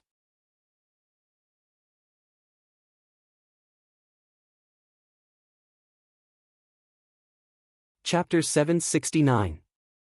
As soon as they escaped from Hushvale City, it meant that Han Shuo and Rose were safe and sound. There were plenty of cover in the vast mountain range and there was no boundary that shrouded the sky. Han Shuo and Rose were like fish swimming in the sea. They no longer had to worry about being surrounded. Instead of rushing forward desperately, Han Shuo and Rose used the omnipresent vision of demon generals to weave through the forest in search of the best hiding spot. A rock wall shrouded in mist became Han Shuo and Rose's temporary hiding spot. Han Shua and Rose stood still on the rock wall. Han Shua let out a soft sigh and smilingly said, "The mist is thick. Unless an expert like Hafs comes, no one will be able to detect our presence. Let's take a break and wait for those from Hushvale City to arrive." The pursuers from Hushvale City had been left far behind by Han Shua. It would take some time for them to arrive. Han Shua and Rose could take this opportunity to rest and wait for the pursuers. "Can you let go of me now?" asked Rose softly with her head lowered. Han Shua stared blankly for a moment. It was only then that he realized that he was still holding on to Rose's hand. Han Shua immediately let go of her hand and sat cross-legged on the ground. He closed his eyes and tried to adjust his breathing. "How are your injuries? Are you all right?" Rose hesitated for a moment before she asked in a soft voice. Han Shua opened his eyes and looked at Rose. He smilingly shook his head and said, "I'm fine. Don't worry." "Thank you for stopping them and letting me escape," said Rose. Han Shua could sense the change in Rose's attitude. Han Shua, who was used to Rose's silence and cold words, was not used to Rose's sudden concern. Startled, Han Shua said indifferently, "I'm not used to letting the people around me die. Besides, I'm also confident that I can rush out. You don't have to worry too much about it." After saying that, Han Shua closed his eyes again, his face full of concentration. Rose, who was about to say something, saw that Han Shua had begun to focus on restoring his strength, did not continue to disturb Han Shua. She just quietly watched Han Shua from the side.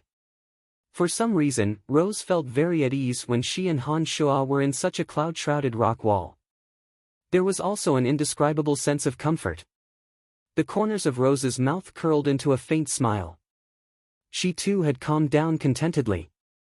She sat beside Han Shua and began to restore the divine energy she had consumed in Hushvale City. Hafs put on a gloomy face and furiously roared, "Search! Find them even if you have to dig 3 feet into the ground." After searching for a long time, Hafs and his party did not even see a shadow of Han Shua. The experts of the 3 major family clans who had chased after Hafs began to doubt if he had actually hit the murderer. According to Hafs, he had struck the assassin's back with all his might. Given Hafs' late-stage high god strength, as long as the attacker was not an over-god, there was no way he would be unaffected by such an attack. Even a late-stage high god like Hafs would be seriously injured if he were to be struck by such an attack. There was no way that a heavily injured high god could remain unaffected. After such a long pursuit, the murderer would surely show signs of fatigue and eventually be killed on the spot. However, the reality was vastly different from what they had expected. Not only was the murderer not affected by the attack, but he was also moving faster and faster. After a long period of pursuit, he had left them far behind, causing them to lose track of the murderer. This was clearly not in line with Hafs's statement. If Hafs wasn't the city lord of Hushvale City and the patriarch of the House of Hafli, these people would have jumped out to reprimand Hafs. They would have accused him of incompetent command, of not understanding the situation, and of lying. "City Lord, this mountain range is too vast. Now that the target has disappeared, it would be inappropriate for us to search like a swarm of bees. Why don't we split up and search in groups of family clans? Although the 2 possess extraordinary strength, our family clans can definitely take them down. At the very least, we can send out a signal." "What do you think, my lord?" suggested the patriarch of the House of Granro. Hafs, who had been blinded by anger, immediately knew that this was the most appropriate method given the current situation. He put on a gloomy face and nodded. He said, "All right, we will split up and search in groups of family clans. Once we find any traces of the 2, send out a signal immediately." Weston, who had lost more than 200 of his family clan's elite divine guards, had been waiting for those words from Hafs. Without a word, he signaled his family clan's divine guards with his eyes and was the first to leave with his family clan's divine guards. Shortly after, the other 2 family clans also left Hafs' side and started searching in different directions. With that, the 4 major family clans of Hushvale City, including Hoff's, split up into 4 groups and continued searching. As the search progressed, the 4 groups of divine guards gradually split up again. The situation was somewhat similar to the time when Han Shuo toyed with the god hunters. Night was gradually replaced by day. When the scorching sun hung high in the sky, the distance between the 4 major family clans grew larger and larger. The dazzling rays of the scorching sun penetrated through the layers of mist and shone on Han Shuo, who was sitting on the cliff wall. Suddenly, Han Shuo opened his eyes and cried, "Someone is coming." Rose, who had been cultivating in silence, blinked her long eyelashes. Her beautiful eyes appeared before Han Shuo. She looked at Han Shuo and said, "We'll do as you say." After fighting side by side with Han Shuo in Hushvale City, Rose was thoroughly impressed by Han Shuo. She no longer doubted Han Shuo's ability to carry out his missions. Rose's words fully proved that she had complete faith in Han Shuo. "It's the House of Simon. Hee, this family clan is really unlucky. They just have to bump into us every time." Han Shuo grinned and stood up. He said to Rose, "This time, we will hunt that high god named Anchor." "Yay!" Rose cried out in excitement. She stood up after Han Shuo and asked, "How do we do it?" "Follow me." Han Shuo made his way through the mist and slowly descended into the dense forest below. He avoided the eyes and ears of the divine guards in the vicinity and stealthily headed towards Anchor with Rose. The reason why he chose Anchor was that Anchor cultivated in the energy of death. To Han Shuo, as a cultivator of the energy of death, the divine energy of death in Anchor's body could be of use to Han Shuo. The demon generals had long been watching Anchor and observing his every move. Anchor had shown too much greed for the position of chief of Hushvale City Divine Guards and was unable to control his desires. Han Shuo had seen through Anchor's impatience back in Hushvale City. Therefore, he had used an illusion to deceive Anchor. After entering the mountain range, Anchor became even more impatient. He constantly yelled at his subordinates to spread out and search further. Given the strength of these divine guards, even a dozen of them wouldn't stand a chance against Han Shuo and Rose. Anchor's orders clearly showed that he did not care about the lives of his divine guards. Perhaps he was hoping that Han Shuo and Rose would kill those divine guards and expose their whereabouts so that he could lead more divine guards to encircle and annihilate them. Having missed the scene of Han Shuo and Rose killing divine guards, Anchor had yet to realize just how terrifying Han Shuo and Rose were. At this moment, Anchor's greatest wish was for Han Shuo and Rose to appear as soon as possible so that he would have the opportunity to obtain the position of chief of Hushvale City Divine Guards. Perhaps the creator deities had been moved by the hope in his heart. Han Shuo and Rose's silhouettes gradually appeared in the distance. They were walking towards Han Shuo step by step. Anchor was overjoyed.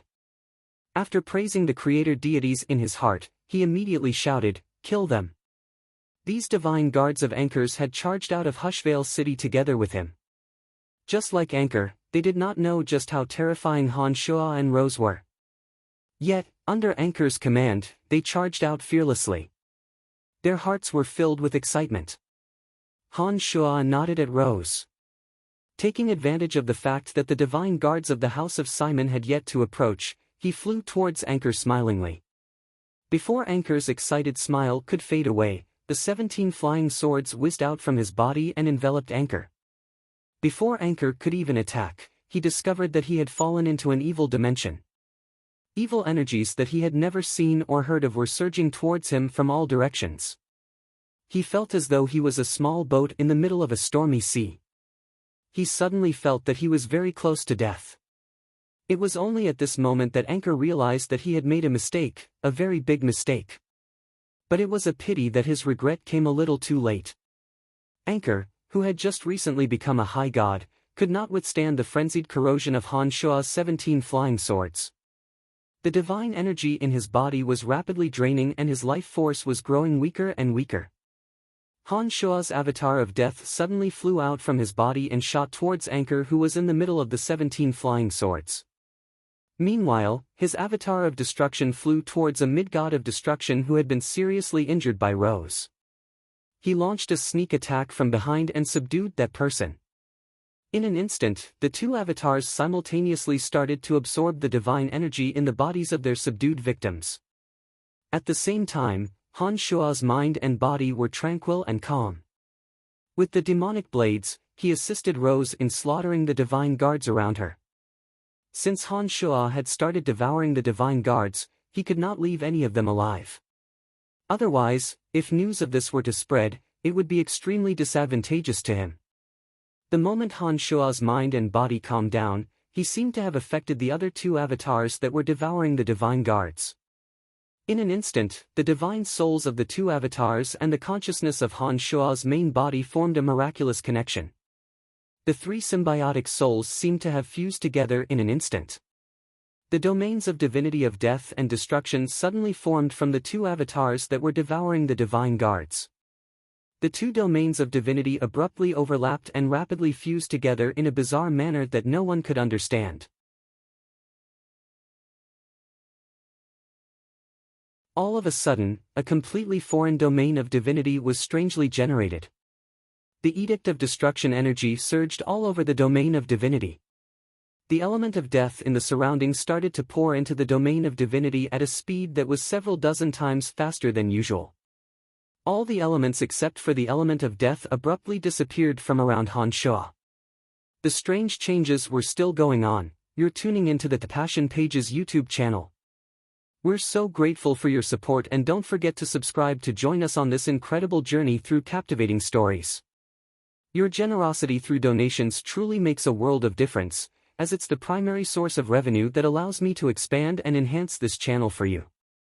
Thank you from the bottom of my heart for being a part of this adventure.